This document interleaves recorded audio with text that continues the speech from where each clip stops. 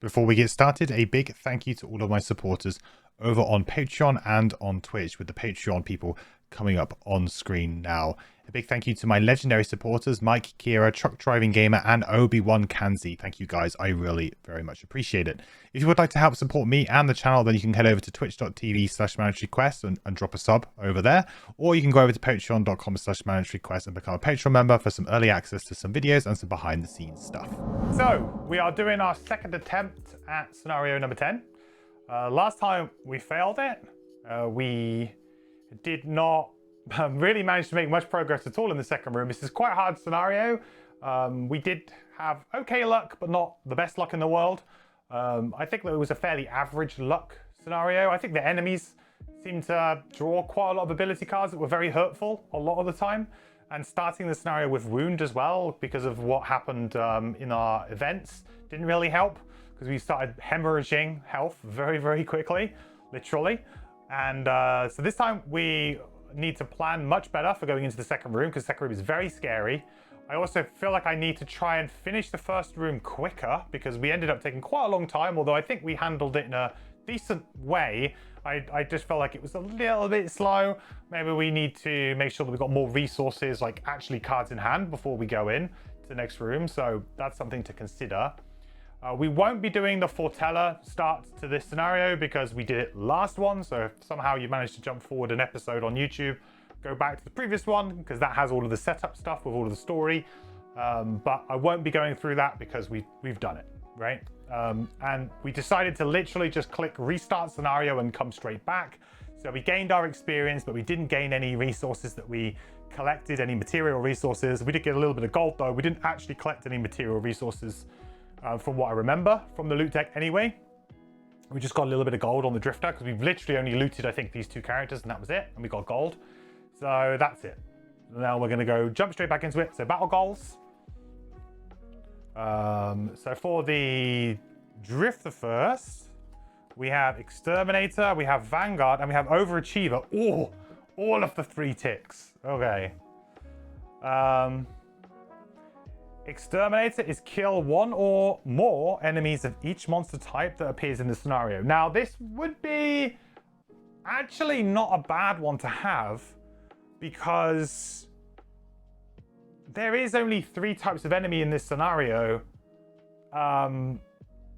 There's plenty of opportunities to kill guards. There's plenty of opportunities to kill priests. There's only 1 ice speaker. Wow. So he would have to land the killing blow, if you like, on the last character of the game, the ice speaker. So that's something to consider. But actually, Exterminator, this is a pretty good scenario for Exterminator, considering what we're facing. Vanguard, never attack an enemy that has already acted in round. Really difficult to do. I tried to do that because I had that on my Deathwalker last episode, and I did actually get pretty close to doing it with the Deathwalker. The Drifter, however, is not a character that's like gifted in the same way in terms of initiatives, and does not have boots of speed. I feel like it's too much of a play with one hand tied behind your back type battle goal. Maybe if we're playing 4-player or something like that, you might do a little bit better, or if you're playing a very, very fast character, you might be able to use this type of thing. But I felt like Drifter, not well suited to it. Not really going to be able to do that confidently. Overachiever, kill an enemy and open a door in the same turn in either order. Again, that has to happen at a very specific point in this scenario, and that would be very difficult to do, and also very ill-advised to do in this particular scenario. So I think Exterminator is the easy choice here out of these 3. Did I stack my deck? No.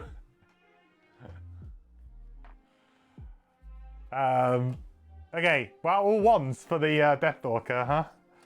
So we got Gambler, kill an enemy with an attack that has disadvantage. Possible with some of our ranged attacks, but again, maybe a little bit ill-advised in a scenario like this. Egoist, collect more loot tokens than any other character. That is really difficult to do because the Drifter just hoovers up the loot. So that would probably be me having to leave loot on the table and like not loot with the Drifter hardly at all, just so the Deathwalker could win, maybe with 3 pieces of loot or something. Like, that's not a good one either. Bastion, occupy a door hex adjacent to 2 or more enemies at the end of a round. That will never happen either in this scenario. So I think it's pretty much got to be Gambler. I think Gambler is the only one, and maybe we get like an opportunity towards the end of the scenario, if things go well, to just try it.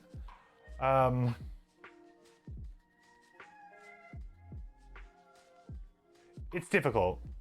This is very, very difficult. But we'll try Gambler. All right, great. So onwards and upwards.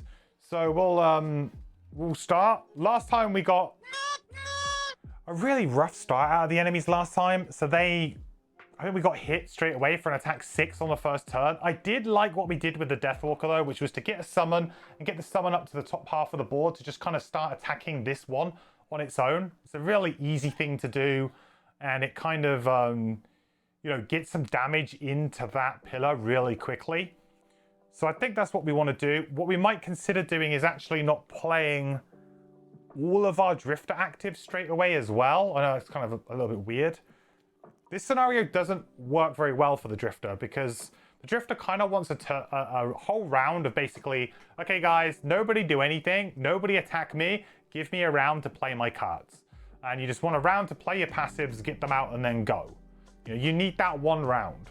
Whereas this scenario is like, nah, we're not going to give you that one round. We're just going to straight up get some guys in your face and it's going to hurt.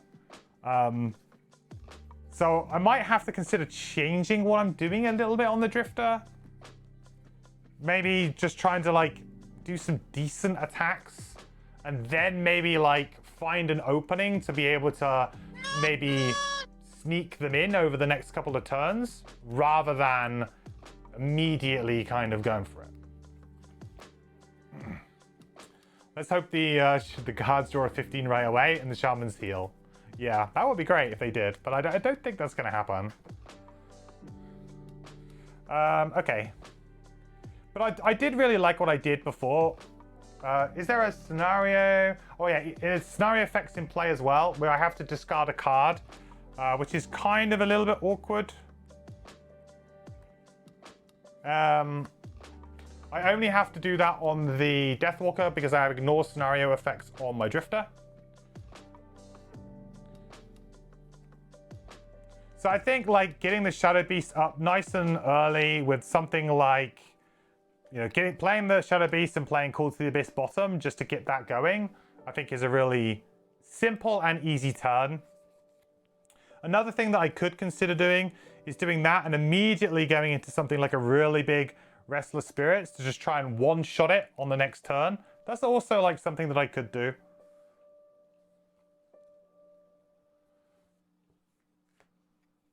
But honestly, I think getting this summon up is quite good. It's going to allow me to kill things fairly reasonably. What I would love, though, is that there's some kind of like move, make shadow, and make dark. I feel like that kind of card would be ridiculously good.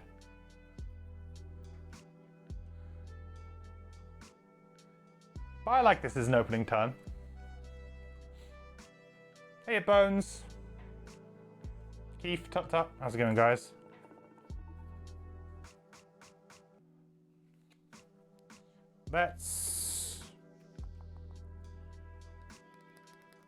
Yeah, Drifter's an interesting one. I might need to like shield up on the first turn.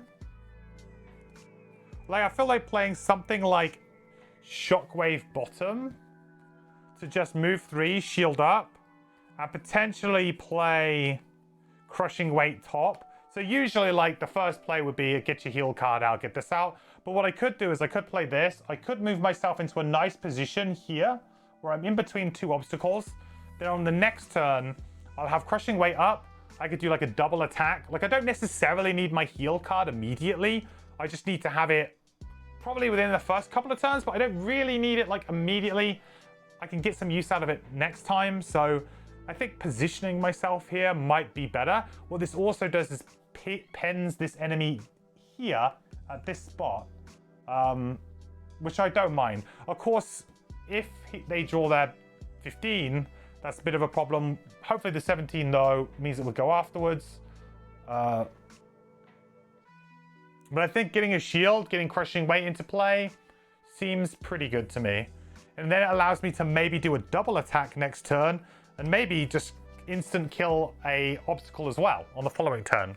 Because I do have a bottom attack with bloodletting as well, so I could like attack for 3 and then I could use a top attack. So maybe I actually get 2 pillars down in round 2. I could get 2 pillars down in round 2, which would be pretty good going, I think.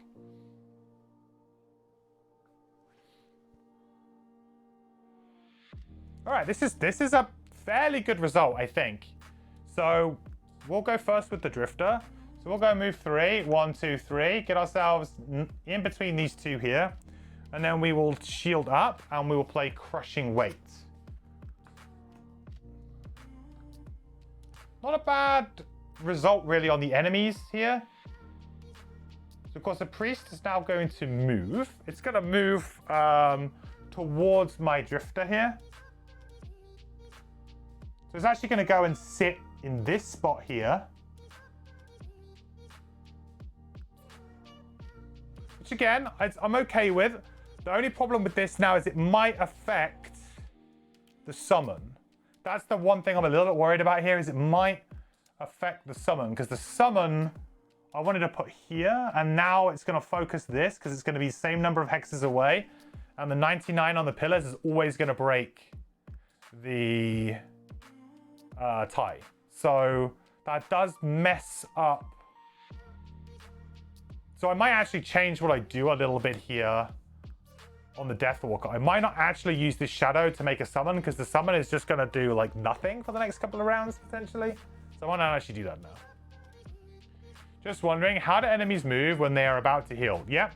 So whenever an enemy plays an ability that is a non-attack ability, so it doesn't have an attack printed on it, they are going to choose a focus based on them trying to make a melee attack. So they will move on the basis that they actually played a melee attack.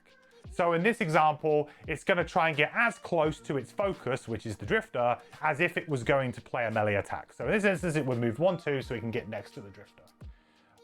Then it would do its other ability, whatever it may be.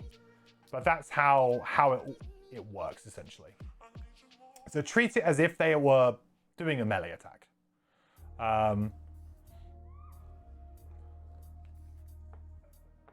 This question has been coming up a ton, and you're not sure why. Maybe priests need an FAQ entry. Is it? Do you think it's because of?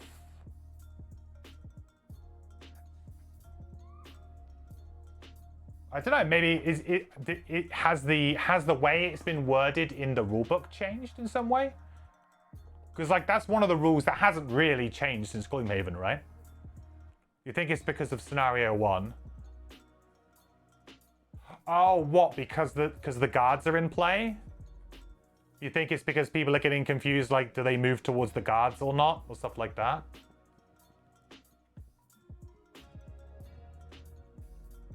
Oh, because you thought that they would work like ranged attacks. Interesting. Okay. Because of course they're a ranged character.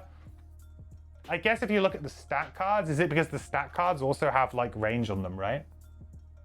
Well, actually, do they have ranged on them anymore?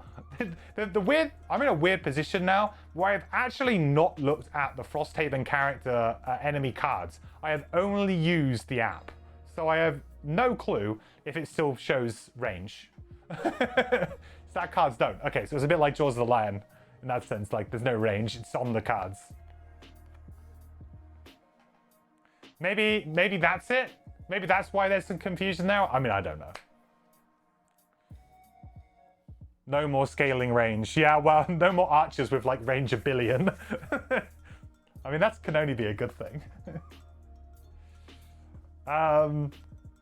Okay, so the guard, the Algox guard, is going to attack our Drifter. It's going to be attacking for 6. Because of the crude hide armor, though, it's going to have disadvantage. So 6 with disadvantage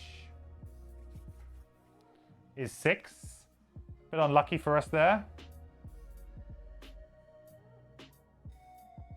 Would have liked to have seen a little bit more damage mitigation there. So for the Deathwalker, I think what I'm going to do here is I am literally just going to put a shadow down here, and then I don't think I'm going to use my summon. The reason for this is that if I do play the summon, it feels like it should be an okay move. But the thing is this summon is going to chase this priest around and will do no damage to it because of all of the shield that's being currently granted. It'll do no damage to it. It may tank an attack, but that, to me, feels like a very unimpactful play at this point in time. If it was doing damage to obstacles and soaking an attack, that's great value. But if it's not attacking an obstacle, I feel like the summon's going to be terrible. So I'm actually going to opt to not do this. A little bit unlucky. What I can do is I can use a stamina potion to maybe get back cool to the abyss. Might be a good idea here, just to try and get another shadow out in this room. I don't feel like I ultimately need to do that right now, though. I feel okay about where I am right now.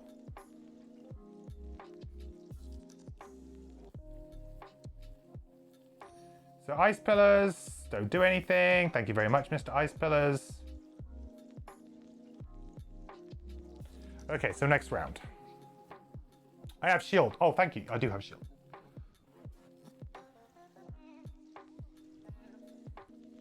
Good catch. Oh, and also, while we're at it, the same thing I forget every time.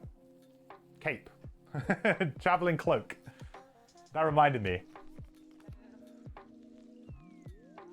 You say it's just that it's a bit non-obvious, but you're having to figure it out before you have anything under your belt. That's fair. I was actually, Timber, I was a big fan. I'm a big fan of...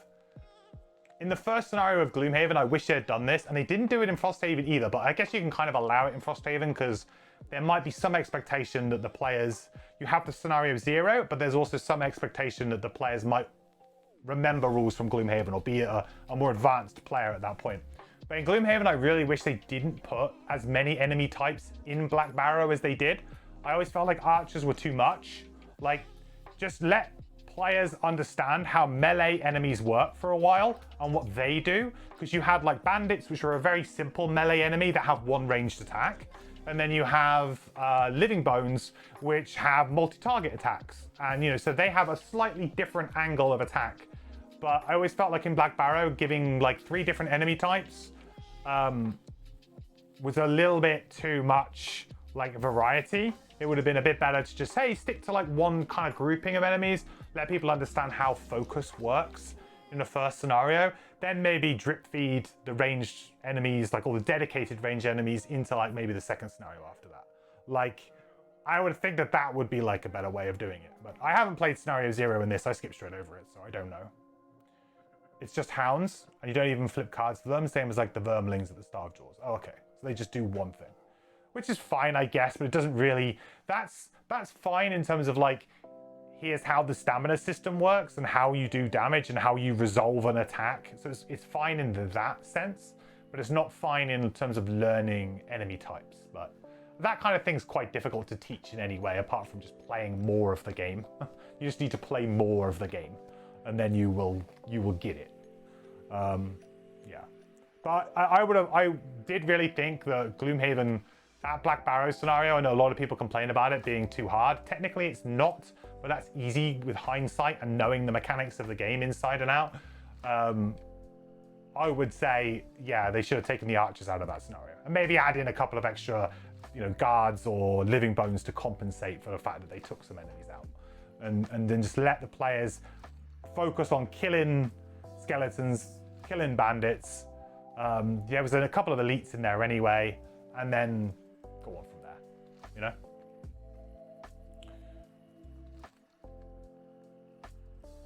Okay, so this round, I think I definitely want to use Restless Spirits here. I can attack for 6, which could pretty much one-shot the... the column. However, the thing is that it wouldn't be a very efficient use of my time. I think what would be better here is for me to try and combo together with my Drifter here and keep my Shadow in play. So if I use something like Shadow Step, this will allow me to move onto it and attack for 3. You know, I've got 6 health, so 3, I draw a +0. I'm gonna attack as well with my Drifter for 3. So, you know, that's a good opportunity there. That's 6, as long as we don't draw too poorly. If we get average draws, we should kill this one together. And then I think we can do a big attack on the Drifter with the top action to kill this. That leaves my bottom action pretty much free, which is pretty nice. So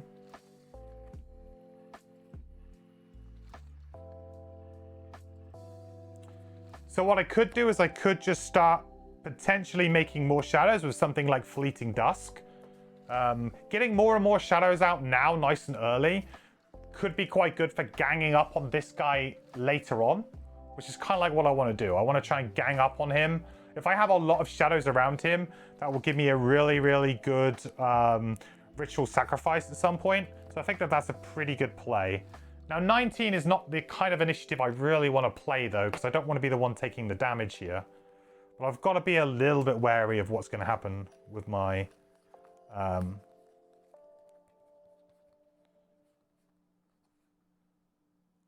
with my Drifter here.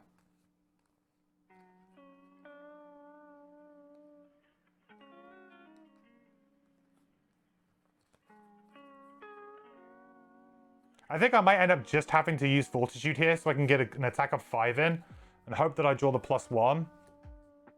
It's probably better than attacking for 4, hoping that I draw a +2. Well, it definitely is. And then we know that Fortitude is such a strong card in this scenario that it will be coming back. The other thing to do is to maybe just use Fortitude to attack. He's got 4 shield. No, he's got 4 shield. There's no way. So 31 here. And I can go 36 on the Deathwalker. That feels kind of okay. I really hope I don't get screwed by the 15 out of the cards here. The poison card would be pretty bad.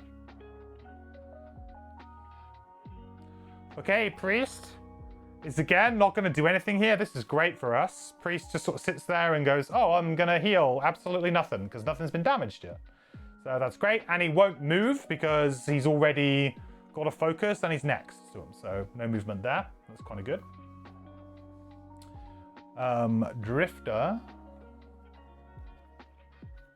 Drifter next. So we will go. So let's go with the card where I guess we don't want to draw anything. We don't care about drawing anything great. So we're going to attack for 3 onto this obstacle number A first. So 3, 4. That's good. Takes a bit of pressure off of what we need to draw on the Drifter. So that's 4. That gains us an experience point as well for that charge. Then we are going to attack for 3, 4, 5 on B. And I'm going to hope that I draw a +1 here. I've got no way, unfortunately, of gaining advantage on my Drifter, which kind of sucks. But...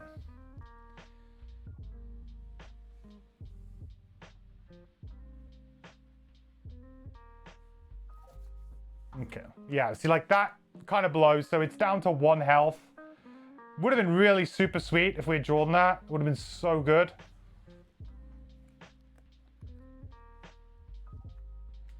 Now I need to work out if I wanted... I probably do want a stamina potion already and get back Fortitude, because it's just... this is like basically Fortitude the scenario. The only thing I'm thinking is that is it a bit overkill? And would I be better placed going like back-to-back Fortitudes in the next room? Possibly.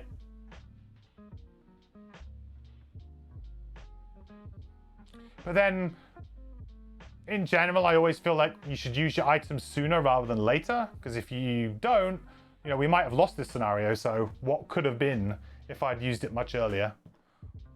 So we'll get back Fortitude. Scenario 1 for Frosthaven is a lot better, you feel? In terms of like narrative, yeah, it's way better. Like in terms of like the way it sets you up, sets the scene for Frosthaven, it's way better. In terms of like difficulty, I think it's very easy scenario actually, because of the fact that the guards kind of take all the heat. As long as you don't wander into their enemy's aggro range all the time, like if you're an experienced enough player to understand that that's what they're going to do, then you just sort of let them do it, and it's very easy from that point. But there is quite a lot of enemy like focus and stuff that is kind of a bit weird, because of course they're going to focus the guards, but sometimes they're going to focus the players. So it does really kind of test the players on focus right away.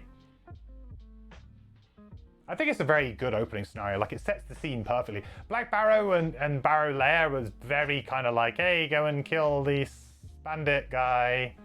Yep. You know, very like generic starting dungeon almost. It's like every RPG you've ever played.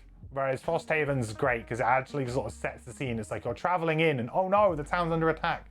Like, you swoop in to help, and then like, okay, you've managed to secure the town. Let's like, now what? Let's start to build it up. Let's rebuild, and it sets the scene really well for the game.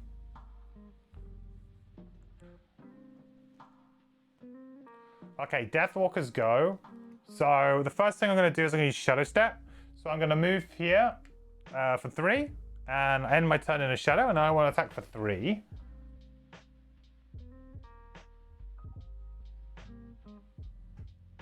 +0, that's great. I need to do 2, so this is gone.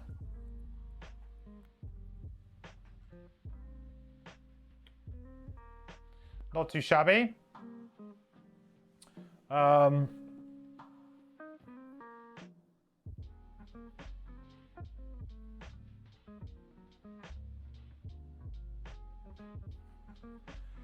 So then the second card that we were going to play is we're going to play Fleeting Dust to place a shadow in an adjacent hex. I actually feel like maybe placing it under the priest here is a good idea, because the priest is likely to move a little bit.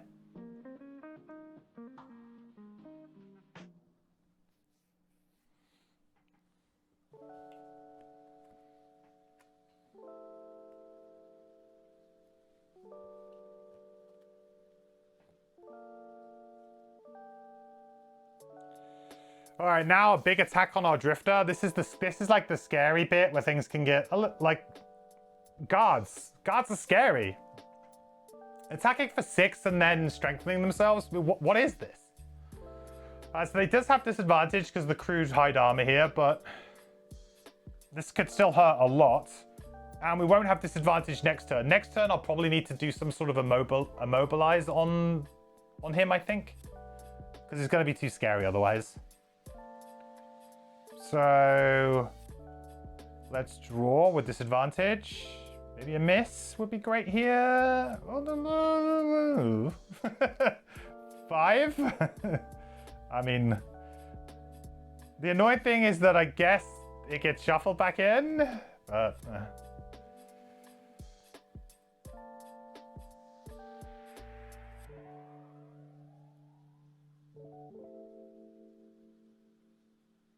the good thing is that at least we can heal up a lot. Now, what would be incredibly scary is if the 15 gets flipped next turn. That is a shuffle card, so they are back to a full deck.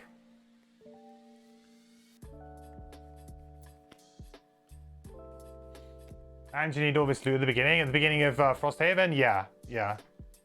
Frosthaven's quite good at getting you to engage in its mechanics very early on. I think the one thing that I think like Frosthaven does much nicer is give players like a good amount of choice relatively early on what you can do. You know, compared to Gloomhaven, it's like, hey, you can go do this now, you can go do this. With Frosthaven, it's like, oh, actually, you can build this, or this. You know, which one do you want to build first? You can't build them all. You can only build them once. You can only build 1 per outpost unless you lose morale, which obviously isn't really desirable. So you can't really do that every time. You might do that once or twice, but you're not going to be doing that all the time. So I like the fact that right from basically the first scenario, your game kind of starts to spur off in a different direction. Even if it's only a slight spur off, you know, everybody's probably going to build the lumber camp. Everyone's probably going to build the mining camp. That's going to happen eventually. But you're kind of already starting to spur off a little bit on like what your ordering for things is going to be. The events as well are like, in my opinion, the events so far have been much better than Gloomhaven. I've liked the events in Frosthaven way more than the events. Like, they're so much fun. The one that we had going to this scenario previously with the slot machine was just so much fun. Like, that kind of thing. It was great. I really enjoyed that. And they just seem like the story of them seems better. It also really helps that I'm using Fortella, I think. I've never used Fortella before. And that's done a really good job as well of like painting the picture of it and kind of giving the flavor of the scenarios, and yeah. Are the events also narrated by the Fortella app? Yes, they are. They are indeed. What's really weird about Fortella, and I only noticed it when I was booting up today. Did you know that Gloomhaven in Fortella is an hour, it's like an hour and 20 minutes more audio in the Gloomhaven Fortella than the Frosthaven Fortella? Which to me is like bizarre. Like I have no idea how that's, there must be so much waffle in Gloomhaven at some point to pad that out, because I mean there's so many more things going on, you know, and there's the giant section book, and I don't get it. I don't know how there's over an hour's worth of more audio on the Gloomhaven one. Maybe they read it really slow, but it confused me when I saw it earlier. I was like, what? Town Records isn't that long. Wait, apparently it's 5 hours long. Town Records is an hour. Maybe it's background music. I guess it's possible. I mean, I don't know. I haven't checked. That seems a bit out of character to them, for them though, to like provide you also with like atmospheric music. Doesn't really feel like their bag. Okay, this turn. So this turn, we've got 1 health on this, which is great. We can probably very quickly kill that. I think what would be a really good turn here would be for me to play Forceful Spirits on the Deathwalker. So Forceful Spirits would allow me to attack both the column, the pillar, and this guy, and hopefully just immobilize him using my net. So I can kill a column and I could immobilize him. That would be really good value for us. Because we just kind of want to ignore him for this turn because he's strengthened. He's just really scary. And I do not want him to have a strengthened attack against my Drifter on 6 health. However, that does mean now that the Drifter's going to have to like potentially do a bit of a weird turn where it kind of like half runs away. And we're going to have to go on initiative earlier than 15, which we do have. We have a 14.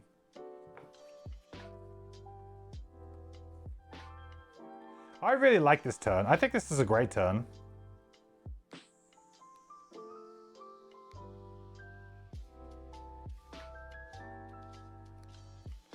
So we go 13 here. We might end up tanking an attack from this, but it is what it is. So I really like this turn. I think it's a very strong turn. And if I want, I could maybe Stamina Potion. No, I probably don't Stamina Potion on the Deathwalker. I could Stamina Potion back one of my really good attacks. No, I don't think I necessarily need to. So I think what I'll probably do here with this is I'll probably...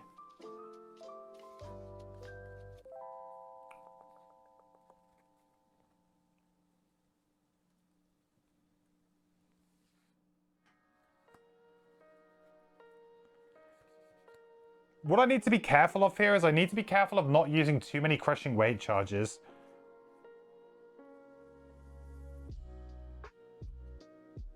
Okay, here's a big question. Do we think the Draining Arrows bottom, which says, if you are adjacent to exactly 1 enemy, move the character token on one of your persistent abilities backwards 1 slot. Do we think that if I was adjacent to just an ice pillar, nothing else, no other enemy, that would trigger? That would actually be legit. It is technically an enemy of us. It is not an on-death trigger. Yes, I like that answer. That's the answer that I was seeking. So I think what we could probably do here is we just need to get out. So I may end up using Prudent Preparation here as just an attack 2 top. And we might just nip our way over here and try and get some damage in over here onto C. Because hopefully I can kill B with my Deathwalker. And then C, we kill that, and then on the following turn we have a big attack from the Deathwalker on this, and we hopefully next turn kill the Priest and the final pillar. This is basically just, this is potentially maybe too much of a hedge, but I am hedging so hard towards the 15 initiative out of the guard here. Like it's, I am legit scared of that card.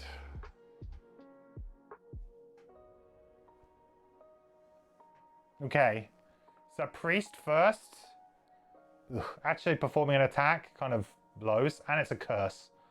Yeah, it's pretty miserable. Okay, so in this example here, it's going to focus on the Deathwalker. Now it's going to try and have disadvantage against the Deathwalker by making as least amount of movement as possible, and it wants to attack the Drifter, so it's got to do 2 birds, 1 stone. So realistically, it's only going to move 1 hex back.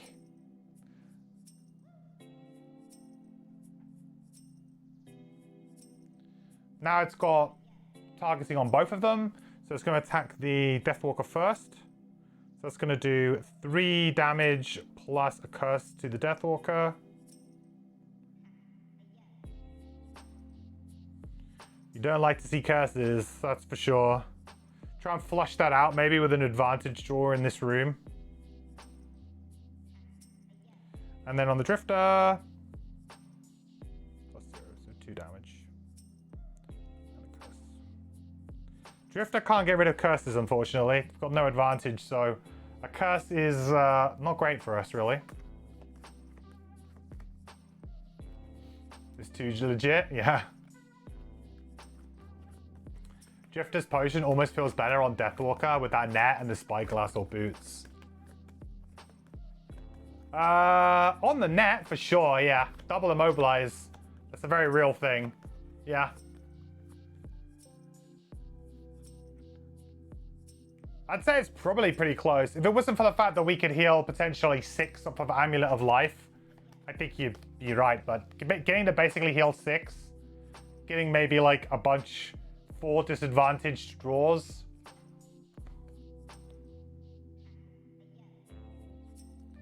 Okay, so first up we got our Deathwalker. So we are gonna...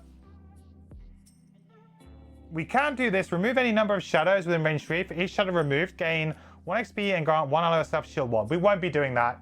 I don't really like the bottom of Ritual Sacrifice. I feel like it's like... I mean, I guess in a particular scenario, it could be great if it's like, I need to just hold out for 1 more round and not die. But I just feel like, on average, you want to be killing things. Use your shadows to kill things. That's fun. I don't think that the bottom of this is that great to play with. So we'll go 1... Do I want to go closer to the door? Am I okay there? I think here's fine. Nah, 2, because then I'm a bit more shielded, I think. And create Dark. So that's the bottom of Ritual Sacrifice. Now we're doing the top of Forceful Spirits. So we're attacking for 2, range 2.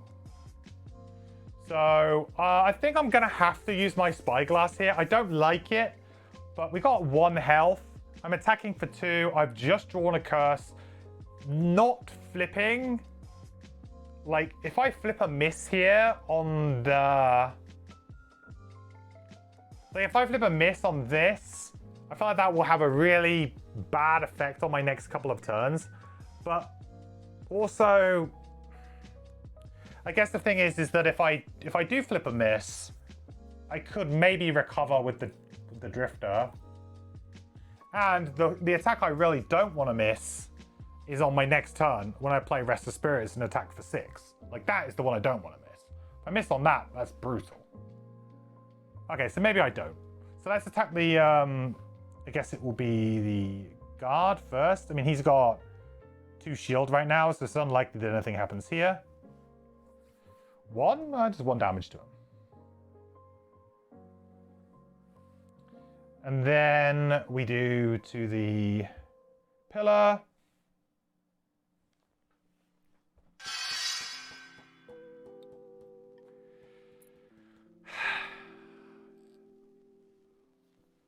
And there it is. There it is, chat. I almost called it out. Now I got to see it through. I said that it didn't matter. I said that it didn't matter. Lothor, thank you so much for the resub, buddy. 22 months. Hope you're doing awesome, my man. Hope you're doing well. Hope you're busy at work on a brand new game for us to play. Welcome back, my friend. The quest continues. Good to see you, buddy. Yeah, then it happened. It happened. So it happened.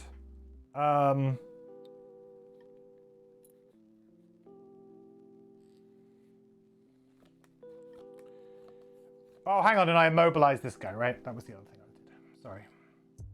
That was the whole reason why I played that turn.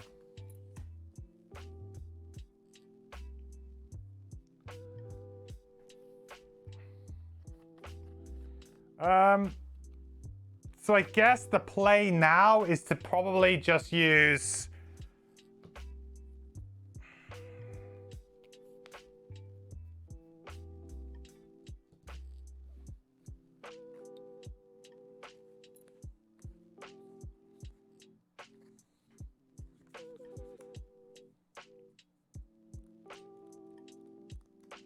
is to probably use Prudent Preparation as the attack 2 again. Gain an XP. Okay, good. Excessive amount of attacks there. Didn't really need that.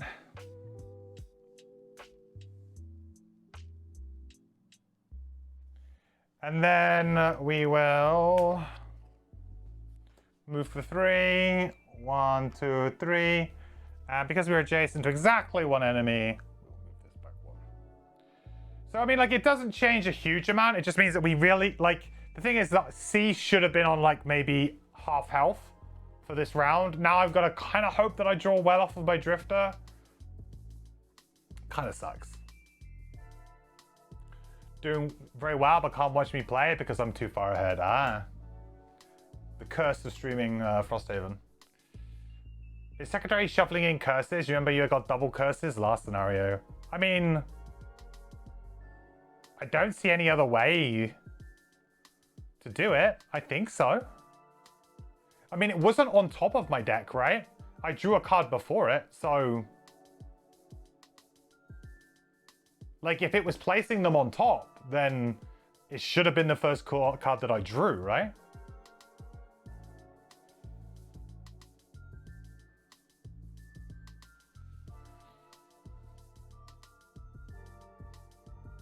Same with Chaz, you're part of the 7% in the USA still waiting. Chaz, you're gonna be the...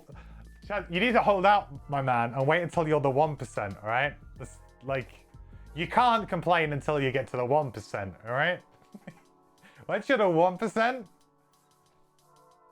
I mean, now that you should probably shoot for that now. Like, that should be an aspiration. To be part of the 1%. And be living in, like, mainland America and still be, like, one of the 1% to get your game. That's really... that's kind of brutal, man. I feel really sorry for you. Like, it sucks. Like, the luck of the draw is just... In a weird way, like, me probably being in the UK probably was helpful because they were kind of like, well... we need to ship X amount to the UK, and then they just did it all in one go, rather than maybe like, oh, if it's in America, it's fine. We can just kind of like keep bringing them in. You know, they probably didn't want to do that in the UK. They're probably like, we'll do one big shipment, maybe 2, and then that's it. We don't want to do any more. Whereas in the US, they're like, oh, it's fine. We just keep them coming, and we'll divvy them out as they come in, and that's probably why you got a little bit unlucky.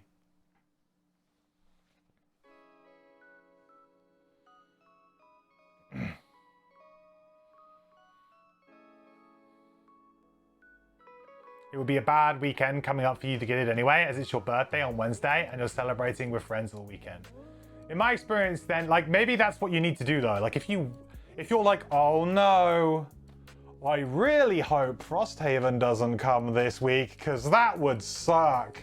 Oh man, it would be the worst possible weekend for it to turn up.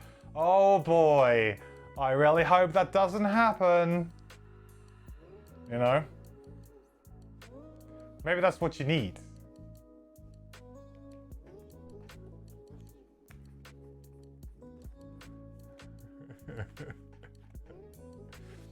Reverse psychology, exactly.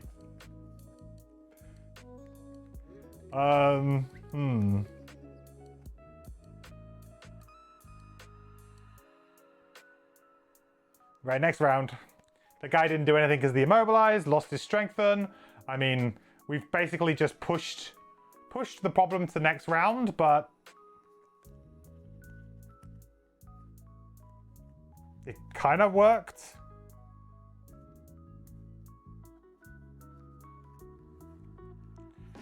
Right, we're going to be healing. We're going to be healing. So we're going to have to play continuous health. We can't not play continuous health now. So we're going to play Fortitude top, continuous health bottom. 31 initiative, pretty good. I think that hopefully be good. I might need the Drifter to just like tank a hit here. Not the Drifter, sorry, the Deathwalker. That might be happening. The problem is that I really wanted to go after the Drifter this round, because if it manages to kill this with an if we draw a +1 on the Drifter, we kill that. We can go rock in and we can do an attack 6 with advantage on the Priest, which would be pretty good.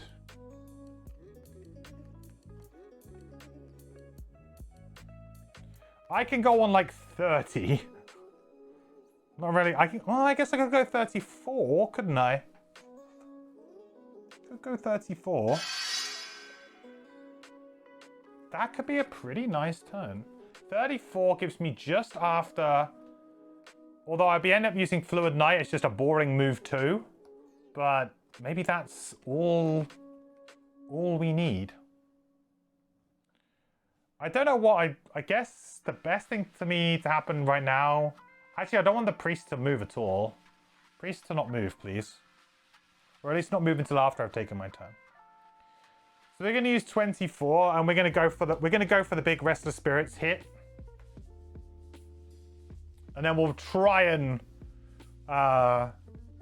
do it again on the next turn. Just double Restless Spirits in. Lord Ziffer, thank you so much for the sub, for using your Amazon Prime sub. Welcome to Adventure Empire, my friend. I really appreciate the support. Welcome, welcome. Hope you're doing awesome. Hope you had a good Monday. You're scared you'll end up being on the unlucky few who don't get their shipments sent, like they run out and you have to wait even longer. Nah, that won't happen, I don't think. Because, like, I would assume that they over-ordered.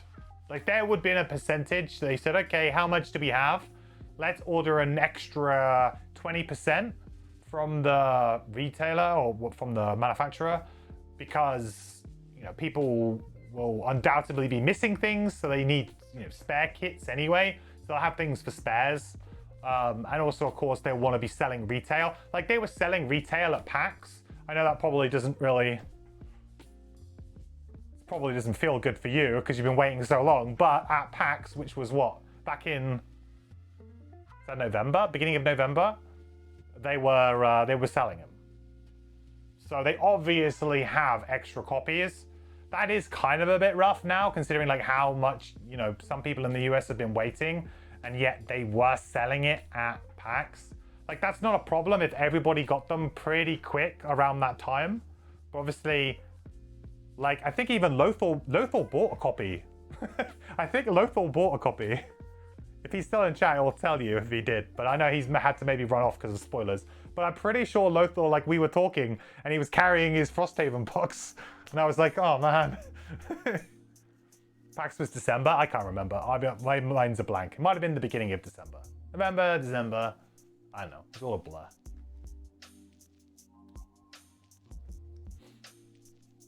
They made tons of extras. Yeah, I would have thought they would have. It could also just be like fulfillment partners as well are being slow. Sure, rifle here. Uh-oh. I might have dobbed him in. Did you say you didn't buy anything at PAX? Oh, God. I'm sorry, man. I might have just I might have just put you in it there. Whoops.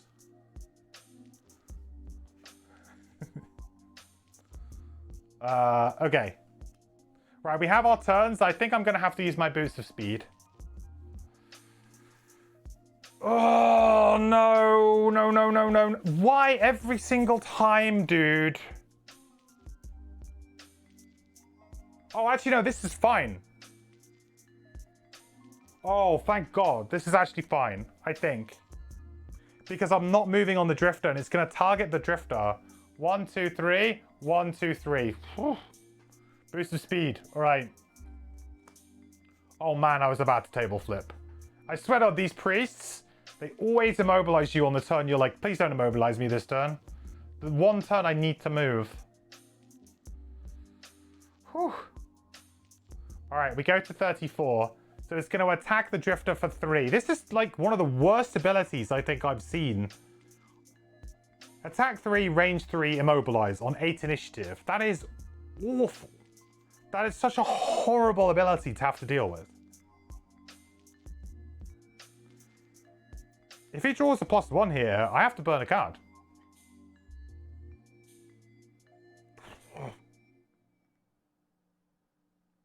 Nothing like living on the edge.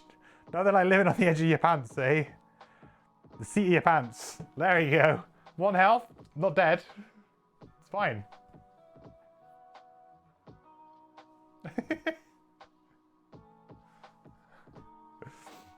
Boost of speed is the MVP item for the Deathwalker. It's funny you should say that because we had like that literal conversation last episode, I think. The album was like, man, boost of speed is one of those items that in Gloomhaven was good, but ultimately probably overshadowed by other items. Boost of speed in Frosthaven is incredible. Like, it's like, it helps you dodge so many weird things.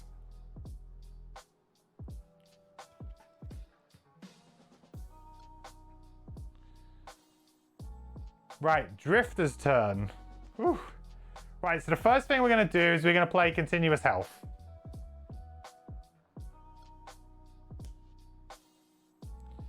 And I'm going to use Amulet of Life to gain an XP and heal for 3.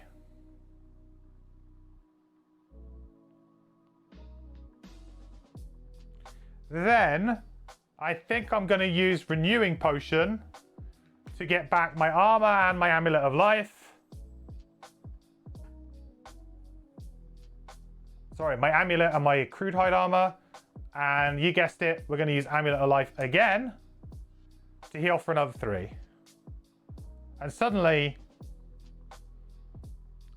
we're maybe 1 attack away from the guard, who's now going to do an attack 6, and we're on 7 health.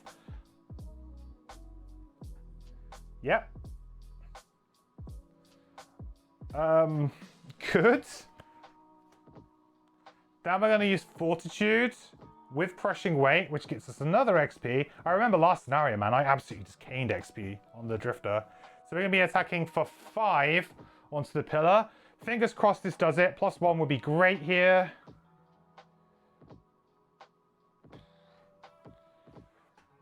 So 4. That sucks. That means we've got an extra shield to get through. It's just going to negate a little bit. Okay. Is that everything I'm doing? I think that is everything that I'm doing.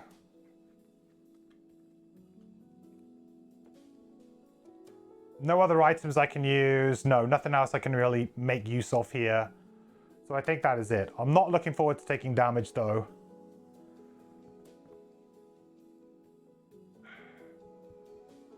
Attack 6 at range 2, man. Move 3 as well. It's not like that would pretty much get you to the edge of every tile. Very hard to avoid. So Deathwalker time. I could take the hit on the Deathwalker. In fact, I might even have to here, because that's the way this is going. So that means that my Deathwalker will potentially be burning a card here. It's an attack 6 straight up.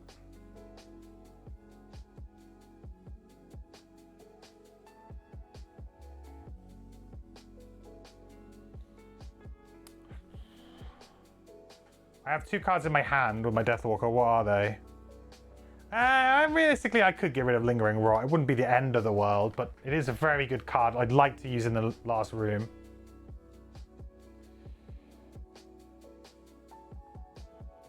The only other thing that I could do is I could use Restless Spirit's Bottom to just get a cheeky kill on this.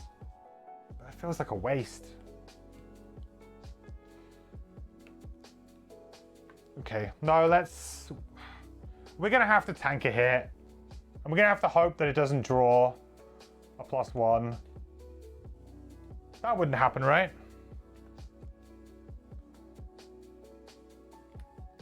So we're going to attack the Priest here for 6 with advantage. It does have shield 2. I could attack the guard, but to be honest, the Priest is like the... You want to kill the Priest first. Otherwise, it's just going to keep healing the guard.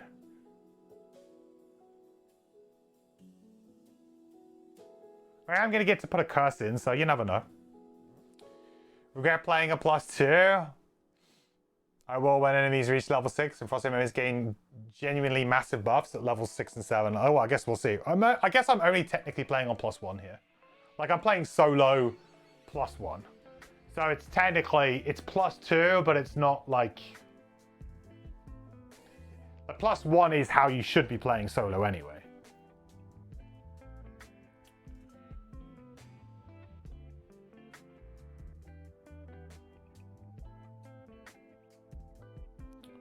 Yeah, let's just attack with advantage on the Priest. So what is it going to be? It's going to be 6.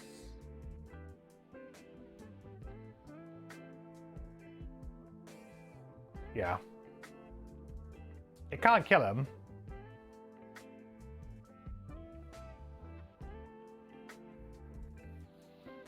So 7, 5, plus a curse. I mean, that's not bad. We gain an XP. First XP we've been on the Deathwalker. Been very frugal so far. Now, do I want to do that again on the next turn? This is the big question.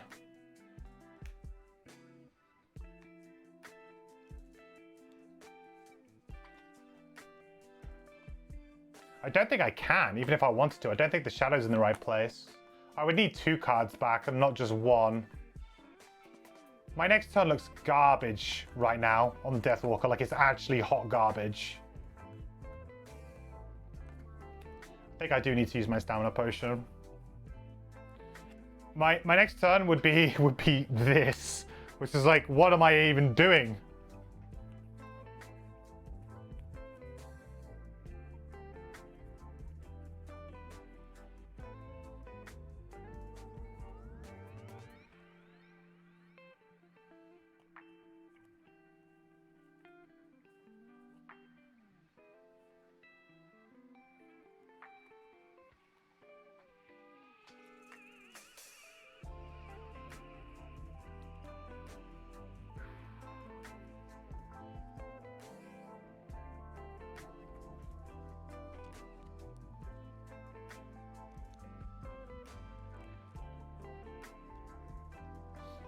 This is a hard scenario. It's a very hard scenario. Like, I think if I had like 1 more piece of CC for the guards.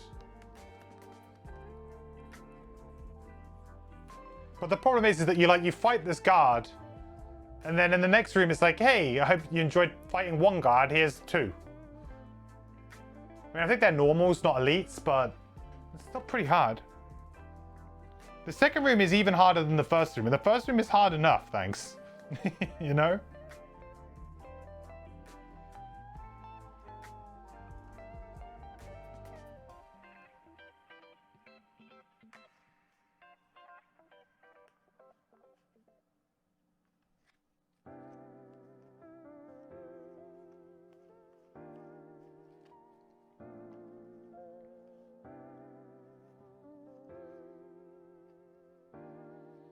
We still have 7 health. The problem that I have is I don't really have a shadow in a great place right now. Did I make dark this turn? No, I had dark waning this round.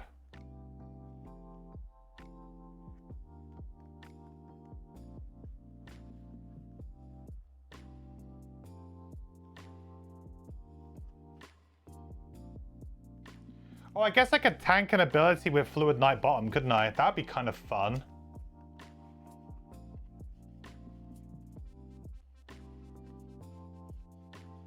Bit of a weird turn, though. But I could, in theory, I could use the bottom of Fluid Knight to tank an attack.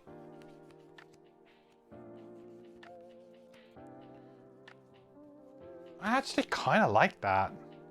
So next turn I would, like, go early, just use like a default attack too. It would suck, but then I would essentially drop back.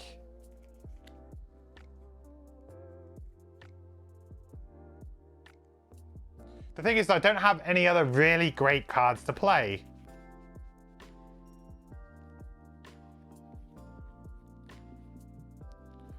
I could attack for 3 and then run away.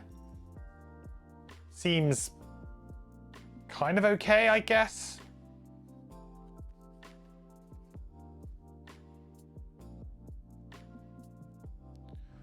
Or I could tank a hit, disappear. No, maybe I just get Ritual Sacrifice back and just aim to run away. Then that gives me at least something. I can attack for 3, I can run. I got a good amount of movement.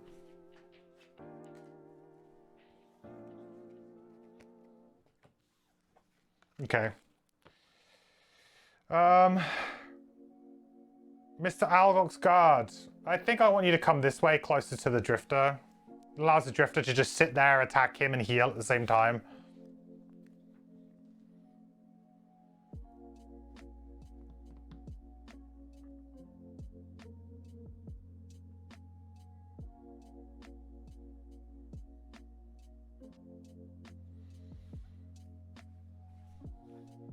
It's not dead. Technically not dead. Very technically not dead.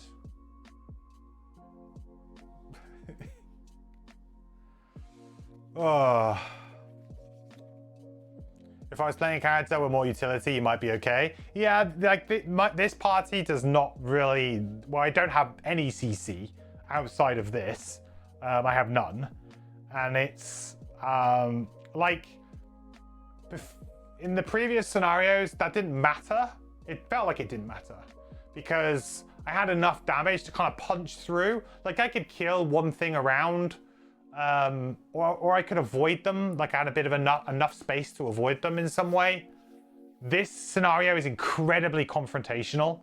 It's just like, here are the enemies, they're in your face, right from round 1, what are you going to do about it? Oh, and by the way, they're going to attack for 5 and 6. Like, even if I was playing on one level of difficulty lower, this would still be very, very hard. Like, I don't feel like it's like, oh yeah, just turn the difficulty down.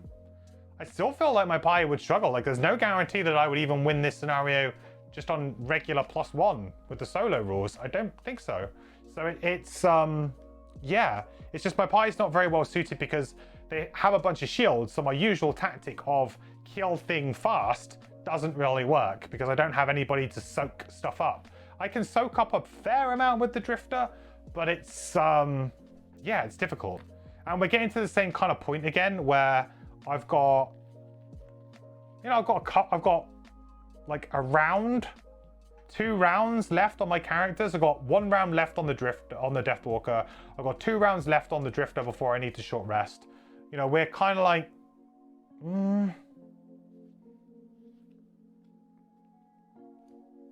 Is there a starting class with CC? You're a Banner Spear and you have 1 to summon, that's it. No one else has hard CC. No one in your person party. Not like on tap, no. I would say that the probably, in terms of CC, I think what would be a better way of approaching it would be with something like a Bone Shaper. I think the Bone Shaper would actually be quite good at this scenario in the sense that you just kind of, you chuck your skeletons at the big meanies and just let them hit them. And you kind of just let them tank for you. I feel like the Bone Shaper would be quite good at just being a bit like you know, just run distraction on the enemies for a couple of rounds, which would basically be the same as CC. It's like not technically CC, but it kind of is. So I would say that the Bone Shaper would probably operate kind of okay in this scenario. And yeah, like I think as Pelican said, like Blink Blade's got a little bit. Geminate has as well. So there are options out there, but in terms of like reoccurring CC, there isn't really anybody. They might have possibilities to get reoccurring CC. Some of the unlockables, I don't know all of them, but again, it's like more like hoops to jump through to get it. You're not going to get it so simple.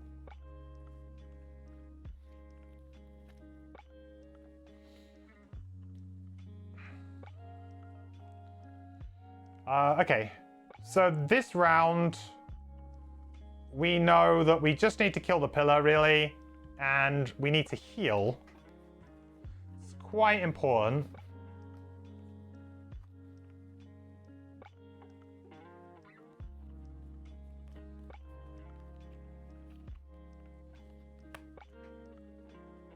Actually, to be fair, I maybe shouldn't have moved him back there because of the 15. I should have moved him there. I choose to move him there, all right? I'm just thinking, like, I should play around the 15 here. So when he went to do that attack, moving him back was actually not a good play. Because now if he draws the 15, I can't beat that on the Drifter. That would be a problem. So we will move him there instead. And then the next turn, Drifter's going to heal. Just a simple one. Heal themselves for 4. Attack the column. Hopefully kill it. Hopefully. And realistically, I'm just going to be running away.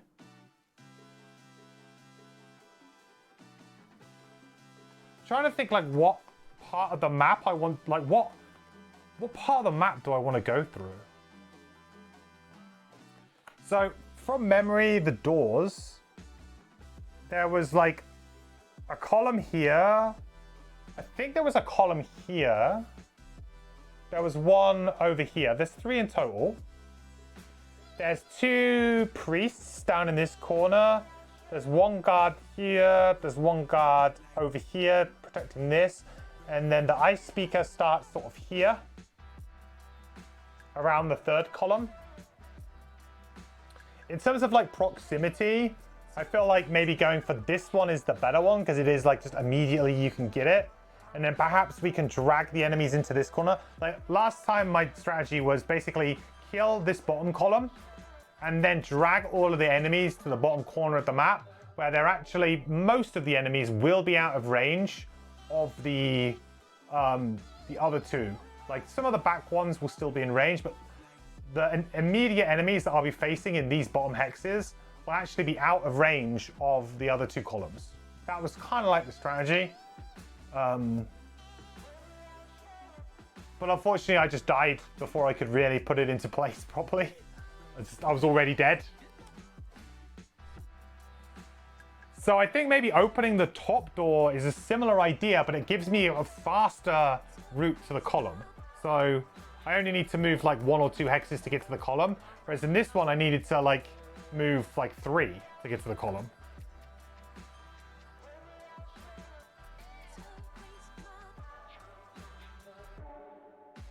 Right, I really need this priest to just like, I don't know.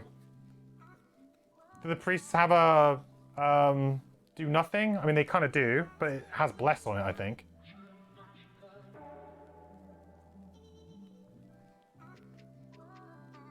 Yeah, there you go. Move 1, heal 1, all allies range 1, bless self.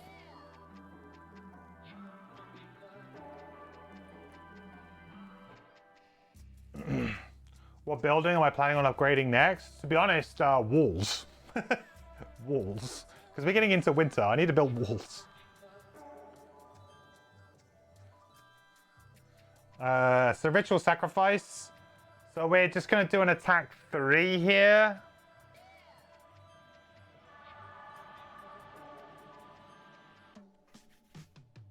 Four. Shield 2, so it's going to do 2 damage. But to be fair, that was an okay attack for what it ended up being.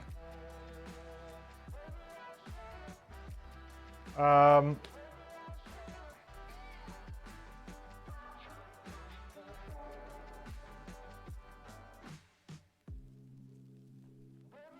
tell you what I could do. I could go here. This will pull this guy across. Then I short rest and we ritual sacrifice and kill him next turn. I like that. Long as I'm not the focus of this guy, I think that's fine. So we'll be short resting, I think.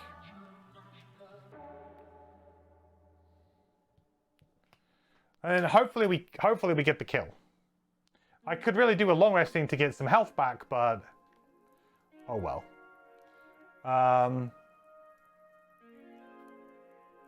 So Violet Salt bottom, we're going to heal for 4.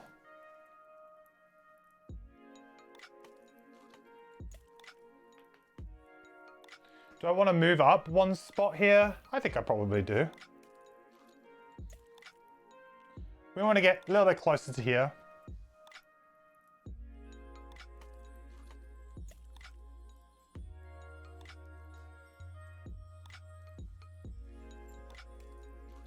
Then we're going to use Sustained Momentum to attack for 2, Crushing Weight 4.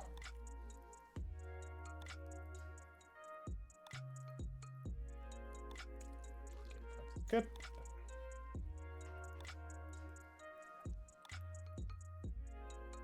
And then we'll move back the token on Crushing Weight. I've already, like, exhausted a lot of continuous health. Kind of sucks. Okay, so next the Alcox Guard is going to attack our Drifter with disadvantage, at least. Curse, maybe? Ooh, there it is. There it is. A little bit of luck sometimes you need. I mean, we knew we were going to hopefully draw that curse at some point, but that's very useful to draw it then. Next, this guy's going to move over here. He's going to focus the Deathwalker because he's going to act as if he was trying to perform a melee attack. Then he's going to heal 1, all allies within range 1, which is no allies, so it doesn't heal. Not an ally of himself, so it doesn't heal himself, but he will get a bless, which does kind of suck, especially with the strengthen on the guards. But in the grand scheme of things, that was a okay outcome. All right, so we do have a turn on our Drifter.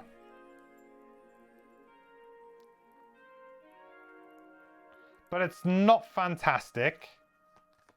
I'm wondering whether or not this would be like a relatively decent turn to long rest on the Drifter. The Drifter is going to need to long rest at some point. You know, that will allow us to gain some more health through continuous health. So we can kind of tank an attack. We've got crude armor as a disadvantage anyway. So then we'll be getting back the Amulet of Life and the crude hide armor. We do have 3 cards in hand, so I'm never usually a fan of doing that when I have cards in my hand. But the cards that I have are pretty bad, to be honest. I could use Gift of the Prey top. It's an option, maybe. But the problem with this is that it... I mean, I guess it would maybe help finish this guy off if the Deathwalker doesn't kill it.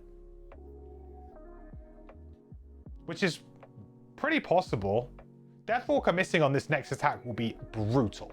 It will be so hard. Hey, it's Katana. Welcome back, my friend. 11 months. Thank you so much for using your Amazon Prime here. I really appreciate it. Quest continues, my friend. Thank you so much for the support. I really appreciate it. Thank you, buddy. Yeah, could you skip the Prey? Gift of the Prey seems pretty reasonable here.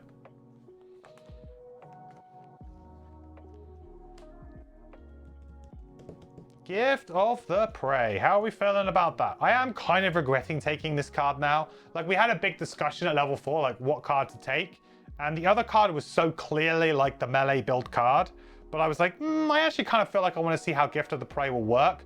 Like if I can go on a little snowball of killing things, getting tokens back, and also having a card that gives me a bit of range, I just felt like it's not the way I play the character though. So I felt like probably selecting Gift of the Prey was a mistake. Because if I had the other level 4 in my hand right now, well, to be fair, if I had the other level 4 in my hand right now, I probably would have already played it. But you know, that would have been good. I feel like Gift of the Prey has been... There's been times when it's been great. There's been a couple of times where it's been super good. I've moved 4, you know, managed to move a token back. Like there's been a really good amount of movement and I got a token back at the same time. There have been times when it's done that. So that's been really good. But I was also envisioning I would play the top more than I ultimately have been.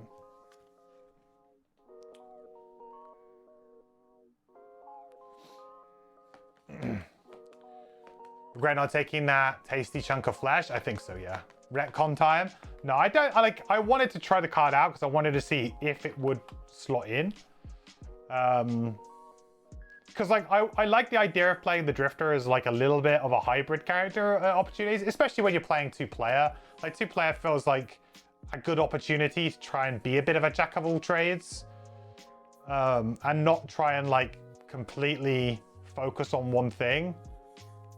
But it hasn't really fit in well with the rest of my abilities. Like my positioning, the problem is that if all of your other attacks are melee, and then you got one ranged attack, it's kind of like you're always set up for melee. And then, especially if your actives are also all melee based, it's like, oh, okay.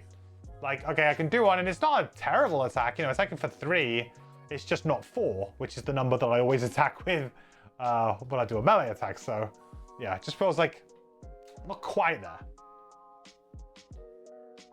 Attack 4, heal 4 would be nice right now. Yeah, it would have been nice previous rounds too if I had already played it.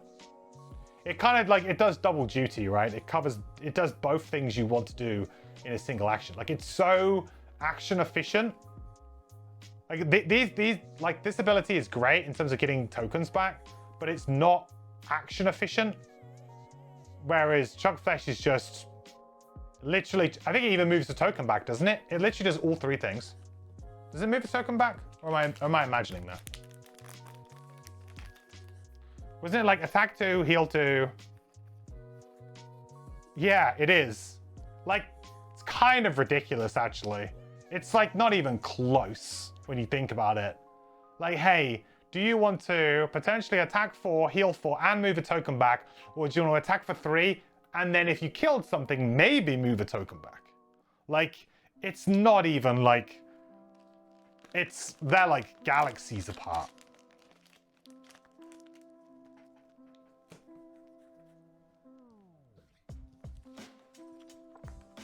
You do everything is the right choice for this build. So in a guide, you'd recommend it, but this is fine to experiment. Yeah, I mean, I didn't want to do like...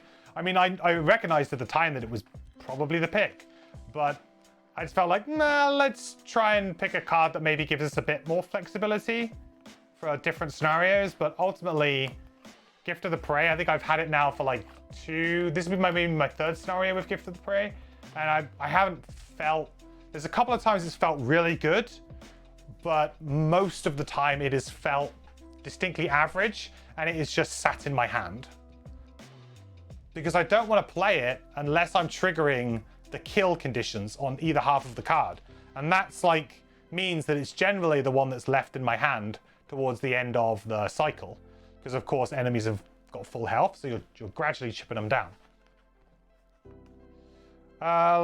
We gotta figure this one out, what we're gonna play. Are we gonna play Gift of the Prey? I mean, we can. It's fine, to be honest. It is actually just fine. And then maybe we long rest next turn.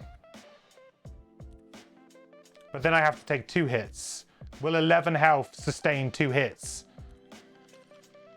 The problem that I have is he might draw his 15 now. Now would be the time to draw the 15. Ah, screw it. We can't just...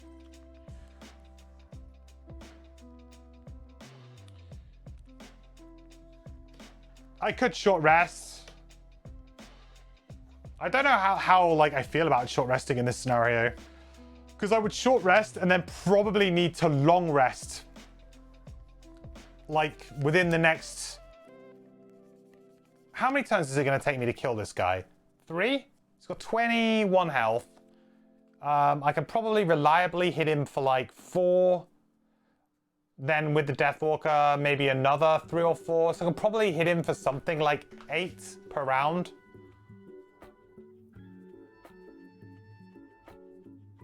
So we're looking at least 3 rounds to kill this guy, really. So if I was to short rest with the Drifter right now, 3 more rounds, and I've got to kill that. I could probably long rest at some point. Maybe I just short rest here.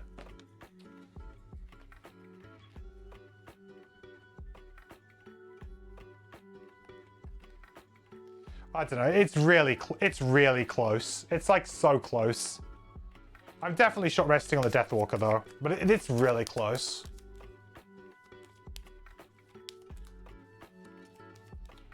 You fully support picking cards based on gut, even if you grade it later, you got to experiment. Yeah. I mean, the thing is, like, I think making guides for Frosthaven characters is going to be even more difficult because I'm sure there will probably be a more prevalent build. Like, I already kind of feel like the quote-unquote best Drifter build, at least early on, seems to be the melee build. However, higher levels, that might not necessarily be the case. I can't really remember all of the high-level cards from my guides.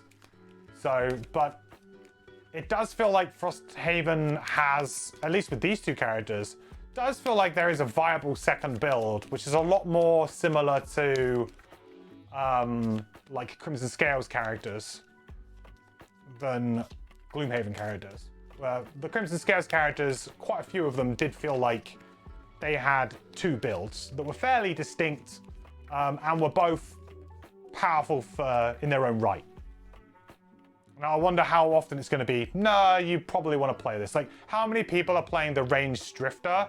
I would imagine it's less than the number of people playing the melee Drifter. As a hunch. Don't have any data for that, but on a hunch. Okay, we literally... Okay, well, we lost the game.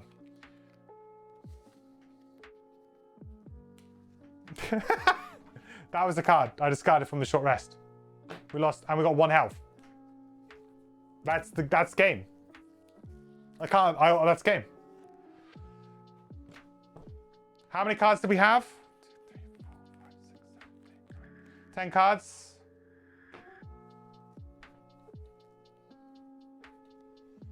I mean, it's a risk, but that's game. Because I can't play the scenario without this card.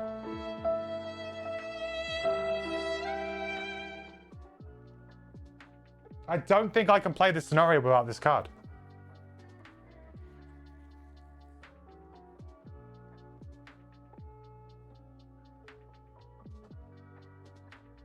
That is so brutal. Unbelievable. I mean, maybe I...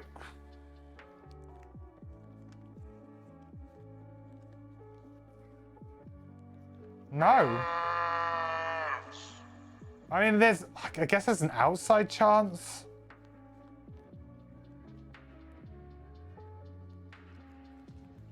But now this guy doesn't die.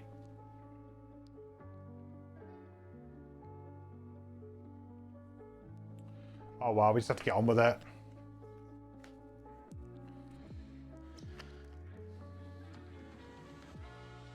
Yeah, bad luck. Yep. Very bad luck. Very unfortunate.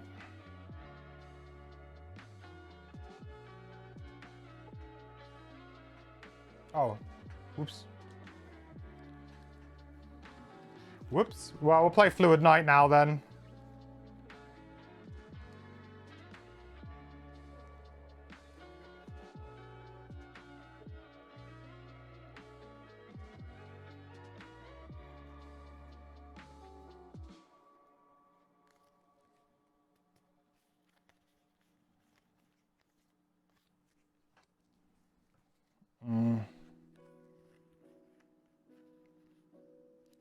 Yeah, it just feels very difficult now. This feels very, very difficult now. Holy. Yeah.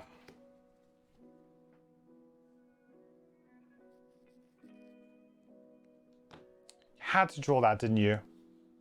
Just had a feeling that a 15 was coming. Okay, so an attack 6 with poison with disadvantage on the Drifter.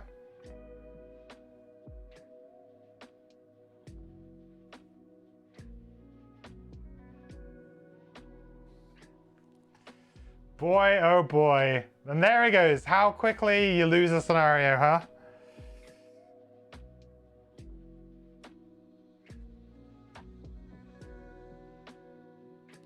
And because now the poison will block the heal.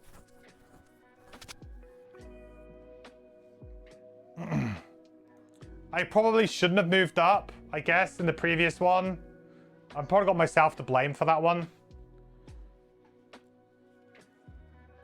Can I lose 2 cards instead or not worth? I guess it would be 3 cards, probably not worth. No, it wouldn't be worth. No, unfortunately that trade is never worth it, really.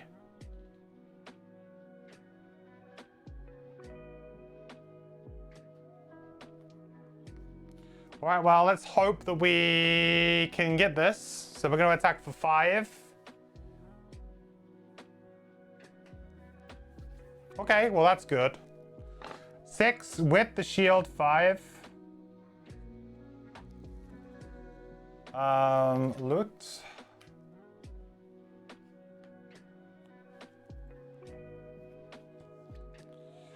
We'll play bottom of this.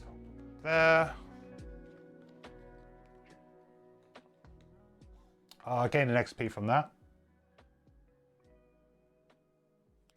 I feel like being only on 2 XP is maybe slightly wrong.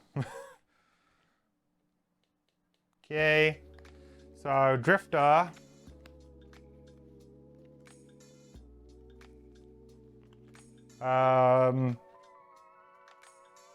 132, yeah. So I think I'm just going to default move 2 here. And we'll just use Gift of the Prey to attack him for 3.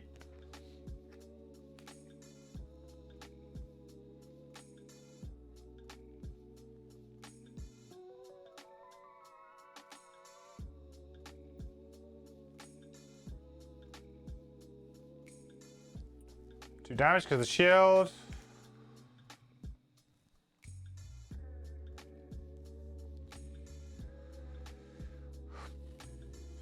Okay, next round. Yeah, like, this scenario is so hard. It flips so quick.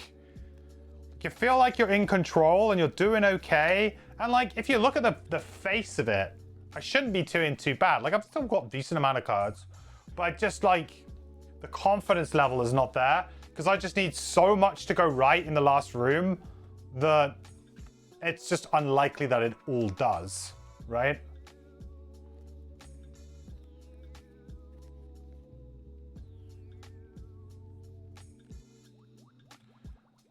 Where was I from this guy? I was here, right?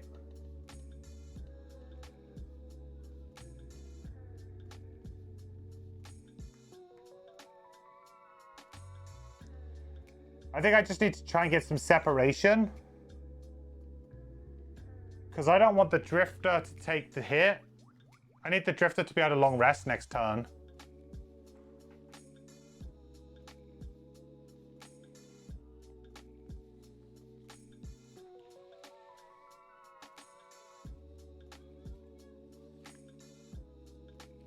Deathwalker.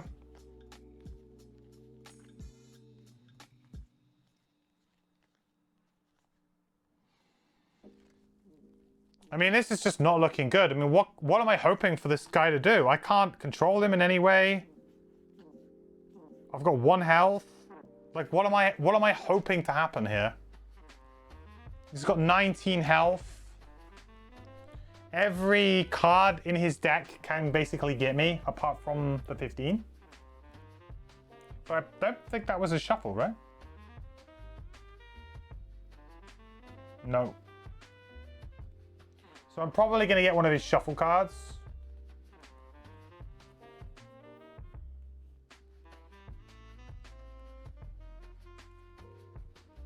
I guess I could make... Oh, I could make a summon. That would work.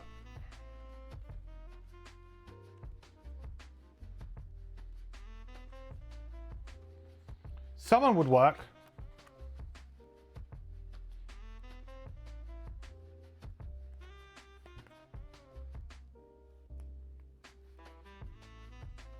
Right, so we'll place the shadow here.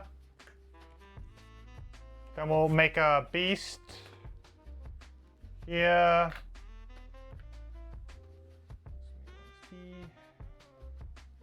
Okay. I'm putting it in the bin already because I do not have much confidence in this surviving.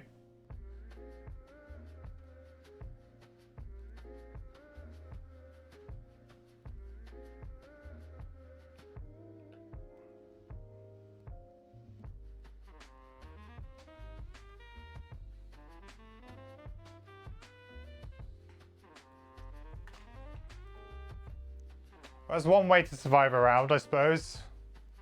Kind of worked. Do I just want to try again? Possibly. I mean, like, you know me, I'm never one to, like, even though I know that I go on about, like, oh, we can't win now, that's it. I do get that strong feeling, but also part of me, whenever I say that, is like, oh man, if I win now, it's so against the odds. You know, like, it kind of makes me want to push on. Because I think, like, we're behind, but if we get a bit of good luck, if I play really, really well for the rest of this scenario, there might still be a chance of winning. And if I do, it's such a great win that I'd be so happy with it that it's kind of like worth doing.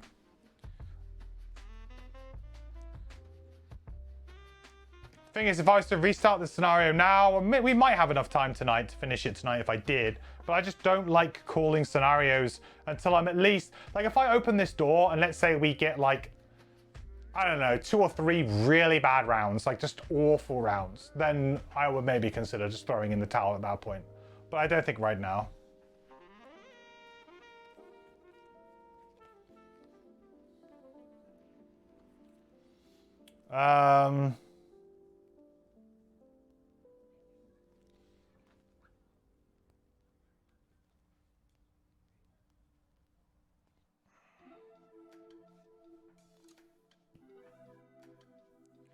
Right, Drifter's back.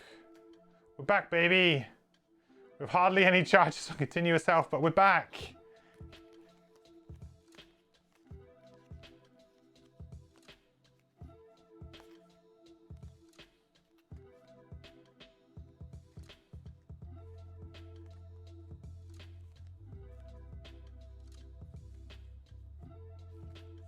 I'm honestly going to get rid of Gift of the Prey because it's just like, get out of my face.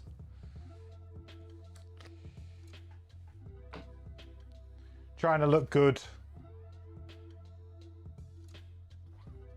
Alright, so Drifter's back in the fight. Question is, can we do enough damage over the next couple of rounds to really kind of get him dead?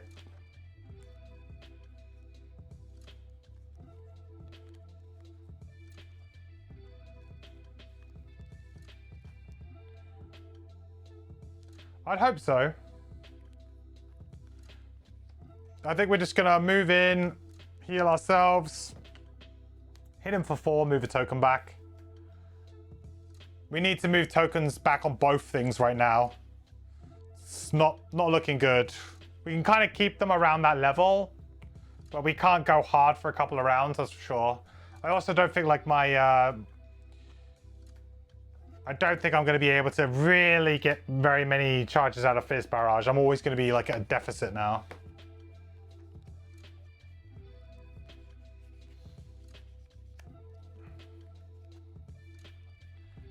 We didn't have much trouble with Scenario 14 like some people do. Luckily you helped Frozen Fierce, so you went down a different path. Yeah, I mean, I think it was... I didn't find that scenario to be particularly difficult.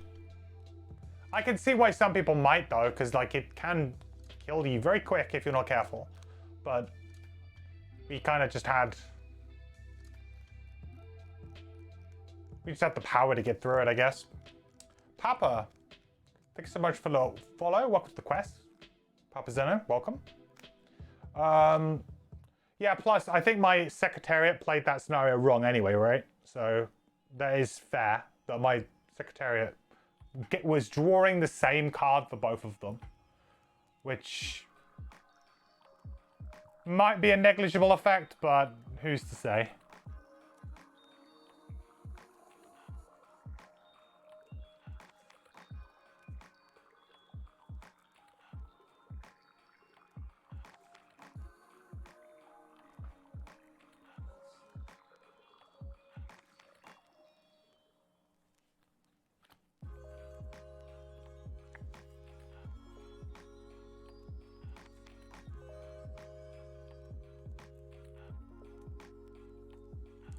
Okay, well, I don't really like that either.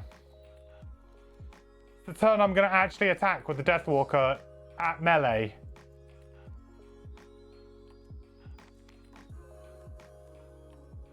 Guess we're not doing that anymore. We'll move to... We'll heal 4.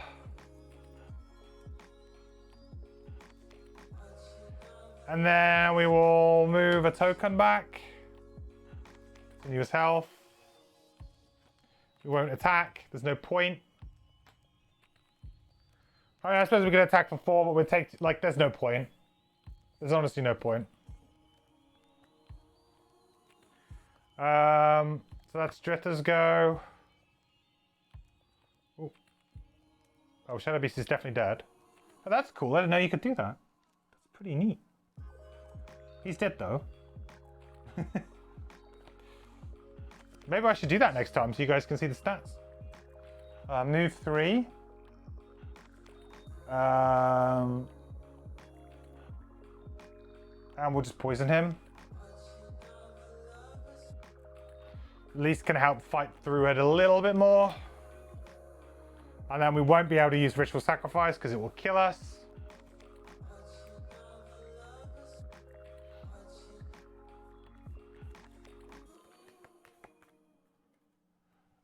No, you meant the rock mission. The boss fight was very easy. The rock mission. Oh, yeah. You failed scenario 10 twice so hard. We've been waiting until a friend can join us third before trying again. This is this the hardest scenario we've played so far? Quite possibly. I felt like the one on the ship was also pretty bad. But that one felt like it had a bit more... Like, it felt like it had a bit more, like, interesting gameplay. This scenario feels like just... Like, the enemies are just too... Like, spongy. Like, it's just too many attacks required. I am playing on plus difficulty, so you, like... If I tone this down, I might be doing a bit better. So it's always, like... Whenever you're playing, like, with increased difficulty, you kind of have to take everything with a bit of a pinch of salt, because... Like, I can't really moan like, oh yeah, this scenario is too hard. It's like, yeah, but you are playing on increased difficulty. So like, I always have the option of dropping down and then trying to beat it. But I do feel like in general, the enemies are probably just a little bit too spongy in this scenario.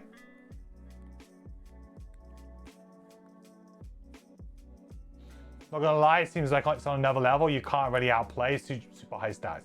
Yeah, this is like a scenario that if I had Gloomhaven characters, I would not be scared at all. Like I'd be like, yeah, it'll be a challenging scenario, but with good play, you'd easily be able to work your way out of it using CC. But without any CC, what do you do? Like, oh, I guess I just take 6 damage every single turn? That doesn't seem good.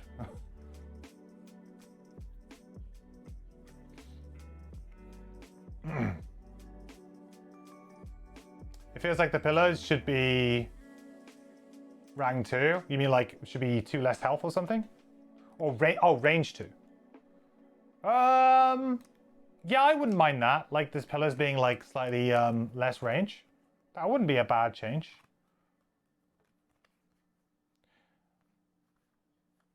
It just feels like certain parties are going to really struggle in this scenario, and I don't really know Like, it's not like, oh yeah, just bring this other card. Like, there isn't any other quick... There's not a quick answer. I might end up just failing this and having to come back. Like I said, I hate going back to Frosthaven empty-handed, though.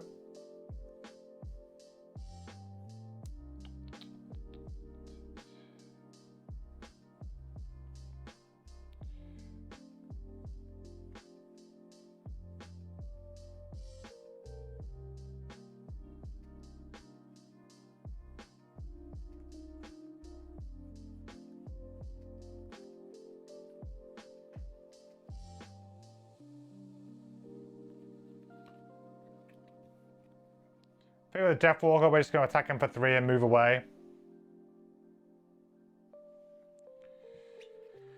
Drifter.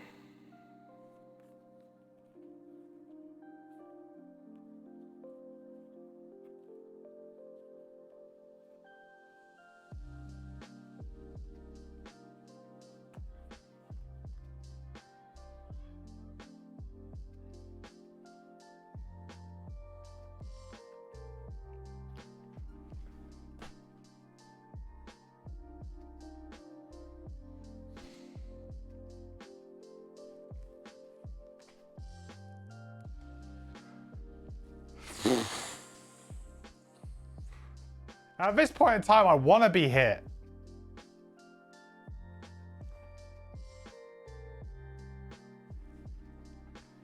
What is this?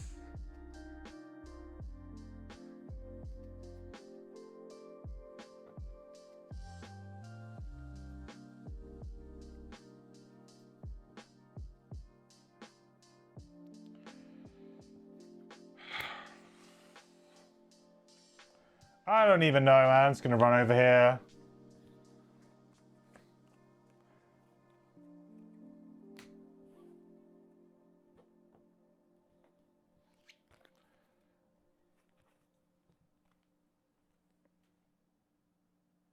Drifter could attack. I mean, I'm just gonna have to lose a charge though. Or I take... What's the retaliate? 2? I just take 2 damage here. Screw it. Is 2 damage worth a charge? Yeah, it is.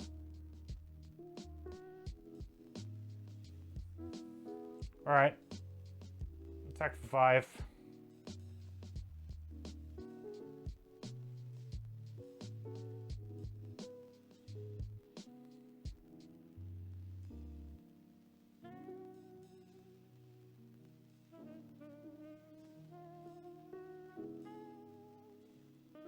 Okay. With the poison 6 times 2, that's 12.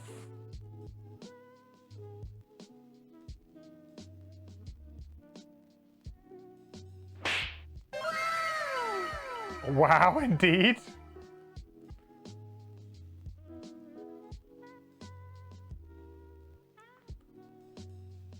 Okay. Well, that makes things a little bit easier. Maybe there's life in the old girl yet. Nice.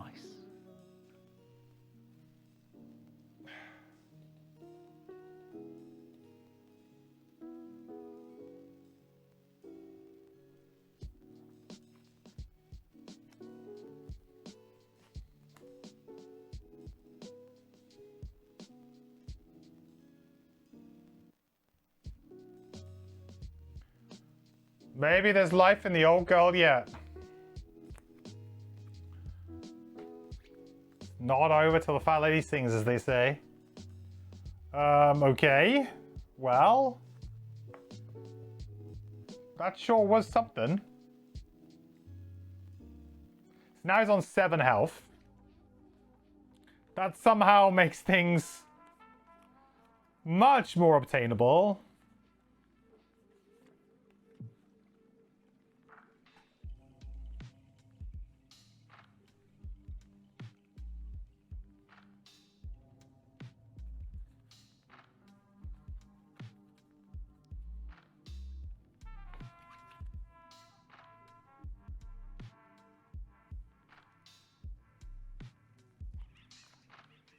I think I want the Drifter to go after here.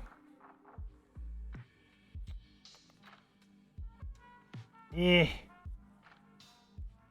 After 28, but not too late. 32?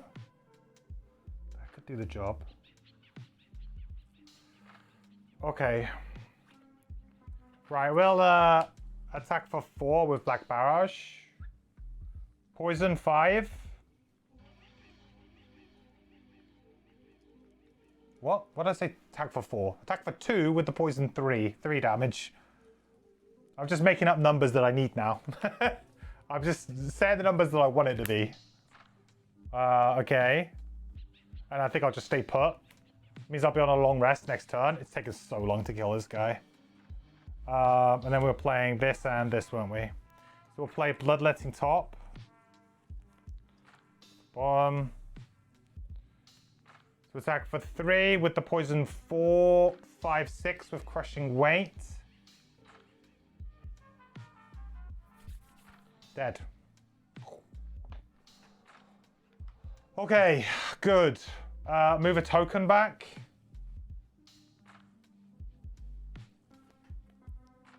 I got hardly any tokens on crushing weight and continuous health right now, though. Then on my move 2, I think I'll just move to here. Just get a little bit closer to the door. We're going to go through the top door and see how that does us. Okay, well, I mean, we kind of got there eventually, but we know that we were eventually just going to get there.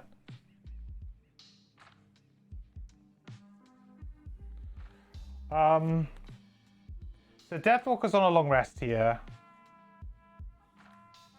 Drifter does have a turn. And it's not terrible, really.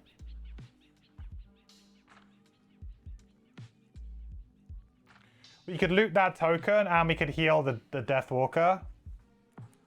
Seems pretty nice. Okay, so first things first, we will attack 1, loot 1. So we'll take this.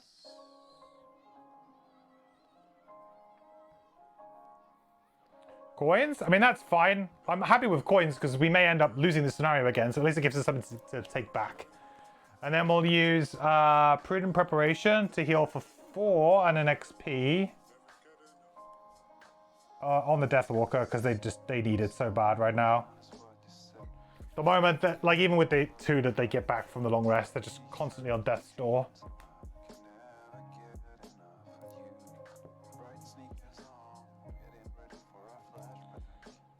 Deathwalker, reset everything.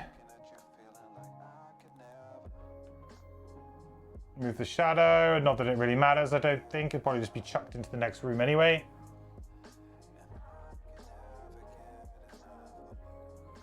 Heal 2. And then... what do we get rid of? Looking a bit thin on cards right now. A little bit thin.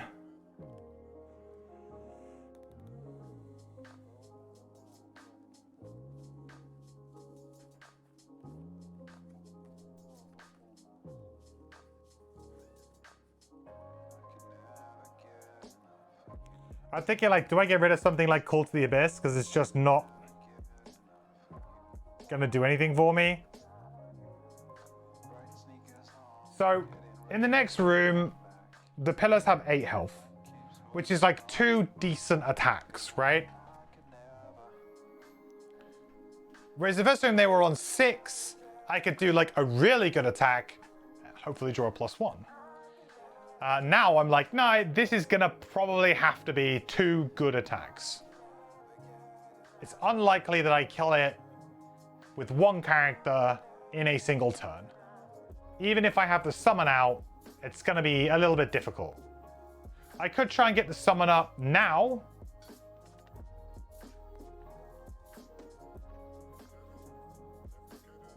Yeah, maybe I do that. Maybe I get the summon out next turn because I'm going to long rest on the Drifter, summon next turn, and then make another Dark.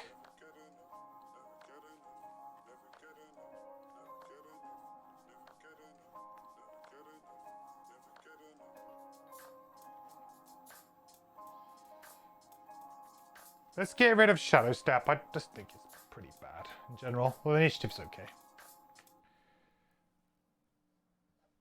Okay. So this round, Drifter is long resting. Deathwalker is gonna make a Shadow Beast, and I think we need to use Call to the... Actually, I don't think I want to use Call to the Abyss. I'll use Fleeting Dusk for this. Because it just makes more sense to get it, like, nearby.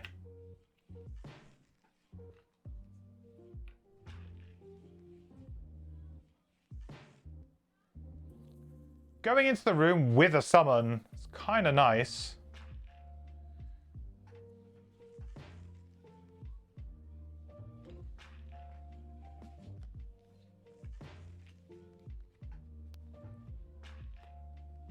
Can I press that button again? I want to see the... What was the button that I pressed to see the stats?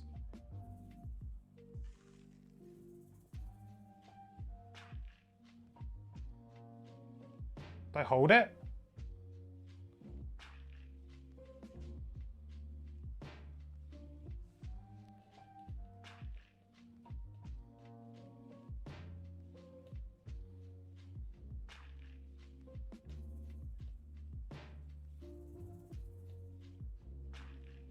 It's kind of interesting. How do I reset that now, though? I mean, I guess it doesn't matter. What? No! How did I get the stats? Press that little button there, maybe? How did I trigger that? It was really cool. Hold? Nope.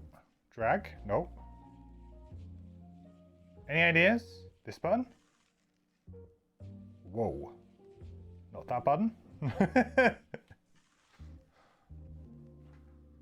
Hey, back, am I winning? Absolutely not. I don't know how I did that, but it was cool. If someone knows, please let me know. Someone else figures it out.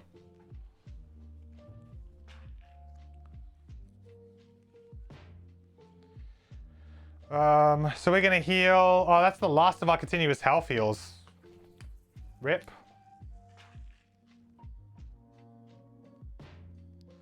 Probably not a good sign. That could be enough to just be the nail in the coffin there. No more heal 4s. Now when we get attack for 6, we're not going to be healing off the majority of it. Card to get rid of. We need to keep the health, that's for sure.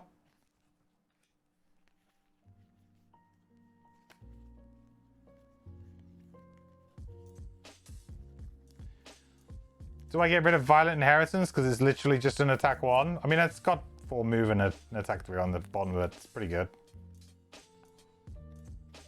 Draining Arrows. I need ways to keep my tokens going. I need my token economy.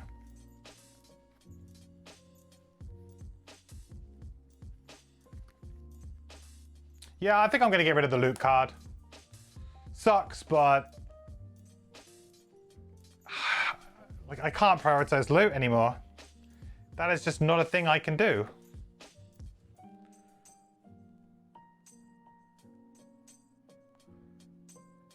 Oh, I actually haven't gone through a round, right? It did it! Yay!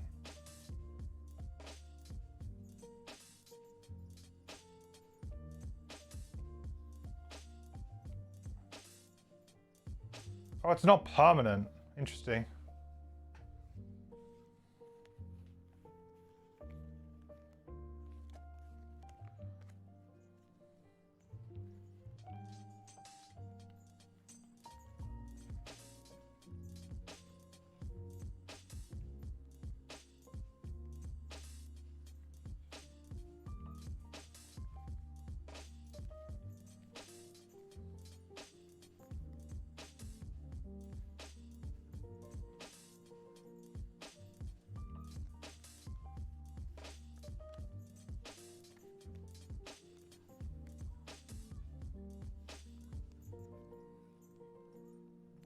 Okay, let's just go for like really quick killing a... If we can kill this column super quick, and maybe we move like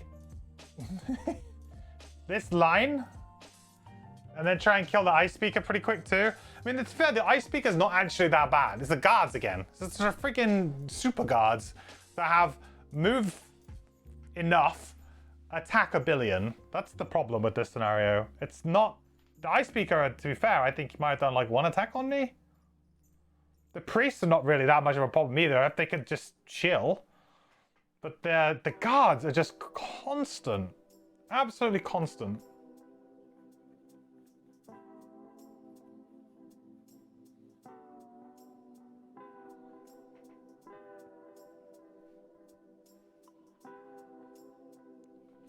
Right, so the aim here, I think, is for the drifter to just...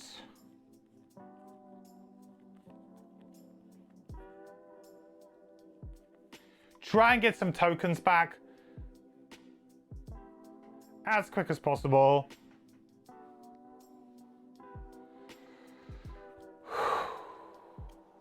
Right, here we go. Game time, everybody.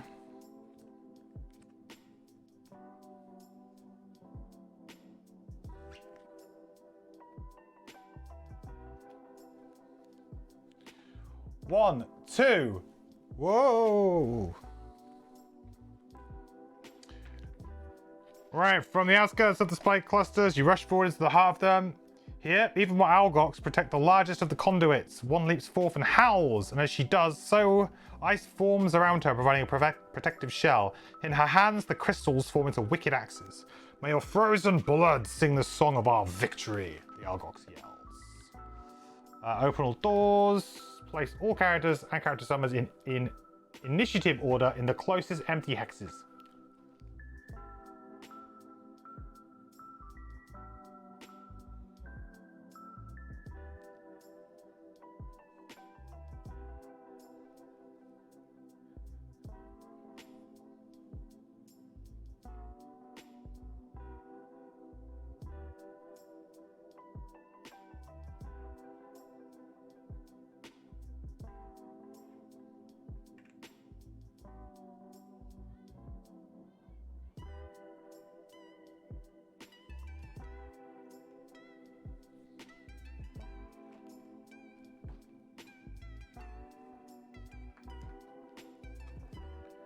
Do, do, do, do, do.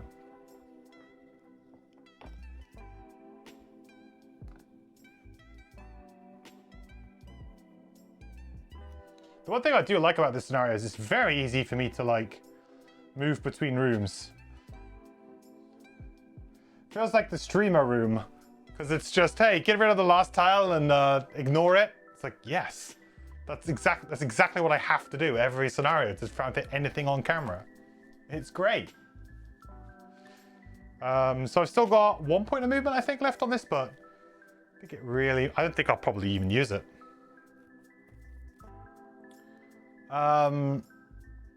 Okay. Now what? Probably need to put some enemies down, really. Now what? There's nothing in the room. You win. Yay! It was all a big hoax. It was just a prank, bro. It was just a prank.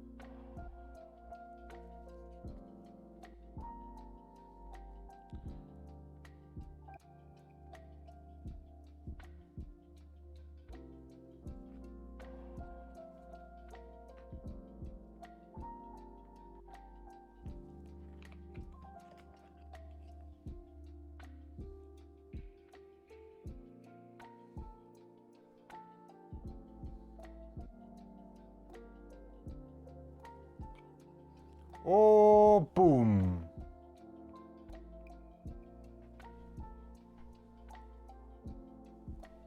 Did I get the chest? I don't think I did I?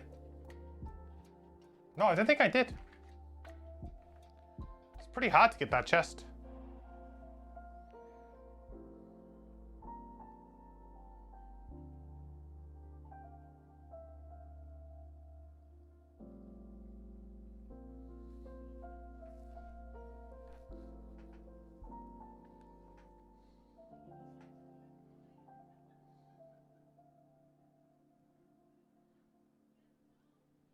Okay.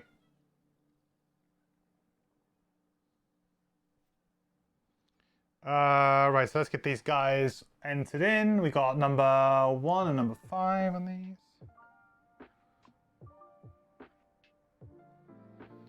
Guards, we got number 1 and number 6.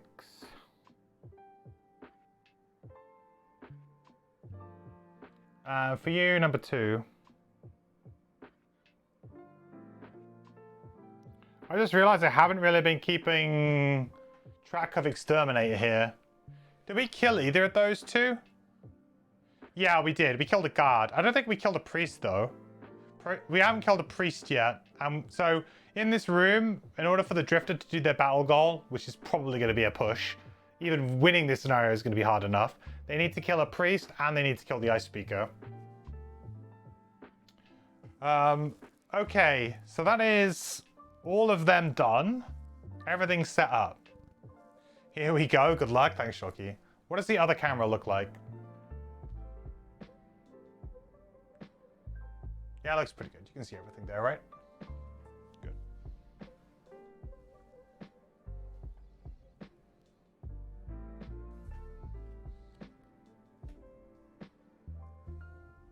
Has the side camera been working? Yeah, it has. Good. I was going to say. I'm trying a new timer on it. Slightly different than my last one, but...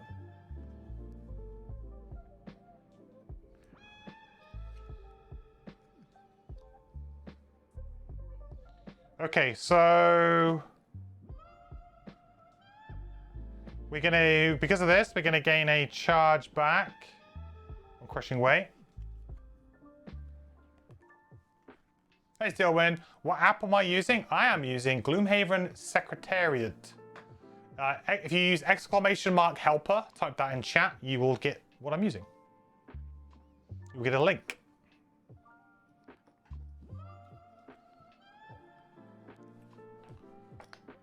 Right, so we're going to go A, B, and C. Where did I put the C one? There it is. Hey, no problem. I recommend it very much. It's a very good app. And it is free.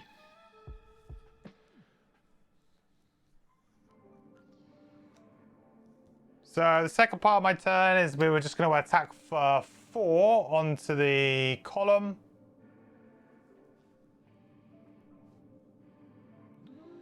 So attack the column for 4.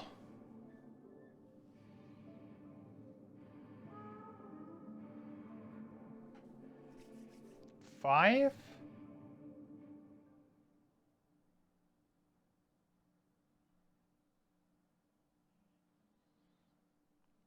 So this is looking promising in terms of like early ice column damage. You know, I like that.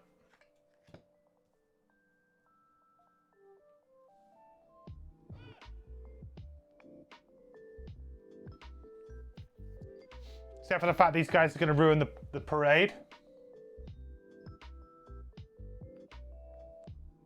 Ooh, not quite.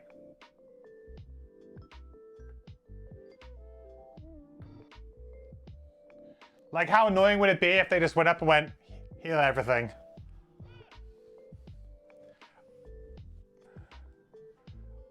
I don't know if I'd be able to cope. So Shadow Team is going to go, and he's going to attack the column for 3.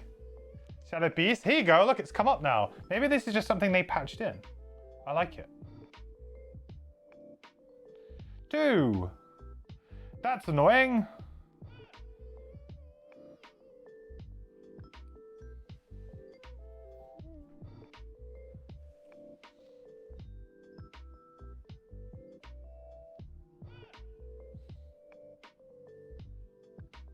So you've been... Can I press that button to like say it's gone?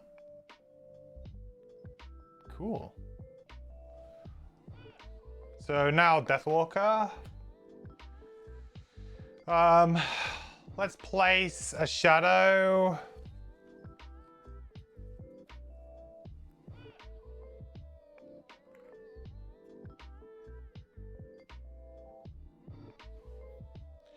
I was going to use Fluid Knight. I mean, I guess I still could. Just feels a bit of a waste to attack for 5 here. Oh, like, you know, I mean, I can attack. Yeah, it just seems like a waste because the summon's going to get it next round, or should do. I still feel like going up to the top half of this is probably the way to go. Like, separate myself from this.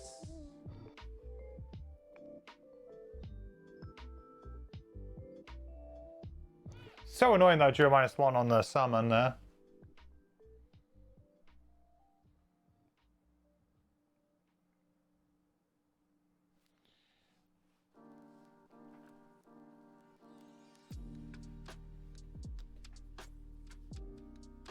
Could just go and do a really boring attack 2, couldn't I? Default attack 2.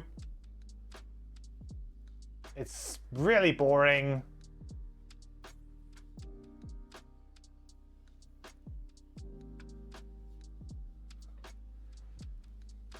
But it just feels like a waste. You want to get a shadow out whenever you can, right? It's so important to get a shadow out.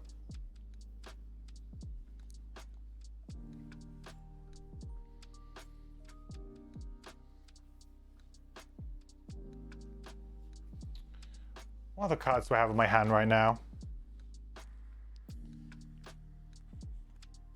I could plan for a ritual sacrifice on this guy. I'm also thinking Eclipse at some point soon.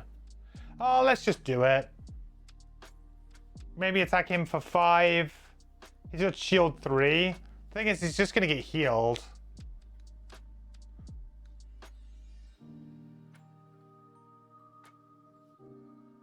Just doesn't feel like great shadow economy. It's like, oh, okay, I'm consuming a shadow, but I guess I'll just be consuming this one. That's fine. And I create dark as well, I suppose. That's going to give me a nice turn next turn, so sure, we'll do it. But I think I'll choose this one. Also, you know, we need that XP.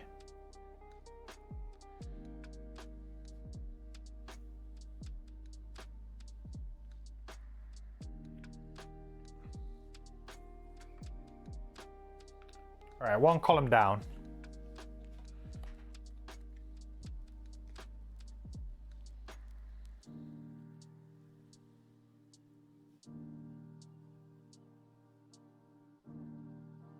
No, it's like, oh, I'm so glad that I went in up here so that the guard down here can't get me. Oh, wait, they have a move 5 card.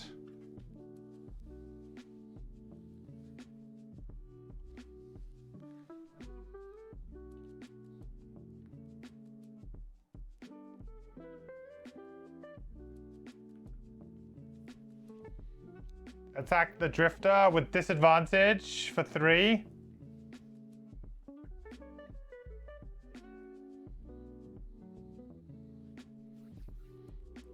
Two.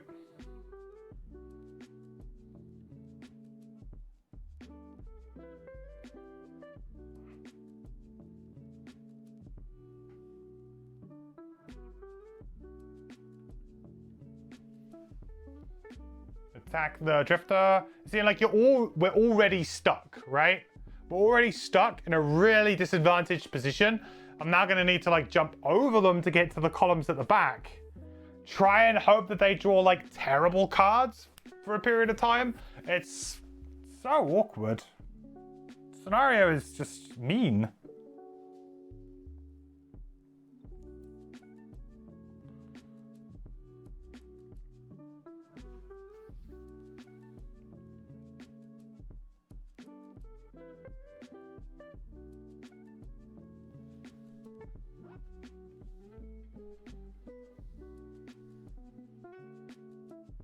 Imagine if you were here with the ice speaker as well. Disarm all at range 2. Maybe I should just be ignoring this guy. I mean, if he does an attack like that, I don't want to be anywhere near him. I don't want to be anywhere near them. That is horrible.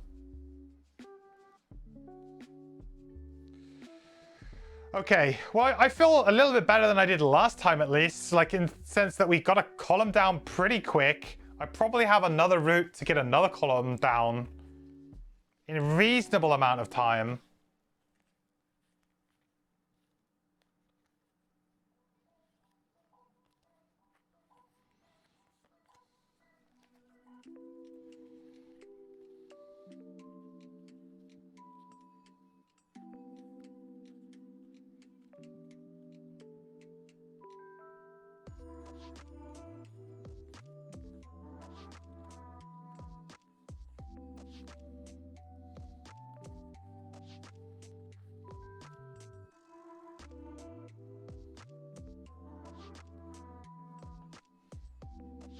Right, time for Eclipse, I think.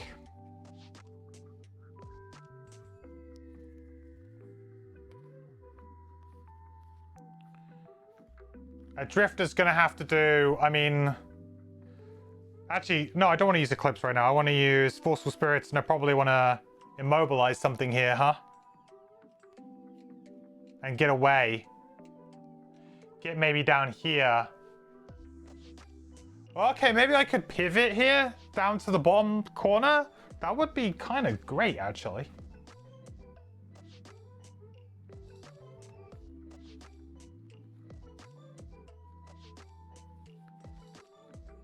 The problem that I have right now is, again, 15 is such a horrible draw from the guards.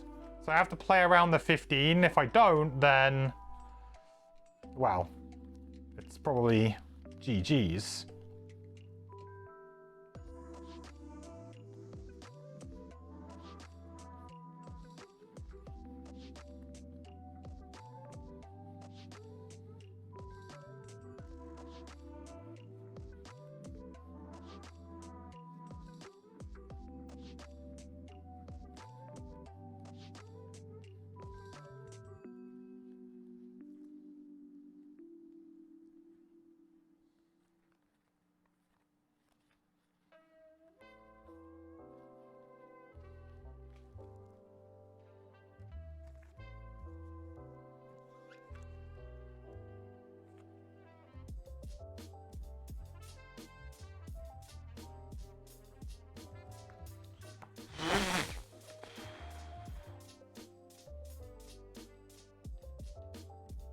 Is this bad? No, this is fine, right? I think this is okay. Look at that draw. Oh my god. Playing around the 15s. Yep. I think so. Oh, yikes. Okay. Priests. Are they going to be able to get within range 3? I don't think so, thank God. Oh, that's such a relief.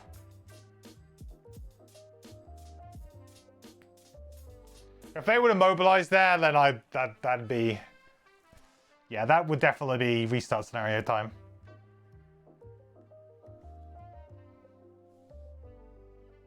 Right, Shadow Beast is going to attack this thing, which has currently shield 1. Number 6. Oh, baby! 6? That's 5? Hello. What a guy. What a dude. You're a trooper.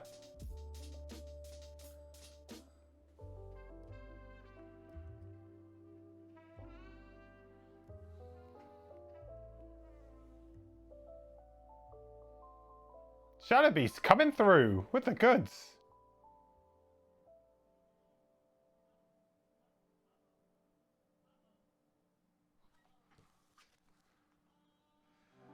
So Deathwalker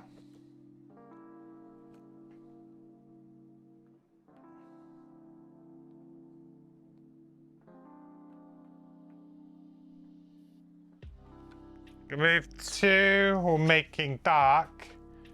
Gonna use forceful spirits here. Consuming dark.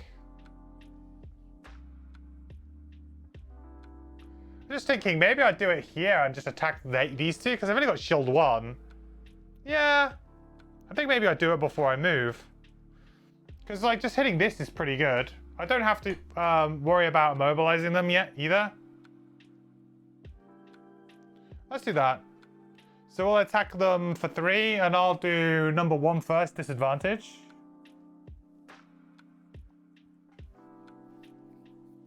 Miss, that's fine. Really, it's number 6 we're kind of interested in here. So just regular. Okay, 3. 2.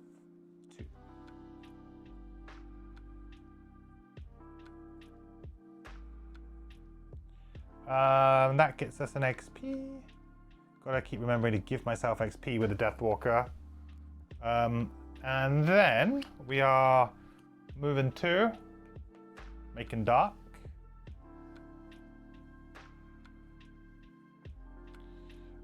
I think that's okay right now. I'm pretty happy with that. Drifter. Got but this turn was not great, really. But I guess now we can maybe attack number 6. For 4 with an XP.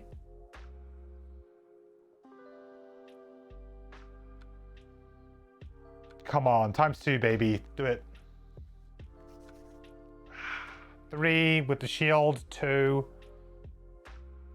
Ugh. Don't even feel worthy of a charge. And then we're just moving 3, shielding up. 1, 2, 3. Actually, I guess I should probably do it like this. Just in case.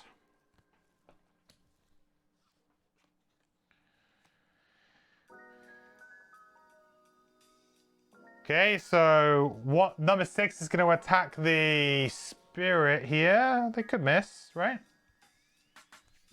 Oh!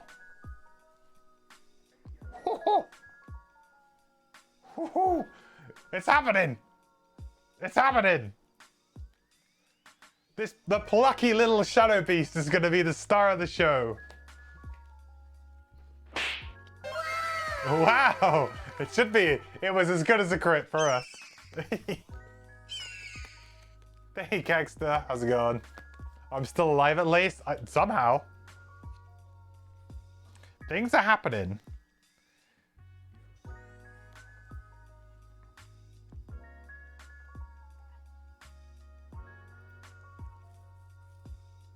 Things are happening. I mean, if we can get a guard down, that's going to be potentially pretty big for us.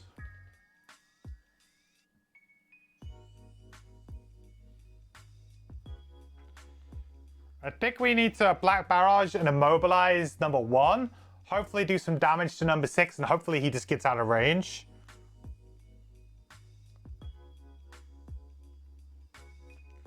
And then maybe move 4. I'm going to be short resting. Like, I'm definitely going to be short resting soon.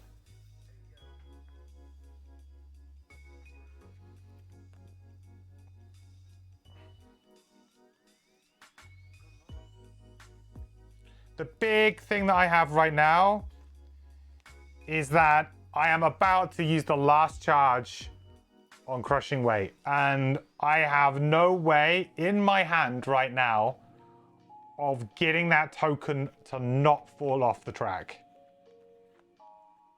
None. Aside from not attacking, which is not really an option.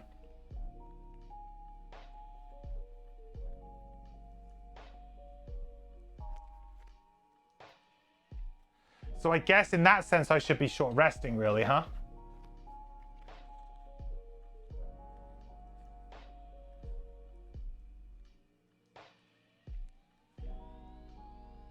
Yeah, I definitely should be. Because if I lose Crushing Weight, say goodbye to like quickly killing anything, really.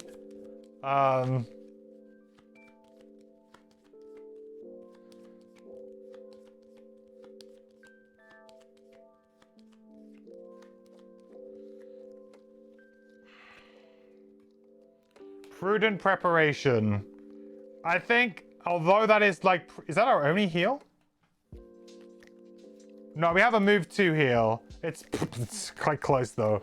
But I can't risk any of my damage dealing abilities to go.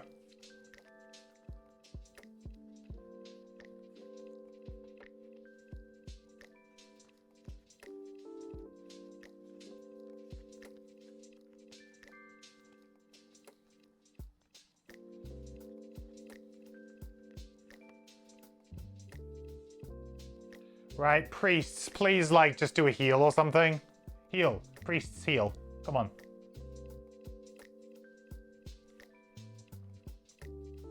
Bro. What is that? No. Oh, I know what's fair. Let's give them an 8 initiative, move 2, attack 2, range 3 with disarm. That seems like a really fair ability to give an enemy. That seems like, I don't see that being problematic in any way.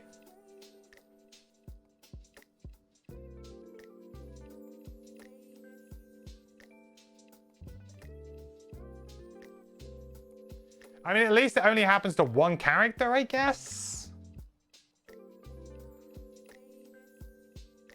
But that's kind of nuts. This is the kind of ability that should have no move on it. Like, it should just have no movement. Or it should be like an attack 1 or something. Like, attack 2, and they move? Maybe make the range less? I don't know. But that's like, that's mad.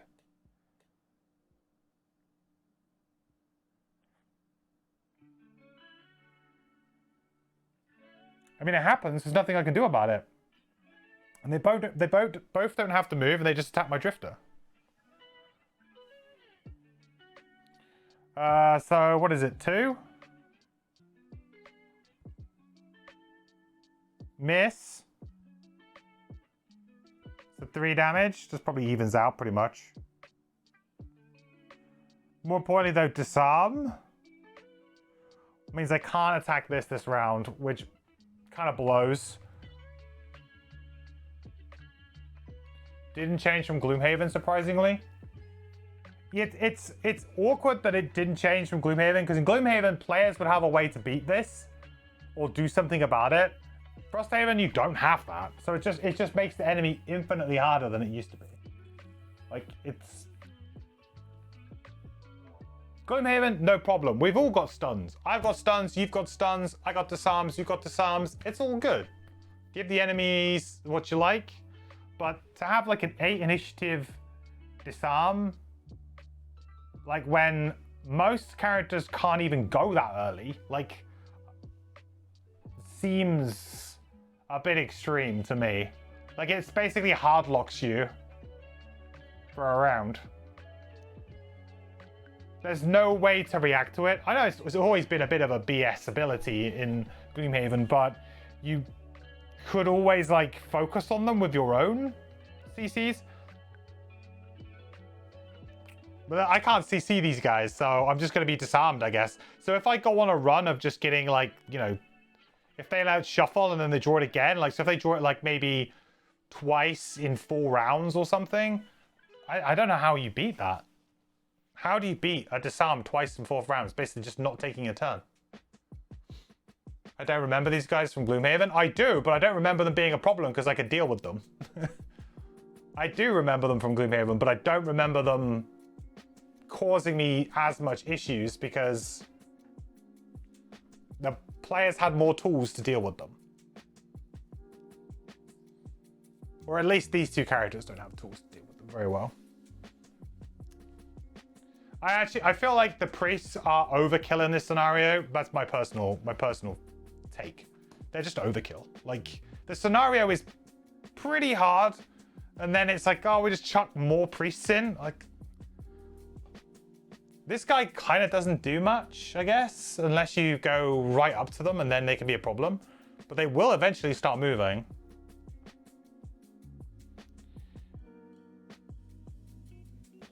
Just not a big fan.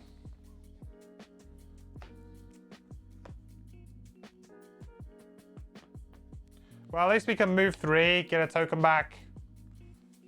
Get a token back.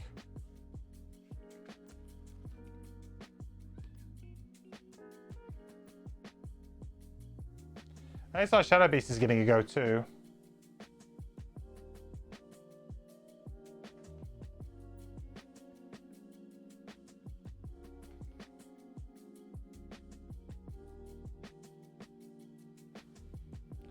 Actually doing some good work over there.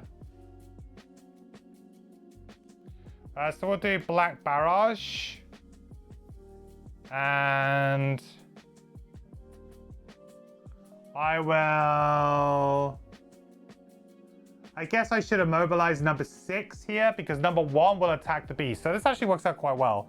So we'll consume the dark here to attack for 3 on number 6. 2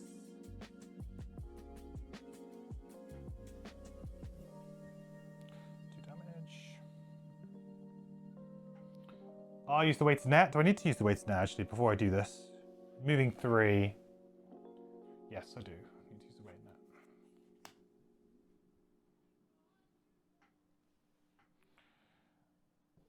net. So that was Black Barrage. Gains me an XP. Yoink. Then we will just use Eclipse as before. I'm just coming down here to support, really. Be within a decent amount of range. Oh, on my Drifter, I think I was probably... do I want to use Amulet of Life? I was thinking I'll use it to clear poison, but probably won't be an issue this rest cycle. Okay. Okay, so first up, number 1, it's going to target the Shadow Beast. Can the Shadow Beast live? I don't think so.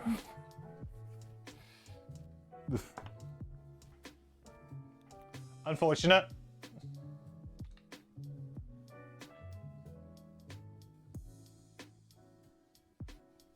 And then the Algos Garg number 2 is going to go. Can't move, so won't do anything. So Algos number 6 even. He's on 2 health. Ice Speaker.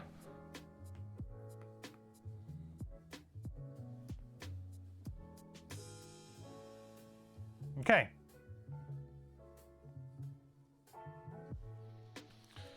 We're not doing too bad, but I would have loved to have had this pillar almost dead. Now I'm gonna have to devote my entire turn to trying to kill it. Gonna have to short rest on my Deathwalker as well.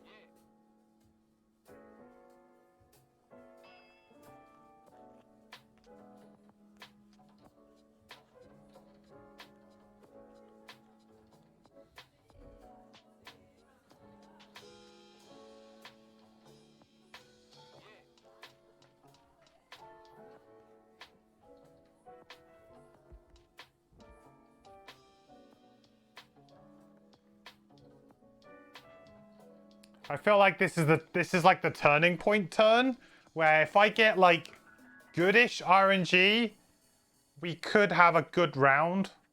If I get bad RNG here, I am very scared. Like I don't have very many resources at my disposal right now. I know I need to short rest on my Deathwalker.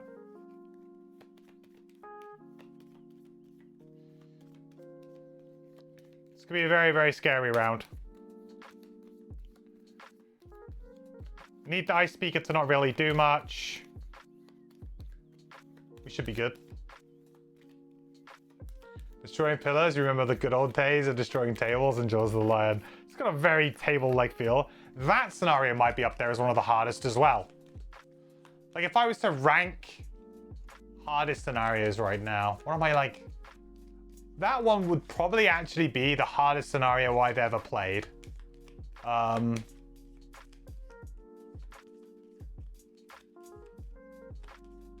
think it probably would be on plus difficulty.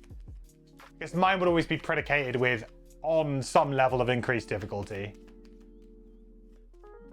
Because it was just...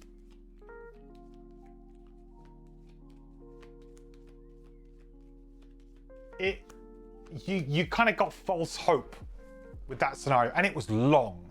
Like this scenario, at least, I kind of like the way that it's kind of done, because it's a hard scenario, and it poses similar challenge to those, you know, hard scenarios we talk about, like Oozing Grove, and we talk about that one. I can't remember what it's called, something chemistry or something. I can't remember.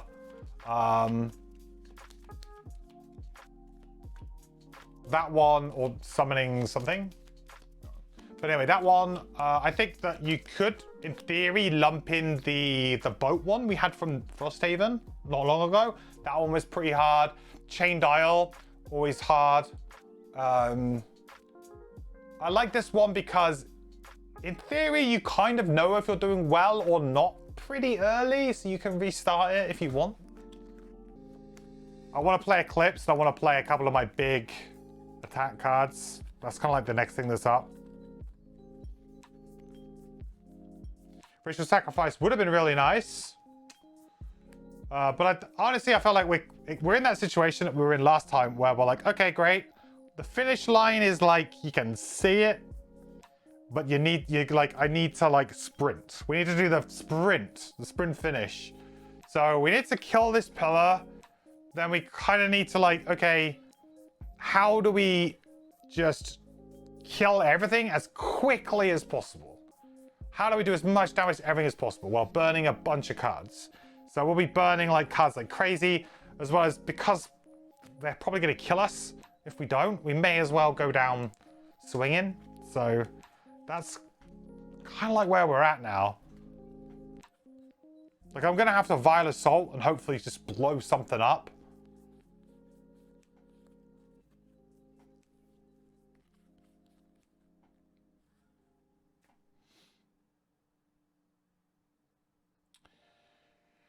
I'm not quite sure what I do.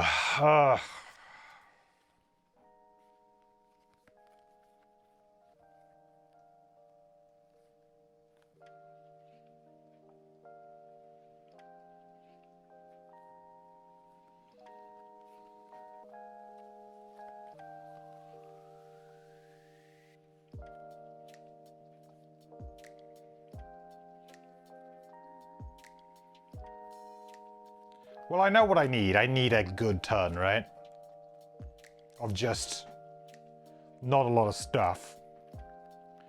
I need a turn where the enemy doesn't do a lot, and I'm just gonna have to live with it because I need a turn where I set so much stuff up, and then we start to go a little bit crazy with the Deathwalker. But I need one turn. We're gonna play Eclipse. We're gonna play Call to the Abyss.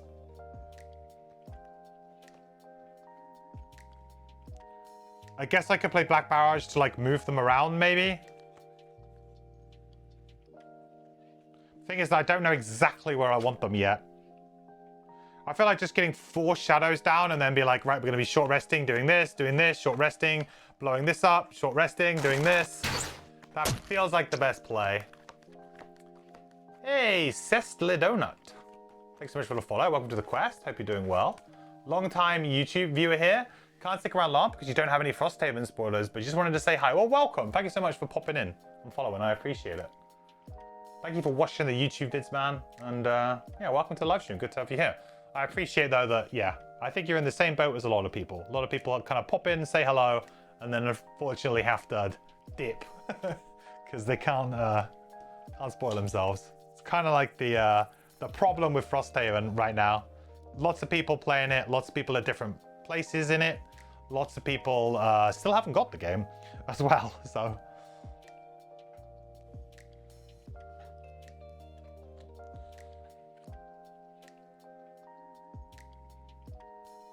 Okay, we'll go here. 86. Drifter, drifter, drifter.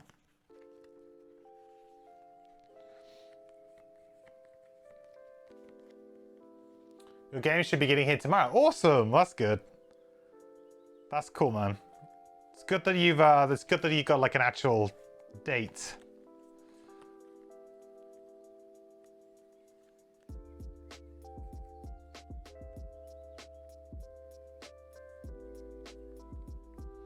Yeah, I just need a lucky turn. I know it kind of sucks, but like I do just need a lucky turn. That doesn't look very lucky. No, that looks like game losing turn. Yep, everything's attacking. And they're attacking for everything.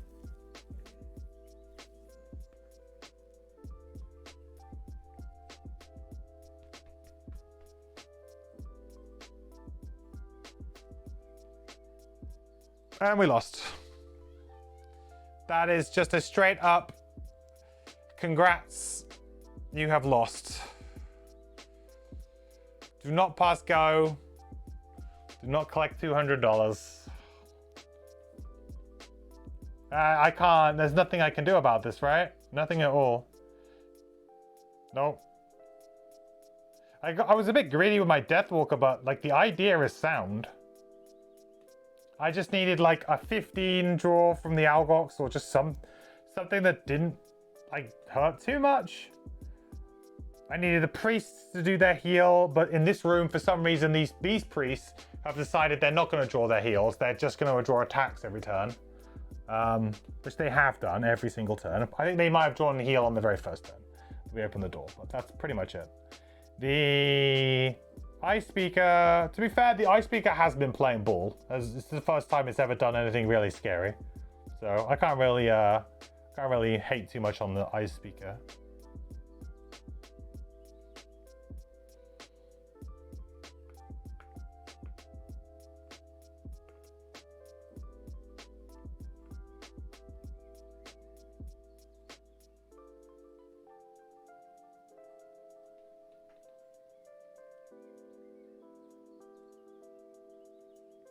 Is this the point where I lose? I think it might be. Yeah, that's a card on the Drifter. Straight off the bat.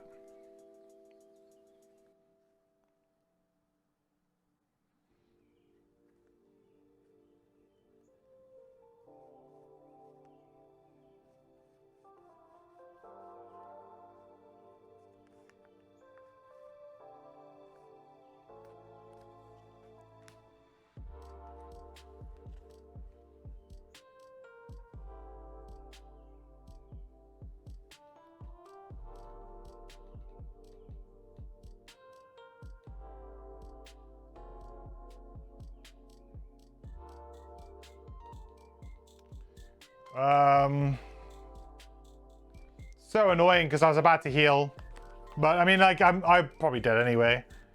Just thinking, like, is there a good reason for me to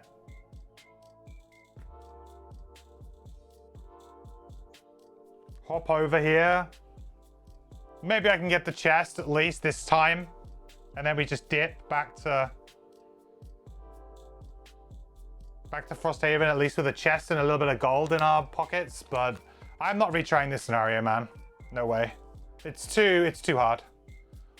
We'd have to dial it down, or we need a new item or something, or a new character. I don't know. But this is too hard for this party. This feels like a scenario where there should be a strategic way to solve it, but it feels like you have no choice but to bash your head against a wall of stats. Yeah, that's a great way of putting it, Shocky. Yeah. Like, there should be like a way for you to do it, and I guess there kind of is a way, like pulling the enemies away from the columns, then killing them, then maybe going to take the columns out. But you know, you have to get a very specific draw from them in order to do that, and you probably won't be able to completely separate them. That feels a little bit inefficient, but could be an interesting way of doing it. Bit of a cheesy strat.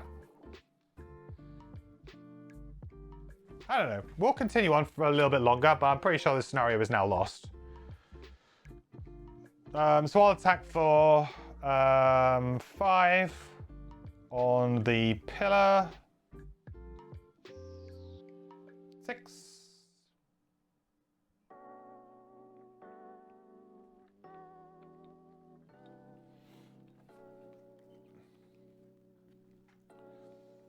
I'm playing with Drifter. It's basically big numbers and simple actions. Yeah, that's true. Like I said, it might just be a bit of a combination of my characters at the moment that I'm like the thing is that I enjoy both of the characters, playing them when they're ticking along. Like I enjoy that a lot. I think both of the characters are actually really fun to play, but I'm just not convinced that it's a good combination to play for increased difficulty, because it's just I feel too limited. And I'll come up against a scenario like this that has like, oh, we're going to give you a bunch of enemies with shield and they're going to attack you constantly and you can't kill them immediately, like, or it's very hard to kill them quickly. So it becomes like, oh, well, I guess I have to tank, but I can't really tank, but then I can't really kill things quick enough. And it becomes this weird dance where I can't quite do enough. Maybe not. Can I add a third character? Add the snowflake character? I don't have enough table space to add 3. That's the kind of problem with playing this live, is I thought about that, but I mean, you can see how busy the table is already with 2. I just feel like 3 would make the complete game unreadable. So like it just make everything illegible, and I would have stuff hanging off the table. It's not gonna work.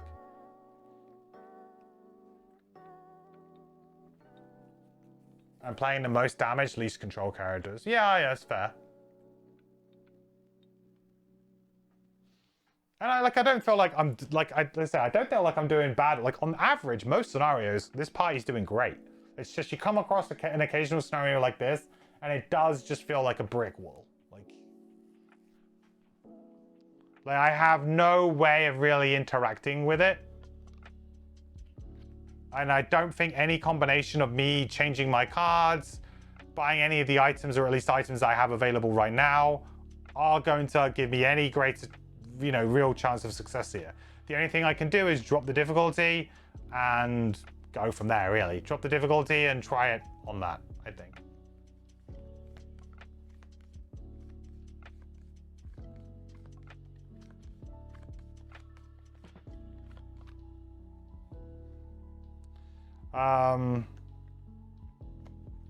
Okay.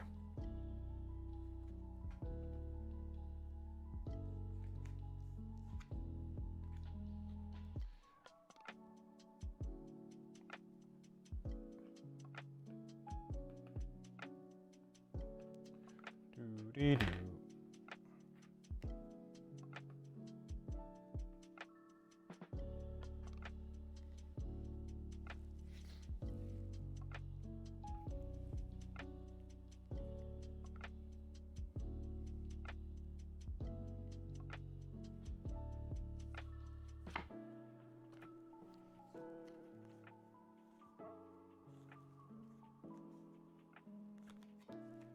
Burn a card for that.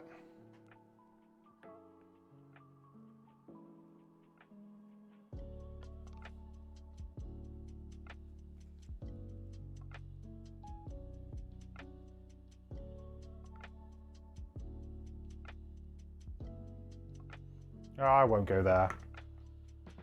I need to take the hits. Do I need to take the hits? I don't even know anymore. Sure. Attack 4, so 3.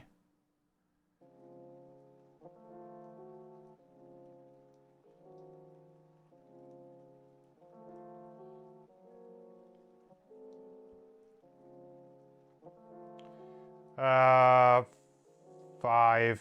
Got a card.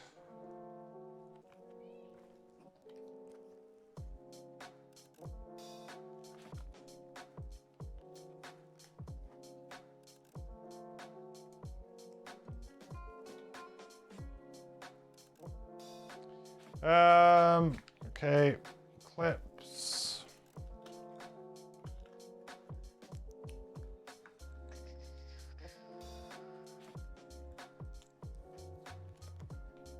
What do I think about creating a third character and choose the 2 members of your party before each scenario? That's not a bad idea.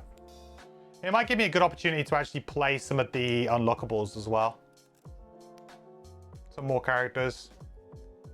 The thing is, though, is it's hard, like for me, I like to set the characters up before I do the scenario, and I don't like to read into it too much before I play it. If I do that, I would probably need to read through the scenario before the stream a little bit, just so that I could, I guess, decide which character would be like, okay, this seems like a good time to use this character. But I mean, I could do that.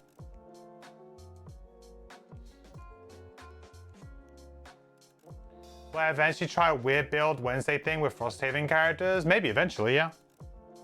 To be honest, Weird Build Wednesday, though, works much better in a format like with Gloomhaven Digital. It would not work in this format. It would need to be on Frosthaven Digital. It was so good having Adventure Mode, or Guildmaster Mode, sorry. Having Guildmaster Mode and just being like, okay, I've got like 1,000 gold. I've got all of the characters at level 9. I've got every single item unlocked. Like, what would be like a crazy thing to try out? Like, that was the fun of it. Frosthaven is not really going to have that same level of effect because the power level is not as swingy as Gloomhaven was. I mean, I'm sure there'll still be some things that we can do. We'll have to just look at them when they come. But maybe the range of things is not going to be as interesting. I don't know. But certainly I don't think it would work in this format because I would need... Essentially, we would need to create some sort of situation where we had like all of the gold and stuff.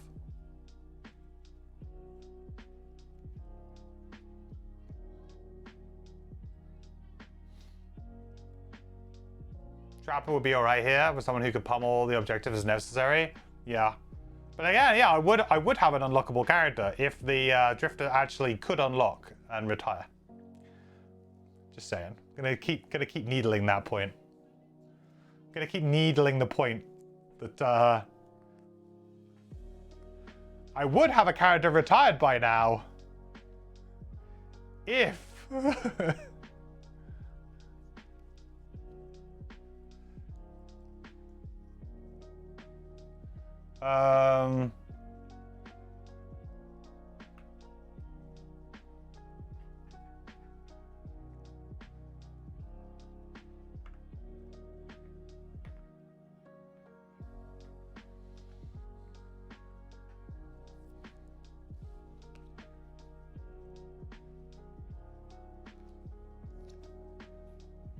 what was my other card that I'm playing? Course of the Abyss.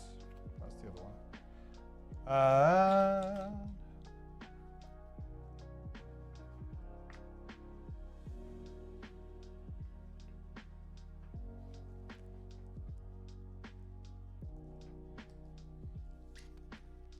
Okay.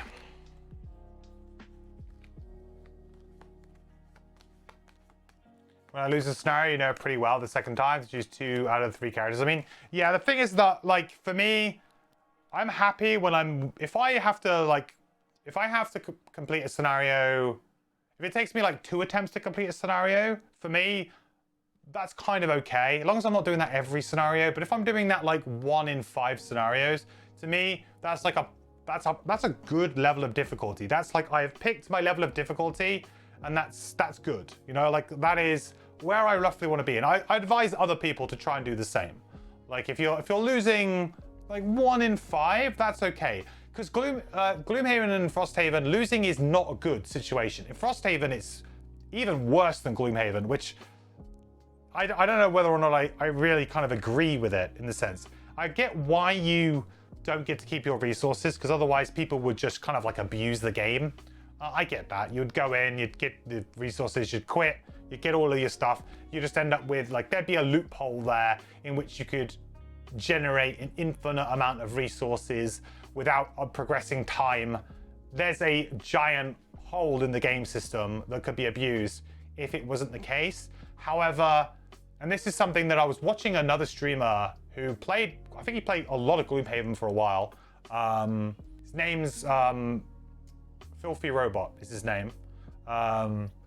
Nice guy, plays loads of like tactical games, and he played Gloomhaven for quite a long time, and he really enjoyed the game. But one of his major criticisms, and with his chat as well, they were actually talking about Gloomhaven the other day while I was watching him, and I kind of agree with this, was that like you would get to the end of the scenario, and unlike most games, especially like video games, and he comes at it from a video game perspective, because I don't know if he actually had played the board game. I don't know if he did, but he certainly comes from it from a more of a video gamer angle, and he comes to it with a point of saying, well, in most turn-based games, if you were losing, you always got that option to go back to a load state, right? You go back a load state. The old XCOM quick save before doing like a very important attack, right? We all know it. It exists. It's kind of part of the game, really. And he made the comment, and I kind of go, it's like you play a scenario for potentially an entire evening, and at the end of that scenario you lose. That's okay occasionally, like having to go back and maybe start again and play another hour and a half or whatever it might be. That's not bad if you're not doing that regularly.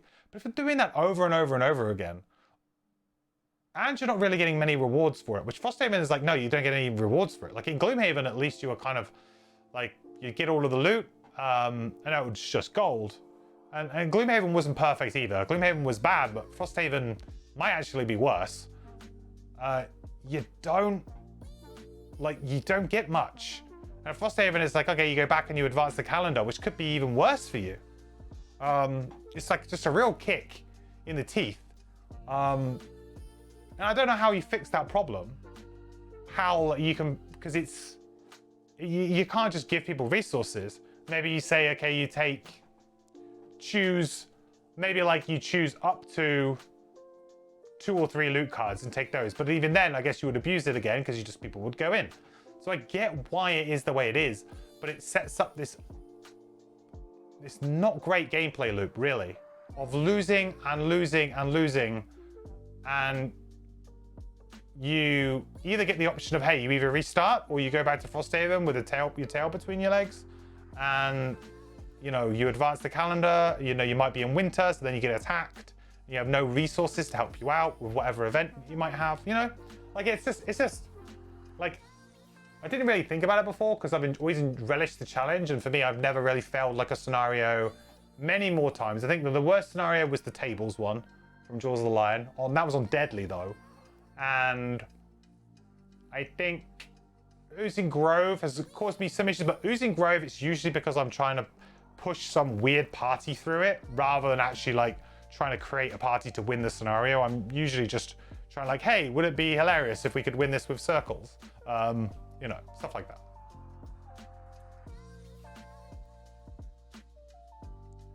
The XCOM thing is kind of a cheat. It's a cheat, yeah, but I can kind of appreciate like why why people would find that really frustrating, that they can't just roll back to a save like a few turns ago to be able to then maybe like play. And I understand, like you want failure to mean something. Like, okay, you failed, too bad. Like, if there's no danger of failing, what is the kind of like, it doesn't really give you a great incentive to try and play well and win.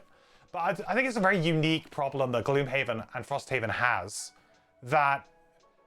and that's why, in my opinion, that the game could do better in signposting these types of scenarios. Scenarios where, this is like, maybe we need to put like, I don't know, like a traffic light system on these scenarios, right? Green, yellow, and red, or I don't know.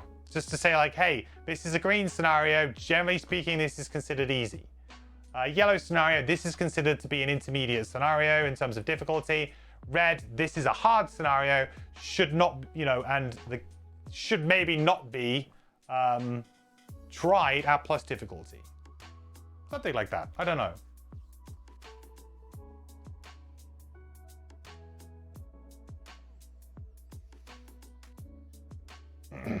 Maybe something like fail as is, or you can keep loot but still lose battle cards, but you have to advance the calendar. And you give up the resources to not advance the calendar. Maybe, I don't know. Yeah, I don't know what the perfect system is, because obviously you don't want an exploitable loophole. But I don't know, like the balance of it all feels worse in Frosthaven. Like, it feels like you get the double kick, you know? Like, Gloomhaven is like, yeah, it's annoying. Like, I go back to Gloomhaven and whatever. But you could always just abandon a scenario, leave, then, like, go do a different one. And, like, the repercussions of that were not particularly grand, right? And maybe the repercussions of advancing the calendar are not huge. But it's enough of a deterrent that might affect, I mean, it's certainly affecting the way that I'm thinking. I'm thinking, oh crap, I can't go back unless I've got something to show for my efforts. Because if I go back, I'm losing efficiency. I am not doing well at the game now, right? And it's just like food for thought. Like, it's really interesting to hear like from somebody else, like about how they found it very frustrating. Them coming from a video game background of being able to be like, yeah, okay, we didn't do great. Let's just, you know, I can just roll it back a few turns and maybe play things out a little bit differently and see how that would have worked. And a lot of people gave up on the game because of it. It wasn't like, oh, it's just like a little minor annoyance, but people gave up on the game because of it. Because they could not like go, oh, okay, the enemies are going to do that. And yeah, sure, it's kind of cheating, but is it not better to like have, you know, you could have an option in the digital version to turn it off, you know, be like, okay, you can't do auto saves or whatever, like the purist mode or whatever you want to call it, right? But like a hardcore mode. But like, it just, I found it very interesting to hear from people who like play lots and lots of like turn-based video games, you know, many games that I really enjoy as well. And their like biggest criticism, or one of their things that they were really upset them and why they stopped playing Gloomhaven, was because they were so annoyed that when they lost, they couldn't just like go back like a few turns, right? If you go back to Frosthaven, you get to keep the loot. Yeah, you can keep the loot if you go back to Frosthaven. But that's if you've actually managed to get any loot, right? Like, it's not easy to get the loot. Like in a scenario like this, I haven't really gotten any loot, so I will be going back really empty-handed. Scenario like this. Maybe winter isn't that bad. Also, if you return to Frosthaven in advanced time, you can buy new resources with the coins you get to keep. Yeah. There are still like things to go back. Like I said, I'm not like, it's just a little bit of a feels bad.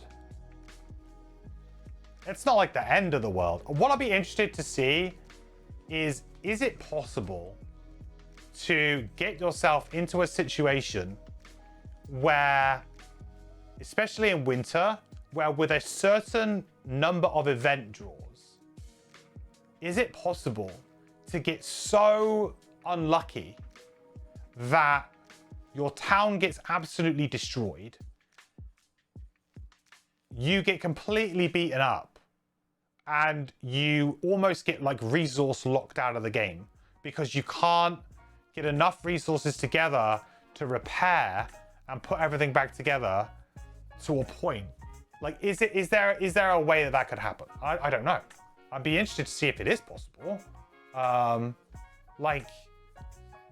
But if you're like, for example, if you can't complete certain scenarios because you just can't, like you just don't feel like, you know, either you're not playing well enough, or you don't have the items or whatever. It's just a really difficult scenario for you. You can't beat a scenario, and yet every time you go back, there's another winter event happening, and you're trying to do these scenarios backwards and forwards. You know, I'm sure that they've built something in to make it kind of unlikely or very unlikely for that to happen, but it's like, oof.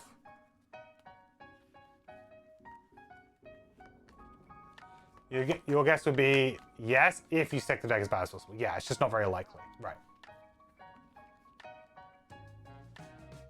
Just lower the difficulty. But lowering the difficulty is not always the answer for some people. Like I said, this scenario, I feel like, for me, lowering the difficulty would do it. Like, I could probably do it.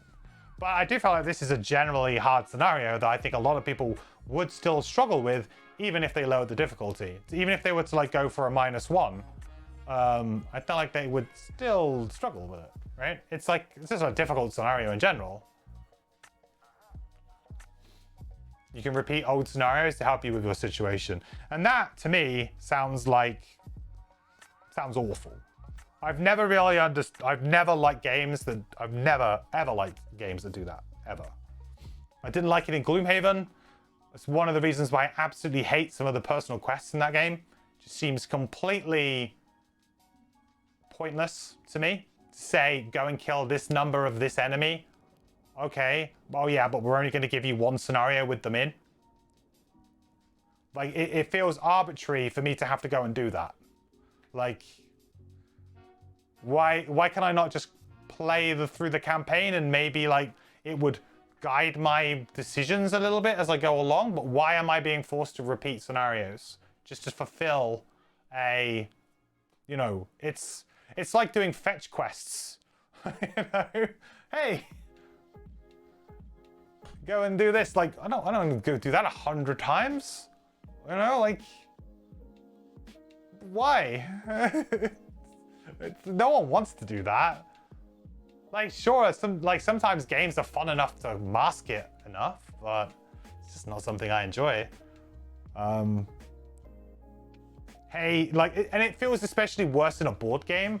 Like, you can kind of forgive a video game for doing it a lot of the time because it's kind of like par for the course. Like, it's such a common thing in every game now. Hey, go and kill X amount of this. Like, it's like the standard RPG quest line that you get. Okay, totally get it. But in a board game where you're kind of like, you're doing this narrative story and you're going through, you know, players have to set the game up and administer it and play it. There's an extra level of time. You know, I can't just jump in and go, oh yeah, that's fine, that's no problem. I'll just jump in the scenario and we'll do it real quick. No, you have to set everything up, administer it, get everybody there to do it. It's just not very respective of people's time. Like, it's just not.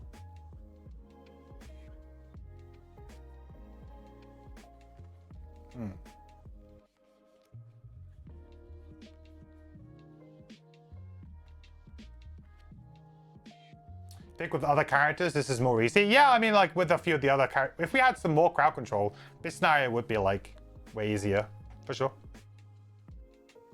Anyway, I've gone on, like, a massive rant. But it's, like, how I'm feeling about Frosthaven right now is at the moment with Frosthaven, I'm, like, there are elements of it, like, that wow me, and then there are other times when I'm just, like, it feels almost kind of like unwinnable, and just like the game is just like, no, you're not going to do this. And I guess I'm just used to, like, with Gloomhaven, that never being the case. Gloomhaven never really like said no, like, no, you're not winning this. Like, it's like, no, I can always try and find a way. Like, sometimes obviously things conspire and you lose scenarios, but like, there was always like ah, man, I was close.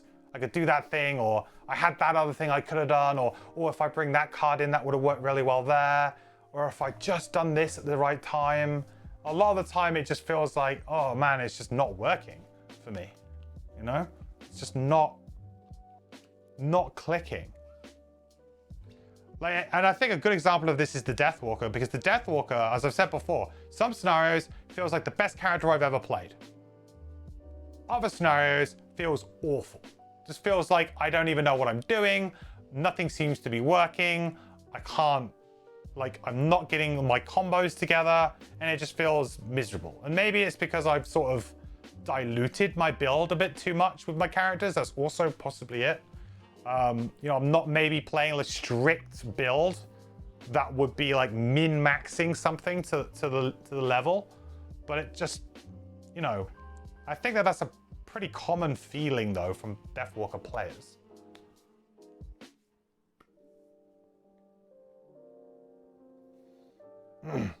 Being for service a lifestyle game, like living card. I mean, it kind of is mine. It's my lifestyle game. But yeah, it's really, it's just interesting. How close is this ice pillar to dying? Pretty close.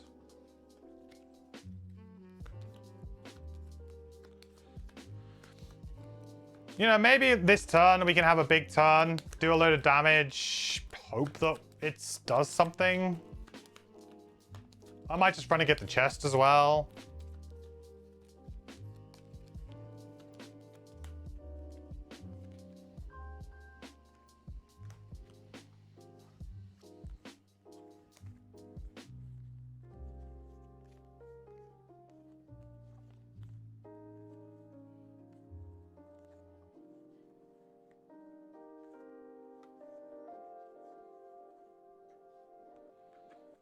Um...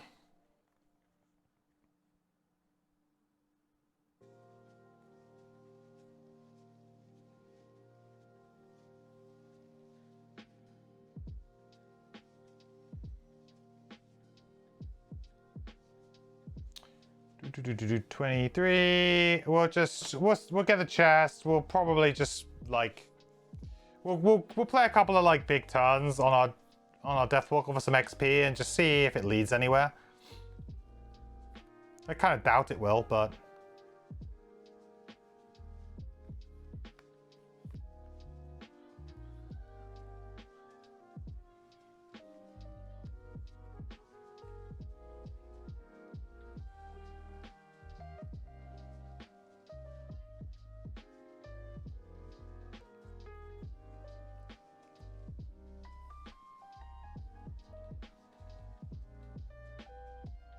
oh, what's hazardous terrain damage for now?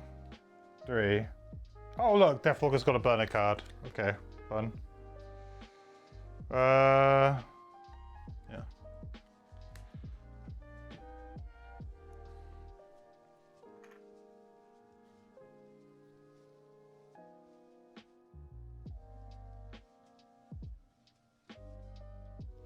I mean, like, the other thing, like, I can't remember the initiatives on the other characters, but I don't think the initiatives on the other characters can beat this kind of stuff, right? I mean, this isn't a terrible action, to be fair.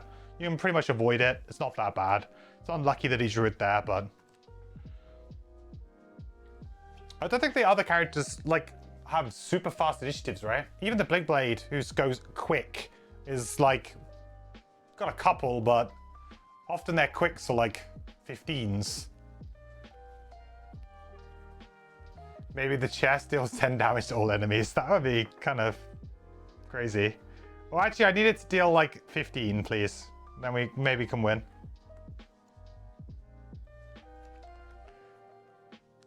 So I guess we'll attack this. Gain an XP.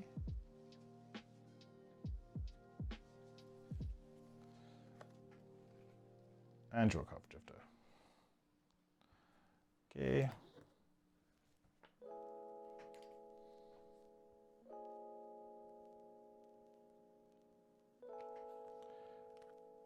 Then we'll go get the chest. So what's in the chest? 71. You know, I mean, if the chest just gives us a bunch of gold, we'll take that. That's probably a good result. Probably a pretty good result. Big Blade and Banner have some very fast cards. Big Blade has a 2 and a 12.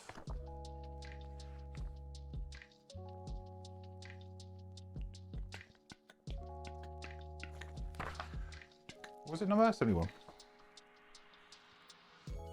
Gain 4 loot cards. Ugh. Really? Does that mean I don't get them? I suppose I will, because I'm probably just going to return to Frosthaven.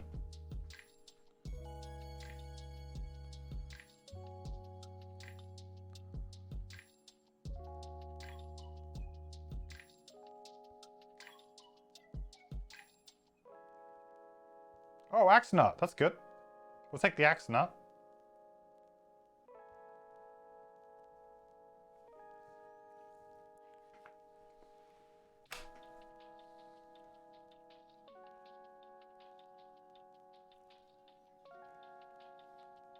You keep loot cards from chests on loss. Okay. Yeah, I guess that kind of makes sense.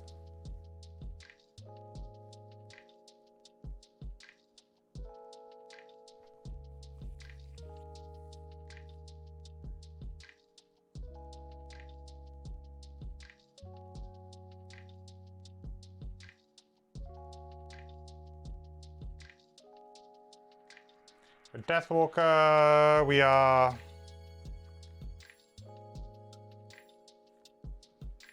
was going to do Lingering Rot. I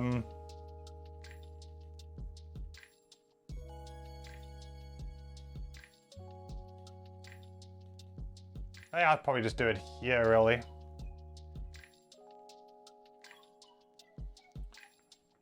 We'll use our muscle potion, so we'll attack with advantage.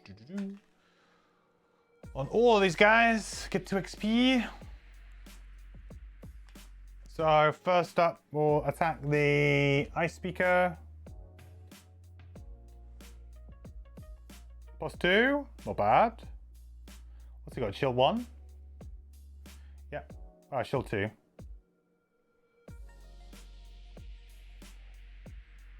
So that's 3 damage and a poison.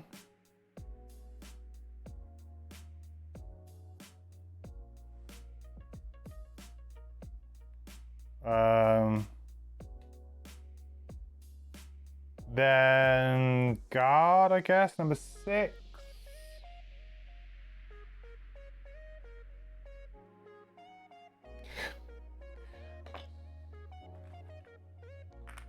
Do it on the guy who's got 2 health. Good crit.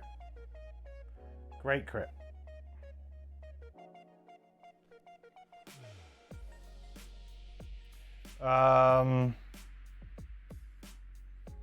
Then on number 5, or actually no, number 1 of those guys. Good shuffle. So that's 1 damage and a poison. Very cool.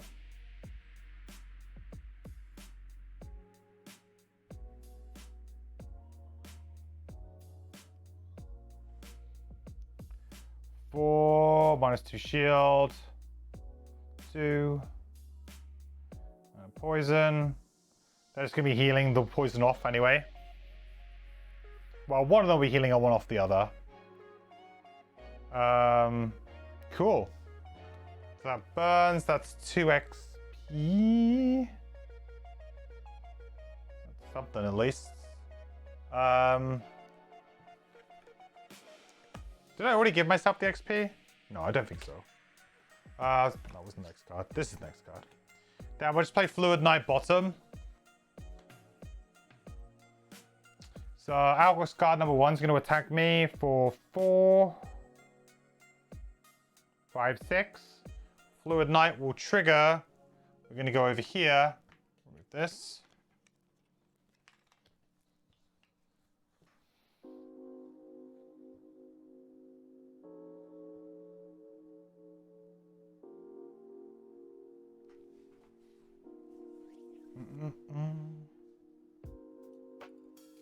Okay, priests.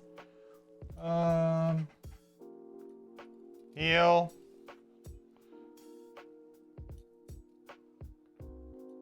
Heal.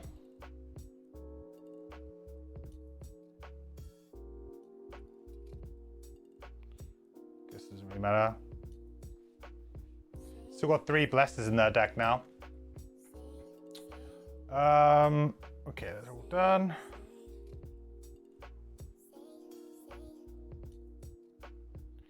Next round.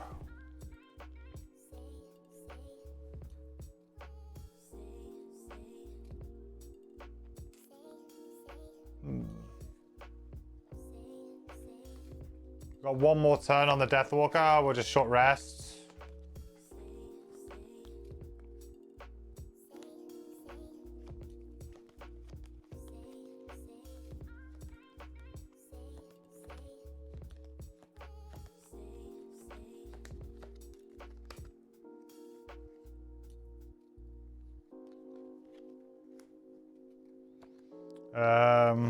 Okay.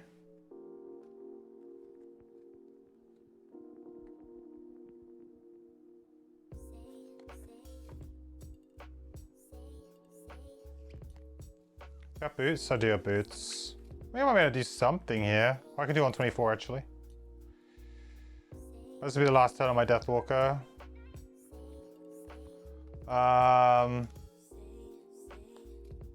I have got a turn, but it's not great.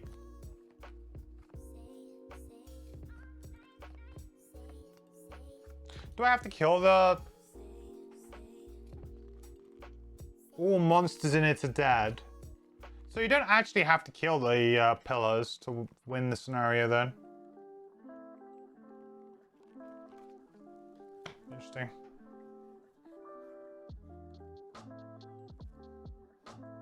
Not that that really makes anything better. I don't think it really changes too much of what we do. 27.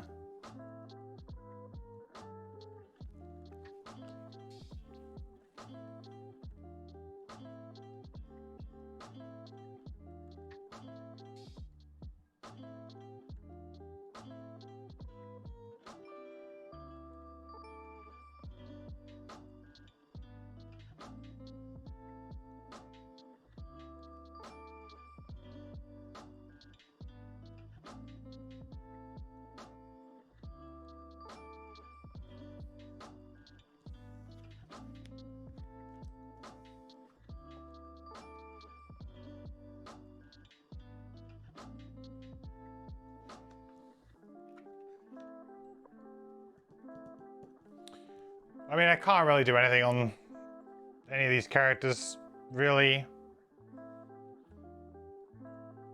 Oh, I've already changed my initiative. So I've already got my head out of this game.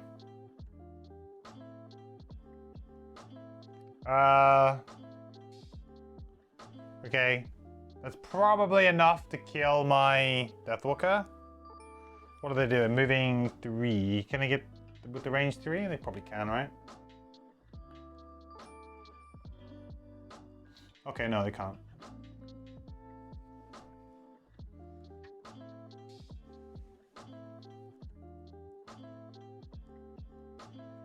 Okay.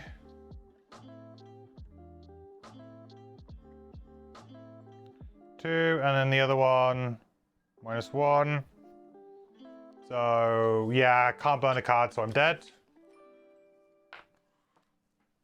Didn't even get that last XP. Dead.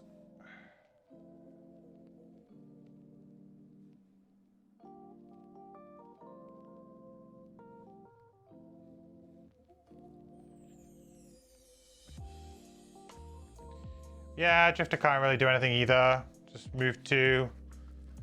Yeah, I mean, can I get over to that loot, maybe? What are the other guys doing? Move 3.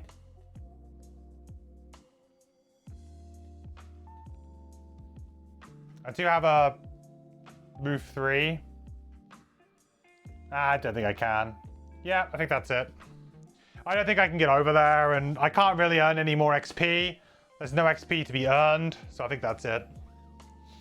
Yeah, that's it. Well, I'd like to say that we came close, or closer the second time. We might have come marginally closer, but it wasn't like we were, wow, we were just like 1 or 2 turns away. We were still a big gap away from winning this. Like the margins are still a lot.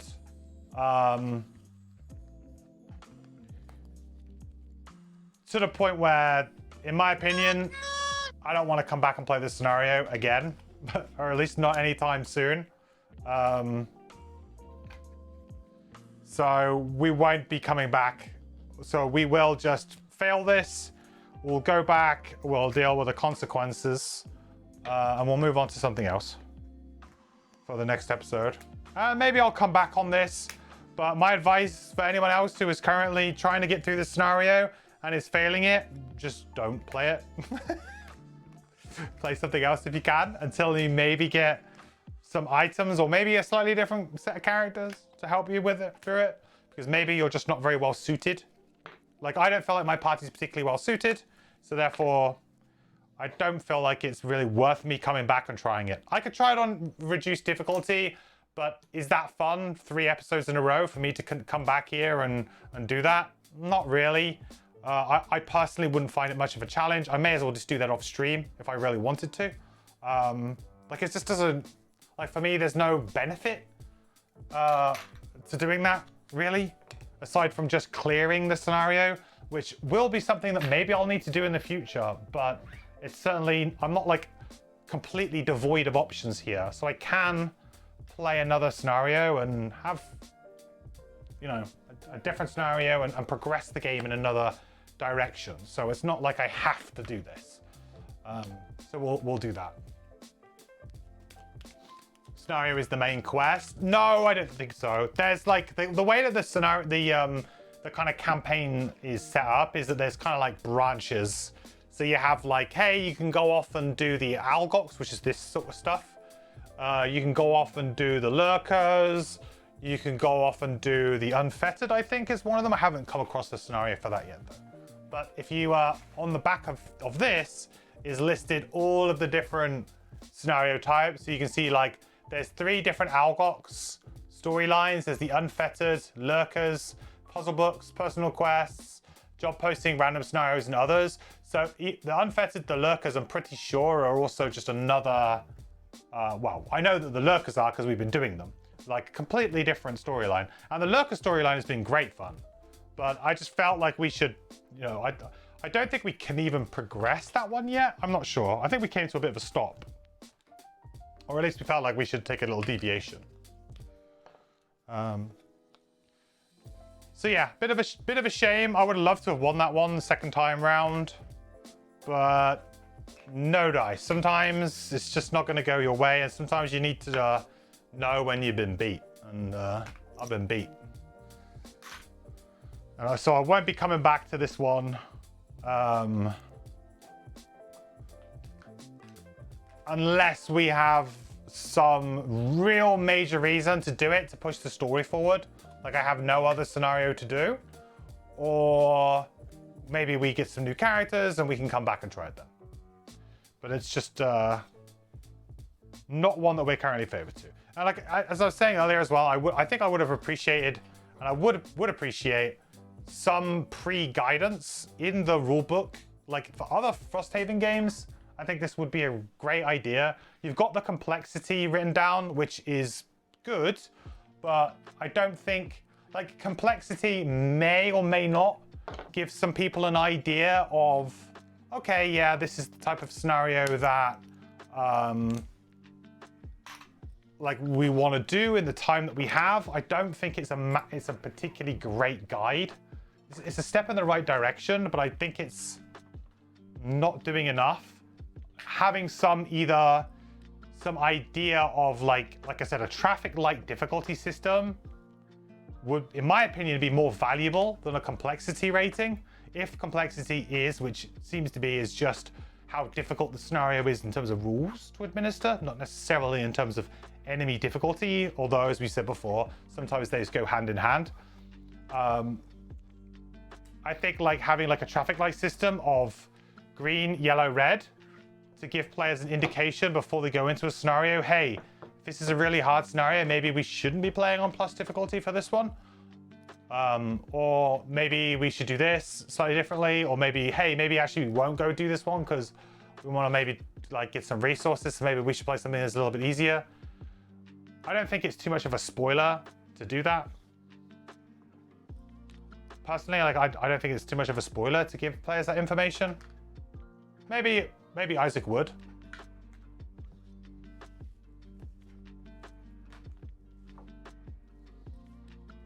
But that is relative for some characters. I don't think so.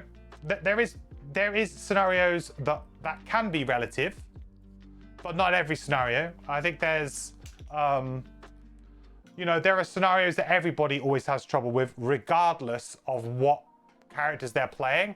I think that would have been one of them. I think, you know, Oozing Grove. Yes, there's a party you can bring in that can win it very quickly and be good, but it's still considered to be a hard scenario, right?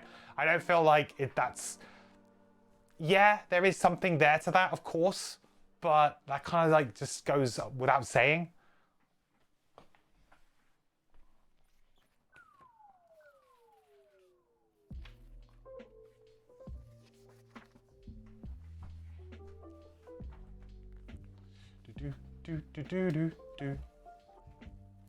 Difficulty has too many variables to work out. It's considered, but different parties have different capabilities. Other teams can do better on this one. Well, I don't know if in the design philosophy it's to have the same number of... like, I don't know if you guys... I don't know why I'm getting the map out. I don't think we even need the map. Oh, actually, no, we'll need to put a sticker on for the wall. So, I don't know if you guys would... You know, you're obviously still using the point system for ranking enemies and stuff. I don't know if every scenario has exactly the same number of enemies in it and points of enemies, but surely that's a way to judge it.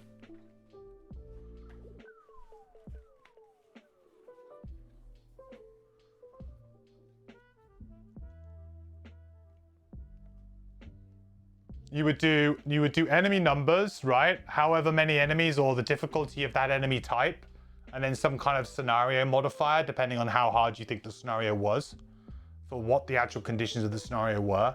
So let's say it was a scenario with a lot of enemies in it, but the actual scenario condition was very easy. It might just say escape, right? Which would be very easy, potentially. So it would still be rated because you'd have like a modifier for like, yeah, this scenario is like a +5 to difficulty modifier, but this one's a -5 because actually the scenario win condition is very simple, especially if you have the right kind of characters or a couple of cards that really help you with that. So I don't think it would be like too hard to come up with some kind of grading system that, yeah, probably wouldn't be perfect. But, you know, you can argue the same with the complexity rating. Some people will find some of them easier than others.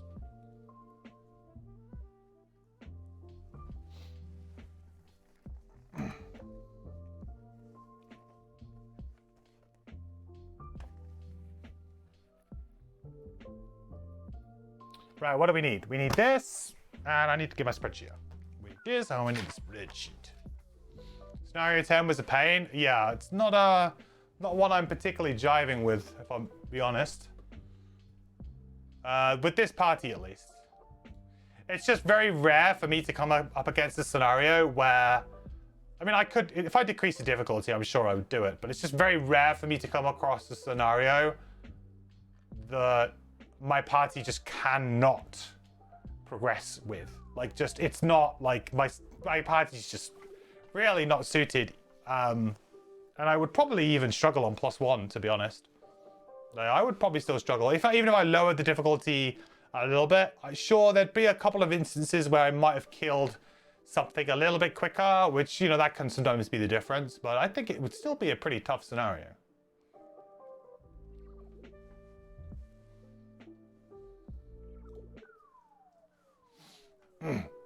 Number of enemies, number of elites, win condition, calculation based on those. Yeah, I mean... I guess like it can sometimes be a bit difficult because like also you have different numbers for 2, 3, and 4. So like if you have like at 4-player you might have loads of elites, but at 2-player you might not. So that might change the difficulty somewhat. I completely get what Dwarf is saying though. Like it is difficult because there are a lot of variables, and what one person might say is difficult, another person might be like, no, it's not that difficult, you just do this, right? So it is a difficult metric to use. But I feel like if you draw a line in the sand and say, this is how we generally work it out, and you stick to it, then everybody knows, yeah, there is a definition of what we would consider difficult. Now, whether or not you as a group find that difficult is whatever, but there is a rating system that has been put into place that can do it.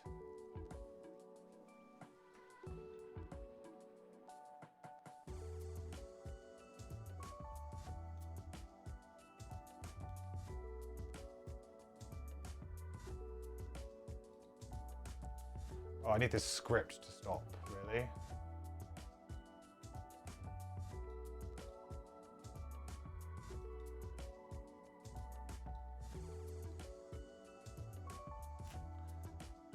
Right, let's go have to delete it for now.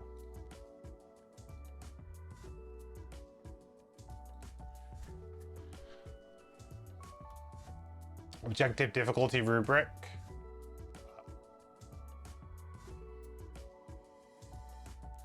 That's why with a 3-4-man team, cover more ground for the weakness of the other. Yeah, definitely.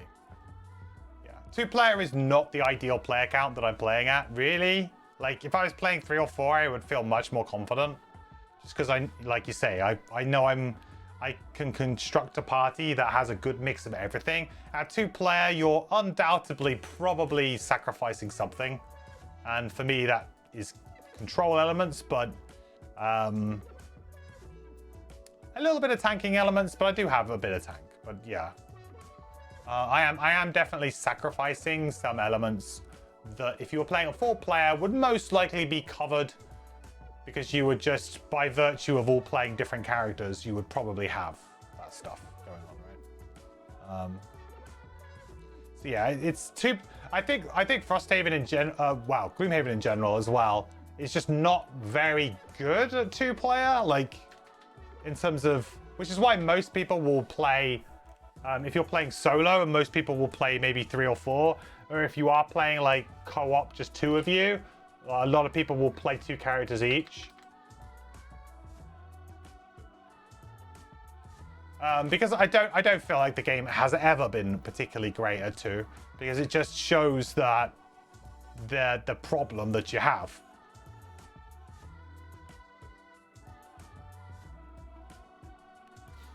Everything was tested in 2-player, but 2-player combos are by far the most fragile ones. Easiest for something to go very wrong. Most likely to not have a tool for the job at hand. Yeah, exactly. And yeah, it's why I've never played through any of the games solely at 2. This will be the first time I've ever played. Well, I guess I played Crimson Scales at 2, but Crimson Scales doesn't really count, I guess. I guess it kind of does, but because the balance would have been probably pretty similar, because there's like kind of rules in play now. There's like the accepted level of balance and play test. I failed a couple of scenarios in that too.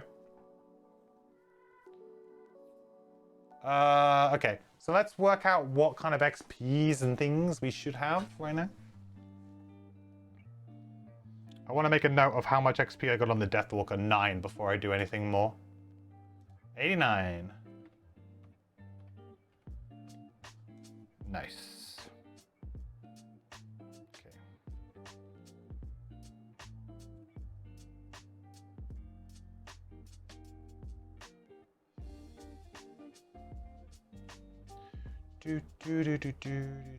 But to be honest, I've actually done very well collecting loot and stuff from everything, so I'm not like doing poorly by any means. I'm guessing I don't get any inspiration, right? Because I failed? That goes without saying. 5, 4, 3. One more hide. I think I got some more gold on this one too, huh? Good amount of gold now. Oh, did I level up? Oh, very close. Nearly level 5.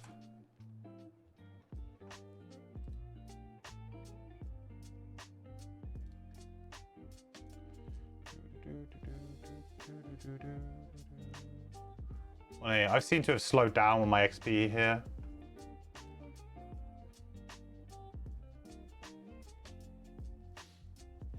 You're like 15 scenarios in and you're still not clear on all the rules.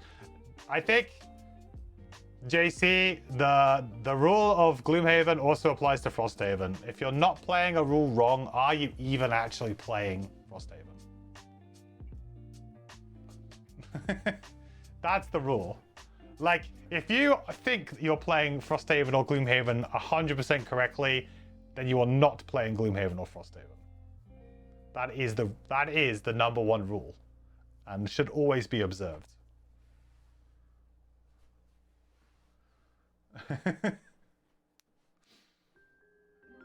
I never played 2 characters in Frosthaven. No, I've never played, this is the first time I've played just 2 characters.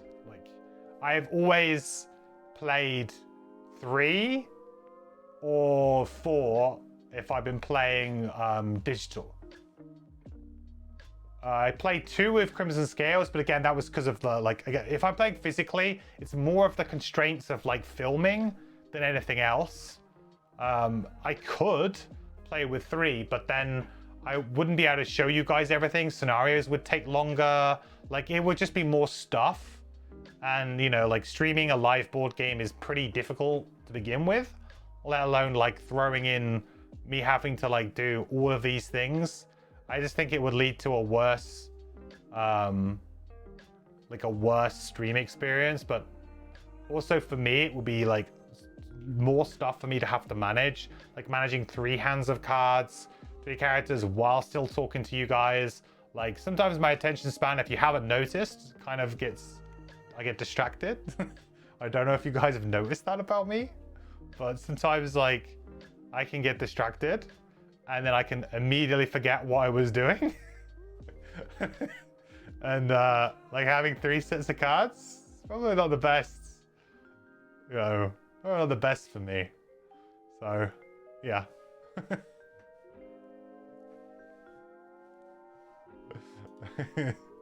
Squirrel, yeah. Like, you know, I tend to go off on tangents and then forget where I am. Like,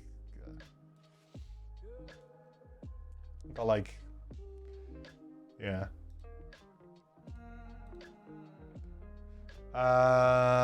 Okay, so we're gonna have to calendar. Right. Oh, I gotta read something. 103.2. Oh, it's because that event got pushed down the road, didn't it? I think this is good for us. If I say good, I think it's just that the Mr. Woodman or something comes back, huh? Or something.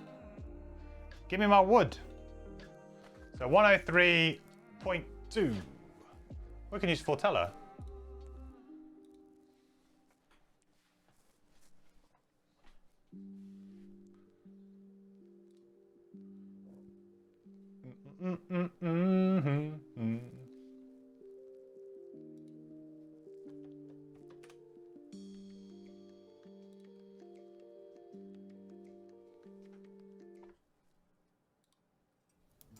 A stern knock on your longhouse door reveals a man with skin as thick as leather.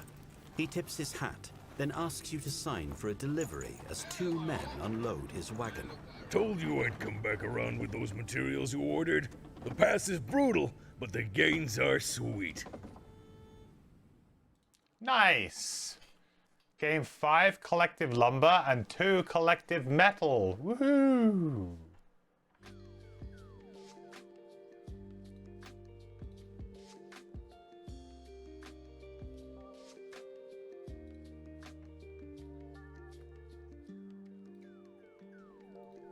Nice, we've got 7, 4, and 3 now.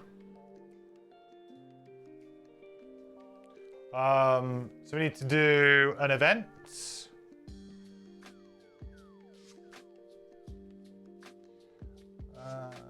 Summer Outpost event.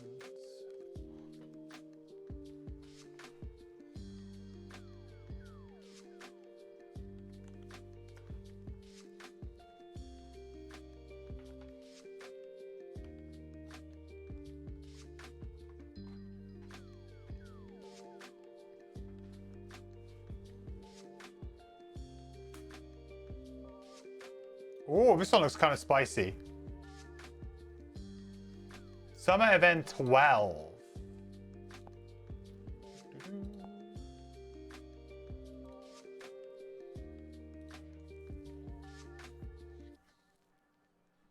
Metal? Love me some metal.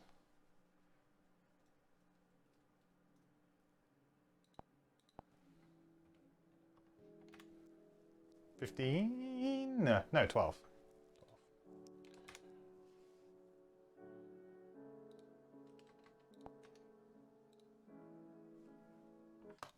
All right.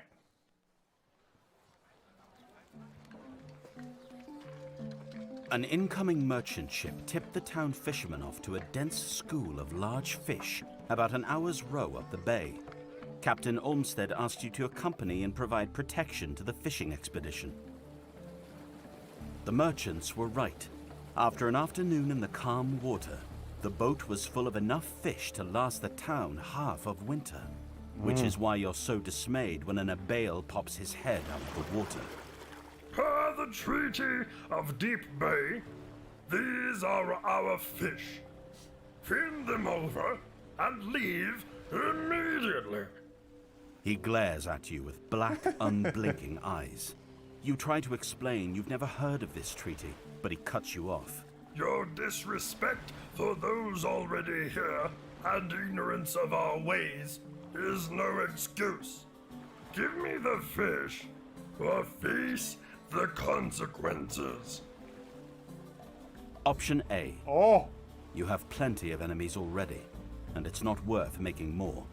Besides, you have no idea how many Abai are in the water below you. Option B. There's no treaty. This Abai is full of chum and just wants a free lunch. Keep the fish and row back to Frosthaven. Alright, poll's up. Poll is up. Option A, you have plenty of enemies already and it's not worth making more. Besides, you have no idea how many Ebel are in the water below you. There's no treaty. The Ebel is full of chum and just wants a free lunch. Keep the fish and row back to Frosthaven. That's option B. Option A or option B? Option A? Observe the treaty, I guess. Option B? Keep the fish. See you later. What should we do? Surely they won't attack the town for that. I mean, surely. Not from the docks or anything, right? That can't possibly happen.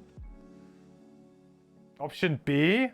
Keep the fish and row back to Frosthaven. Someone chose Carnage. Okay. It is option B we are going with. Here we go.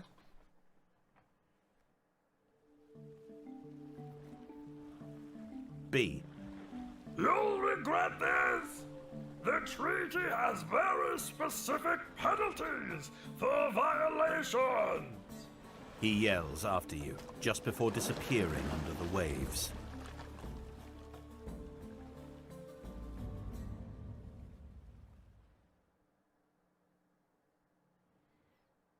Okay. Well, we do have an attack. Unfortunately. An attack of 20. Target in 3. Target even number buildings in order of closest to farthest from the docks. Players break ties. So they're attacking from the water, from the sea. So here are the docks. I guess I could probably open this up a little bit more. It's kind of hard to get this board all the way in the in shot. It's very hard to get all this in shot.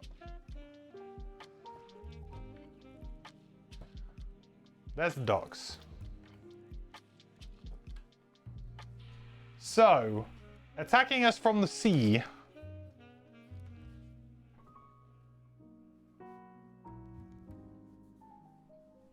Look the way that I've completely just destroyed my camera by pushing it. There you go.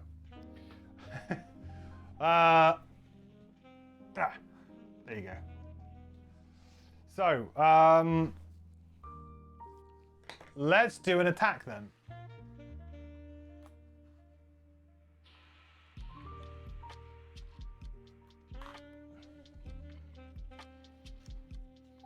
Unavailable town card. Available town card deck. Oh. On that. There we go. Okay. So attacks. The way that this kind of works is that we need to try and hit a number. So the number is 20. We look at our defenses. Our defenses right now are +0. So not great. We do, however, have the barracks, which does give us advantage and -5 to the check. So kind of +5 to the check. It's a bit weird, but essentially that means that we get 5. Oh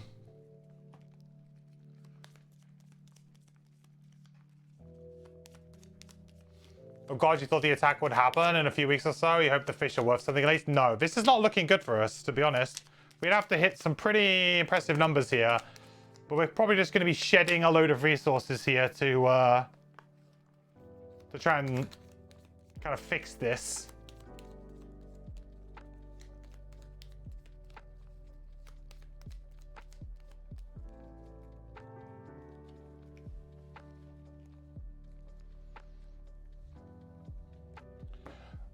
Okay, so let's get the buildings out. So target even number buildings in order of closest to farthest from the docks. This is all backwards, right? I think.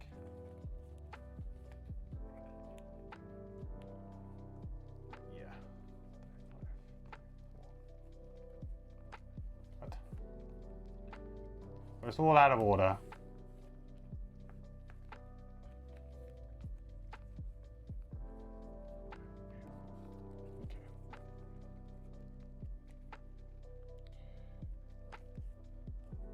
So, hunting lodge. So even numbers. So hunting lodge could be targeted. Craftsman could be targeted. Workshop, of course. And the barracks. So first is going to be the workshop because that's clearly the closest. So workshop's going to get attacked first. Now we can spend soldiers here.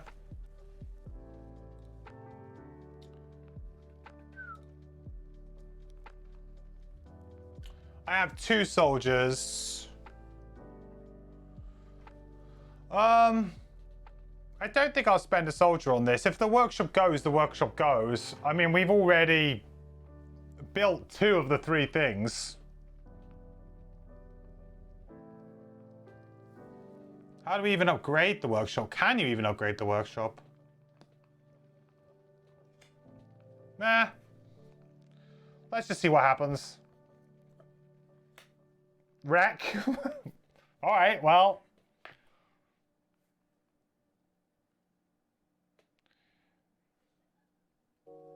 That is wrecked. So, wreck is basically completely burned to the ground. Fun. That's our first wreck. I'm okay with that. It's annoying, but I feel like out of the buildings that we had, I don't honestly feel like we could do anything except for maybe repair here, because like 20 is a really big number to hit, and we need 15.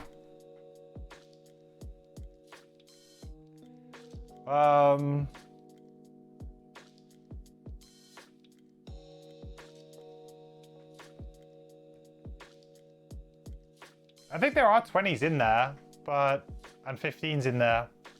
But I'm not exactly sure of the distribution.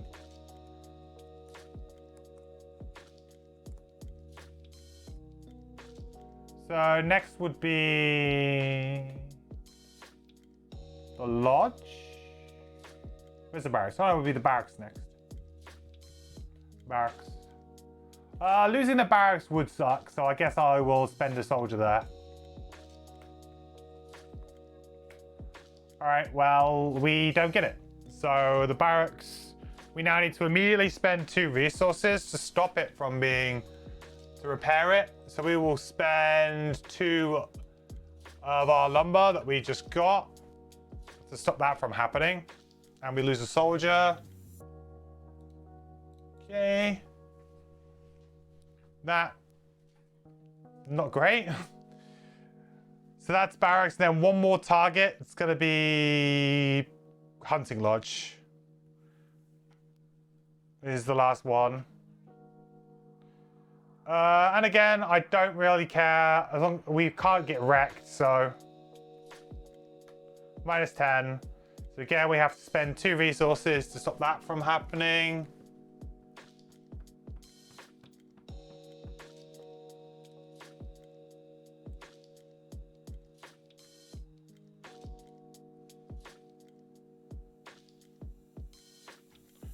We can spend lumber again. We've got so much lumber right now. We'll be fine with that. And that's it. That's 3 buildings. Okay. So with the last of the Abele swimming away, you can finally dock. Sata demands to know what happened. At least you bought lunch. Gain 1 morale. So we gain a morale back, but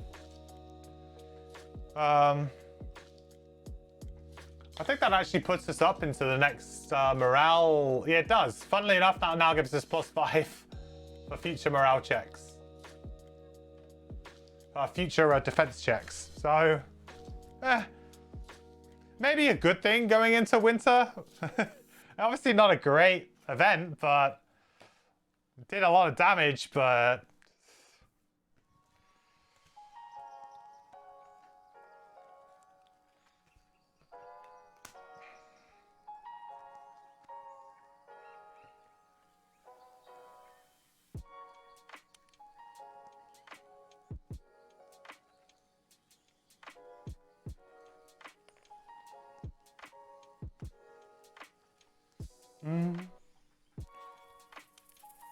If base dex, there's 1 in 10, a +20 success. Okay, yeah. I needed to gamble for more words, yeah. That's okay, we just played off our ill-gotten wood gains.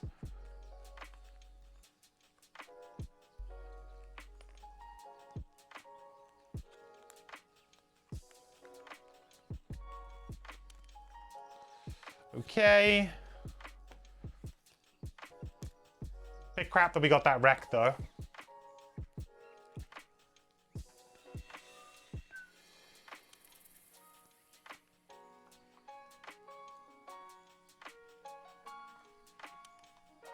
Bit rubbish.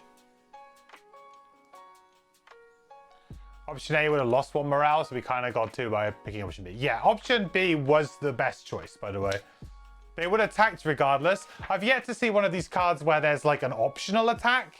It's just basically, do you lose or gain something prior to the attack?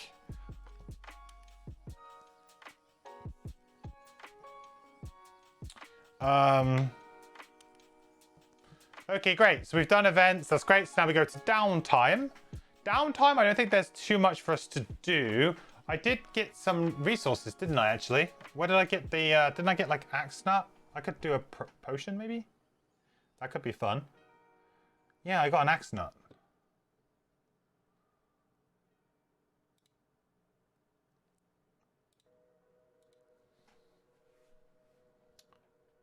Axe nuts be rare, and now we can kind of use them in something good. We can keep distilling it down now to just keep using it.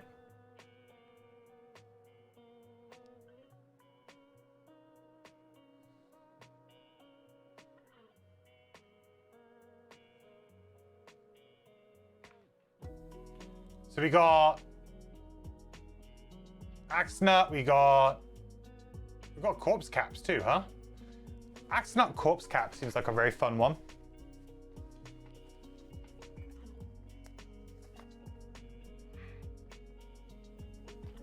Brewing away.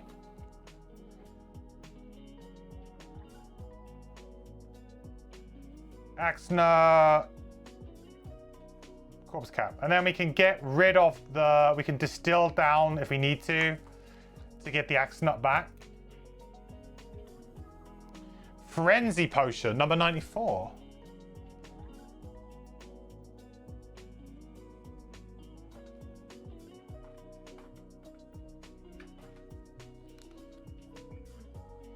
Ooh. During your turn, perform an attack 2. Not bad little item.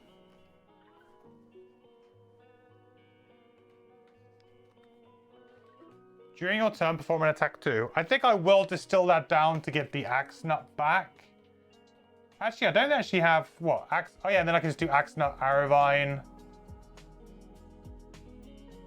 Yeah, because I don't think I want to use this on any of my characters right now, but that's pretty good. I'll distill that down to get the axe nut back, but we'll lose that 1 corpse cap. That's good for Drifter. Yeah, it's not bad for Drifter at all. I just need like 1 more slot, I think. There's some good opportunity, but I feel like distilling, like right now, I should just try and find all of the potions, I think. So we'll do axe nut arrowvine. See what this is, because we've got plenty of arrowvine as well, so we can do that. Oh, it's the power potion. There it is. How long we have waited. 85. I wonder if it's different. It might be nerfed.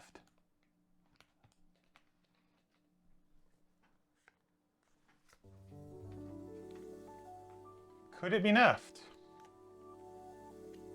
No. Shocker. During your turn, add +1 to all your attacks.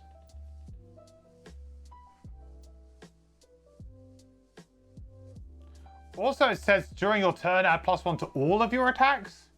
So in theory, it would work across several attack abilities. Is that right? Have they buffed it? Has it been buffed? I think it might have been buffed. I just think it used to say that, right? It says during your turn. So if you were doing an attack top and an attack bottom, you would get them both. Whereas Power Potion, I believe, just said +1 attack you and across your entire attack action or something, right? Yeah, it used to be one ability. It's effectively buffed. Interesting. I mean, not a Power Potion, like a +1 attack is not like some insane, like compared to other items in the game, it's pretty mild, but that's interesting. I think it's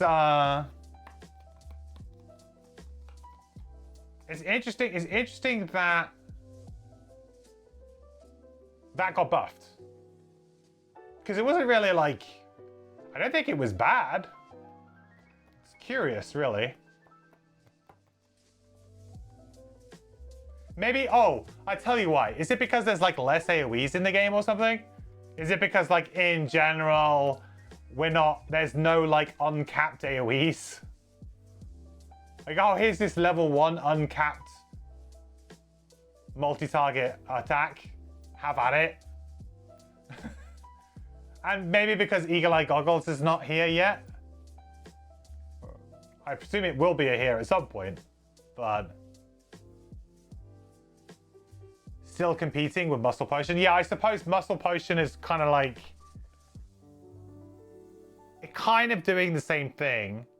Just trying to stop you from, you know, hopefully drawing like a +1 on average.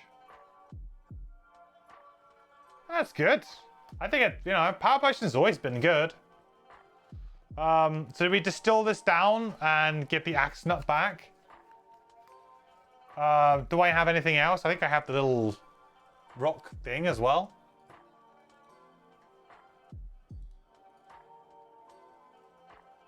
Rock root. Rock root.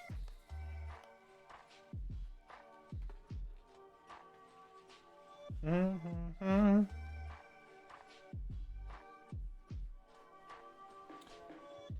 It's still amazing considering one of the classes have unlocked Kelp. Keep an eye out for Kelp.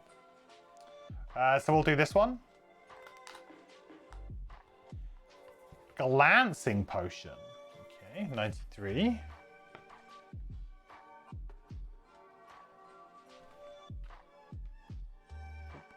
Oop.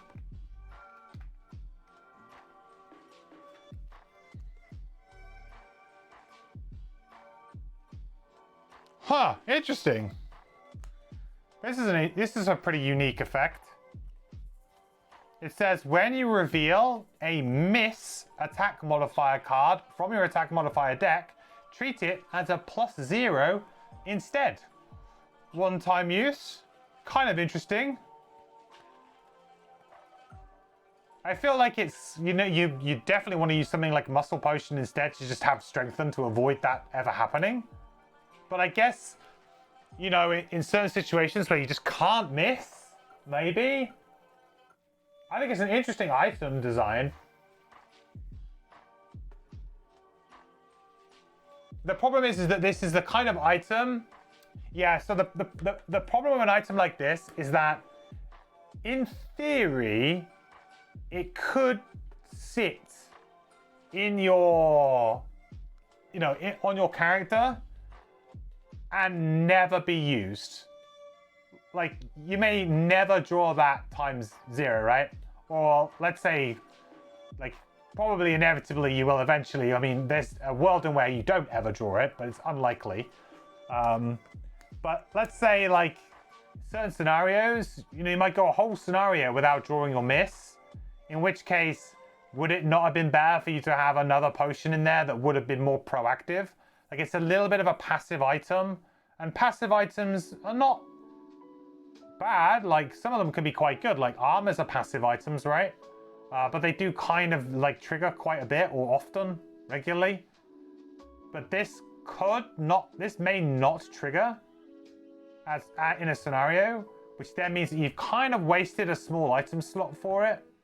I like it as an idea. Maybe there's a character who specifically can use this in an interesting way. I don't know.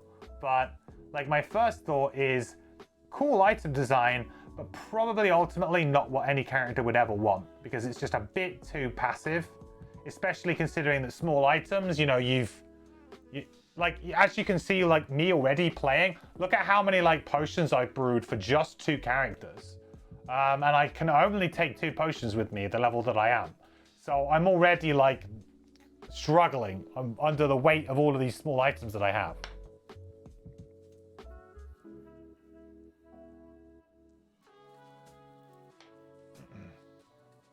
Imagine how safe you'll feel flipping cards, even if it doesn't trigger though. Yeah, but knowing Gloomhaven, you'll flip it at a time when it does, like you'll flip it on an attack 1, the miss. This also just says when you reveal it. It doesn't say may. There's no may on this card. So I would assume that it would immediately trigger the first time you draw a miss in each scenario. So let's say it'll always happen on like the attack 1. And then like you'll shuffle your deck. And then on the next turn, you'll draw your miss on like your attack 5 or something. Like, that's just Gloomhaven. That's just what Gloomhaven does to people, you know? Some people make the same argument against Iron. Yeah, but the difference with Iron Helm, right, is Iron Helm could potentially, let's say I'm playing a character and I've got Iron Helm and I'm playing an average scenario. In each round, if I'm playing 4-player, I could be attacked by 4 enemies. That's 4 separate draws, each and every round, that could potentially hit that ×2. Whereas with this, there's me. And I might be only attacking 1 thing, sometimes I might be attacking 2 or 3 things. But, do you know what I mean? Like, it's very passive.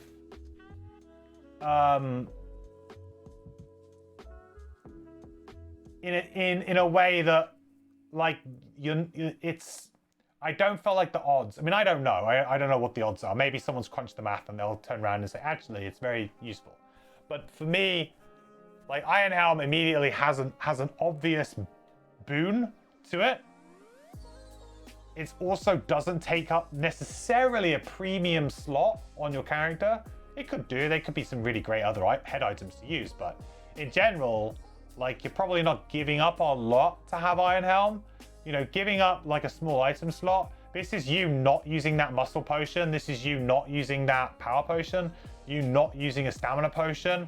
You not doing the, do you know what I mean? Like, that's, hey, hang on. Suddenly, this is quite a lot. Like, this is the kind of thing that if you had like Cloak of Pockets, you might consider having an item like this with Cloak of Pockets, right? But this would not be a small item that anybody in their right mind is running out and grabbing straight away. So there might be a character who can take advantage of it. Maybe someone's crunched the math and actually it works quite well. But my initial impression of this item is that it's weak and it's too passive.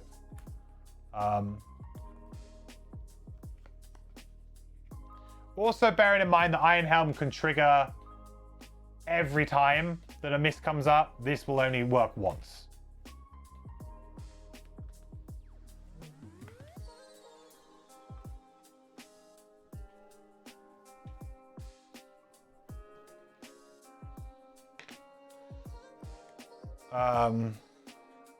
Okay, so that cost us a little rock man.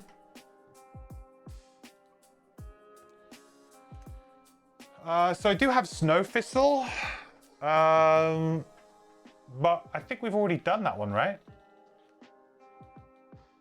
Yeah, the only one I haven't done with the Axe Nut now is the Flame Fruit. And the double axe nut, which is probably that. Oh no, snow thistle. That's not snow thistle. Oh, I can do that. Sweet. Just getting all of them. Gimme. Explosive vial. Okay, that sounds cool. Please be good. 97.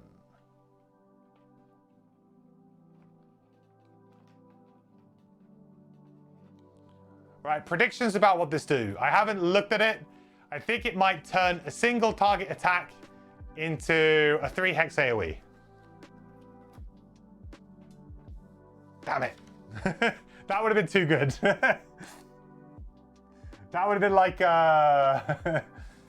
like the grenades. Okay, so Explosive Vial says, during your turn, one enemy within range 2 suffers 2 damage. Discard. 2 direct damage. That's pretty good. Hey, I like that. I actually think like that's pretty legit. I think the number of times that you come up a little bit, like this is the difference between like running this item, right? And this item.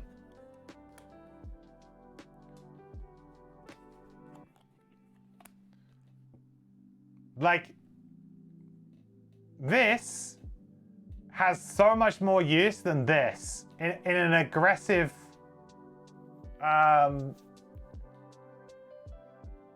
like playing aggressively.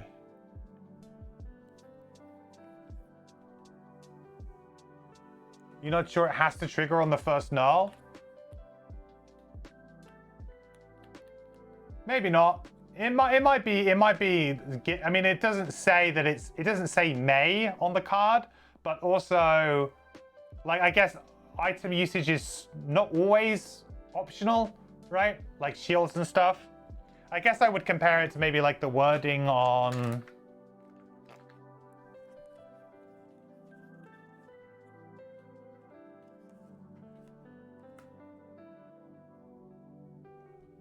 I don't know, I guess, like, I could see it being either way. Because you could say, like, I'm using the glancing potion.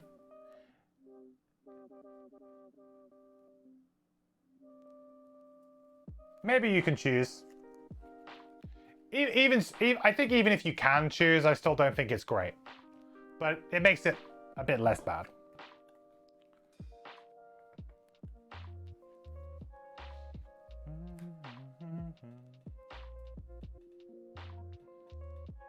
Compare the wording to heat shield.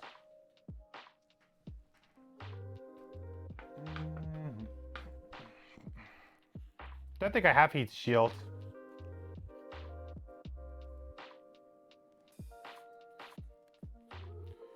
Is that a purchasable item? It was, right? It's a purchasable item. A craftable one.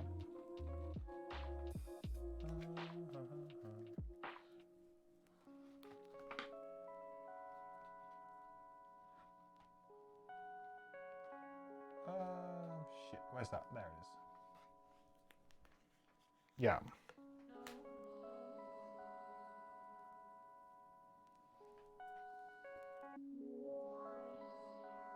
Yeah, when you suffer damage from an attack, gain shield 1 for the attack. When you reveal a miss attack modifier card from your attack modifier deck, treat it as a +0 instead. Yeah, it's pretty similar.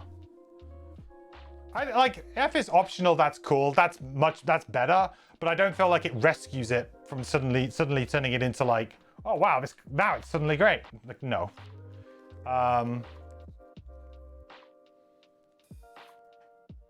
I still feel like it is worse than most of the other potions that we've seen. I mean, there's only one potion straight up that I think is worse, which is the unhealthy concoction. Let's be real. Out of all of the other ones, I mean, maybe minor healing potion. Maybe.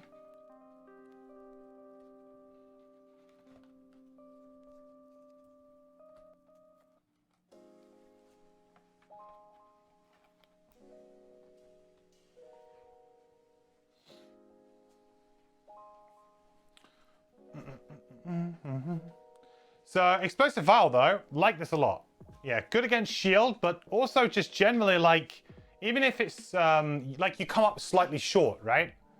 You come up a little bit short, and it works well. Like, I like an item like this because it's versatile. Because in a scenario where you've got stuff with a high shield, suddenly it's like really useful. Like the value goes up a lot more in terms of using it on those shielded enemies. But also in a regular scenario, it's going to be fine for, let's say, you know, you attack an enemy for 4, they have 4 health, and you draw your -1.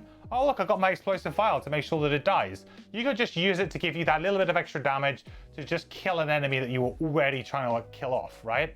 Like, imagine how good it would be in the scenario that I'm playing right now, that one we just played, because all of those enemies have shield, but also I just need to kill the columns really fast. So just having extra sources of damage to throw at the columns when I needed to would be really good. So like an item like this, you can see how the value of it is like good in many different situations, and it gives you a bit of a toolbox card that you can use, you know, as and how you need to. For each scenario, it will be a little bit different, but it's always going to be useful. It's never not going to be useful. Whereas you look at the other one, yeah, there's going to be maybe one or two times when someone's like, oh my god, I was going to like lose the scenario and I drew a miss, but then this could happen. Like, yeah, there will be a few like heroic things, but I feel like something like explosive fire will consistently always perform. Like, always. And yeah, this would be the kind of item that, like, okay, it doesn't necessarily turn around the last scenario to be like, oh yeah, now we've got explosive vial, let's go into that scenario. No, I feel like now we've got explosive vial, that's great, we've got another option. Like, that's getting us a little bit closer to where we need to be. But yeah, this is a great item, and I won't be distilling this down, I don't think, because I think it is actually probably better than some of the other ones that we currently have. So I'll keep it. I could distill down potentially the renewing potion. No, there's no reason to do that right now. What about the healing potion? I could distill down all the poison vial. I could distill down the poison vial.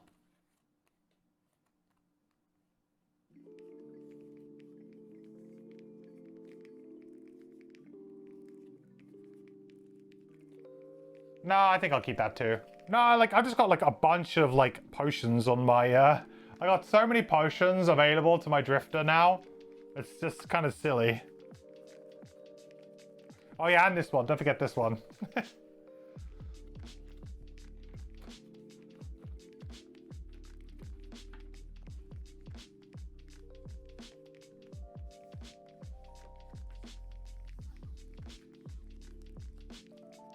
This is kind of like what I mean by like the kind of like the potion problem that you get in Gloomhaven and Frosthaven.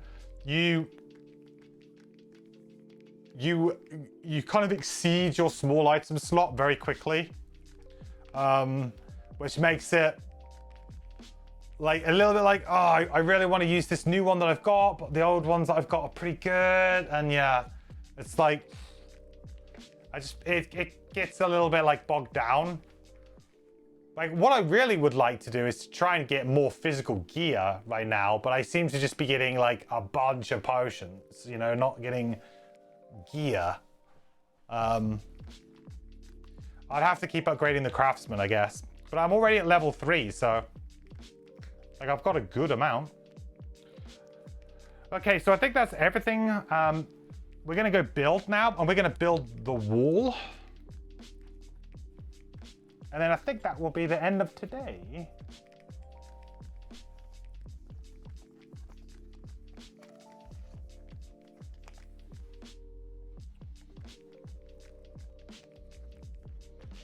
Here comes the wall.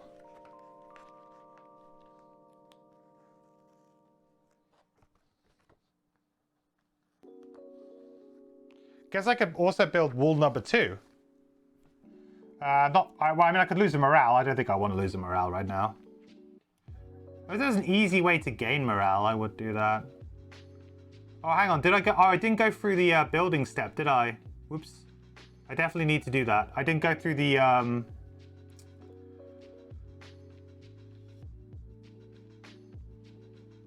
the complete building step properly.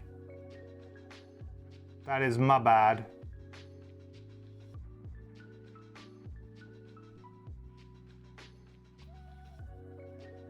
Putting this wall on is really cool. I love it. That's so cool. Plugging up the holes. Repair the... Yeah, I gotta do all of that, right?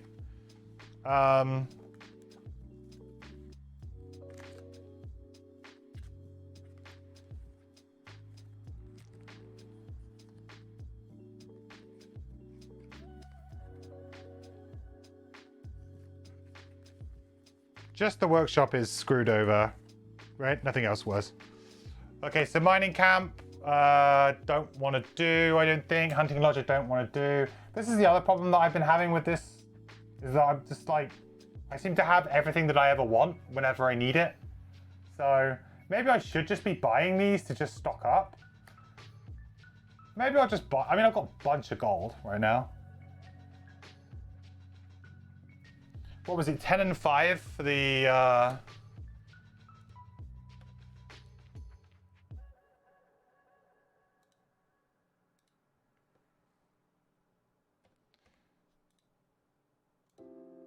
10 gold, 5 wood for the wall, okay. Maybe I should just be buying this. Metal, hide, and wood. Yeah, let's do it. Metal, hide, and wood.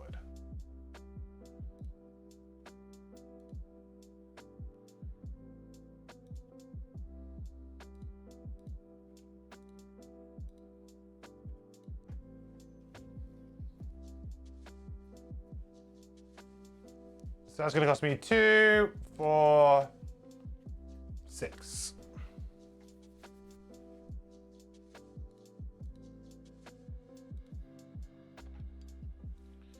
Drifter's just balling out with his gold.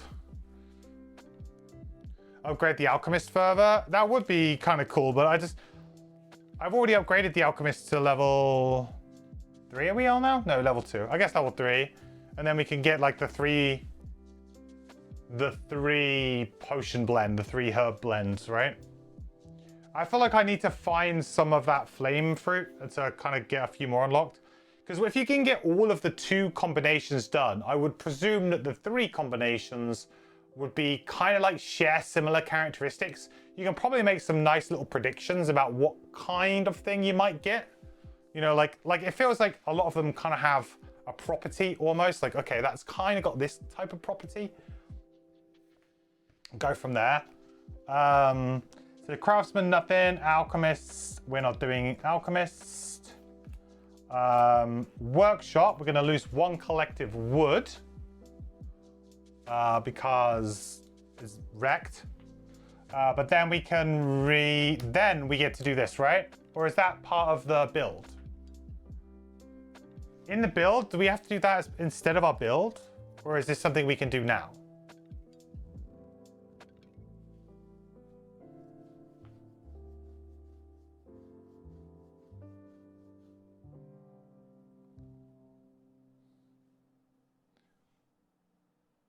It's in step 5, but it's in addition. So it doesn't cost us a it doesn't cost us a morale. It doesn't cost us our 1 bill. Cool. All right, that's nice. Okay. Yeah, I get it. It's at that point in time because we need to obviously pay for. We need to make sure we lose this first. So we'll do that anyway. 2 wood, 1 metal, 1 hide.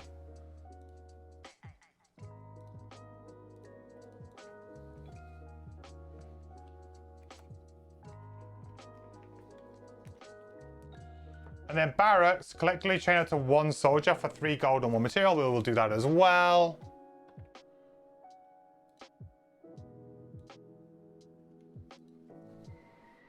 And we'll gain another soldier back, because we will need them.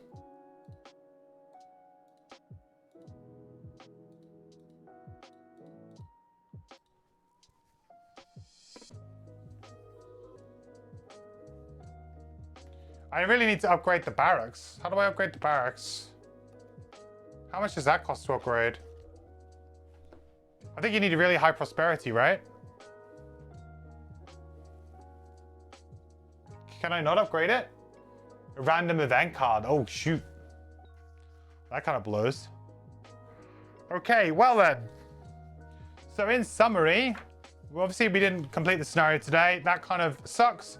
What I think next time is we'll go and do something else. I don't think we're not equipped to do that scenario. So I know when I'm beat, and I feel like I'm beat right now, I could decrease the difficulty and play it again, and we would probably have a great chance of winning it. But I don't really like to play a scenario 3 times in a row, especially not when I'm, you know, recording it and streaming it like this, and it's a whole episode. So I'd much rather we like move on. If other people are struggling with the scenario as well, which I'm sure people are, I think that would be my advice too. Just come back to it. Like, don't force yourself to have to complete it. I know for me it's a bit frustrating because I like to try and do things like in a more of a regimented way, but it is what it is. We'll move on. We'll go somewhere else. I think still, yeah. Oh, Scout the wins. bless. That's the blessing from Chapman. Yeah. That's the blessing So, from. Isaac, at this point, can we get your approval to add an additional attack modifier deck for allies in the digital version?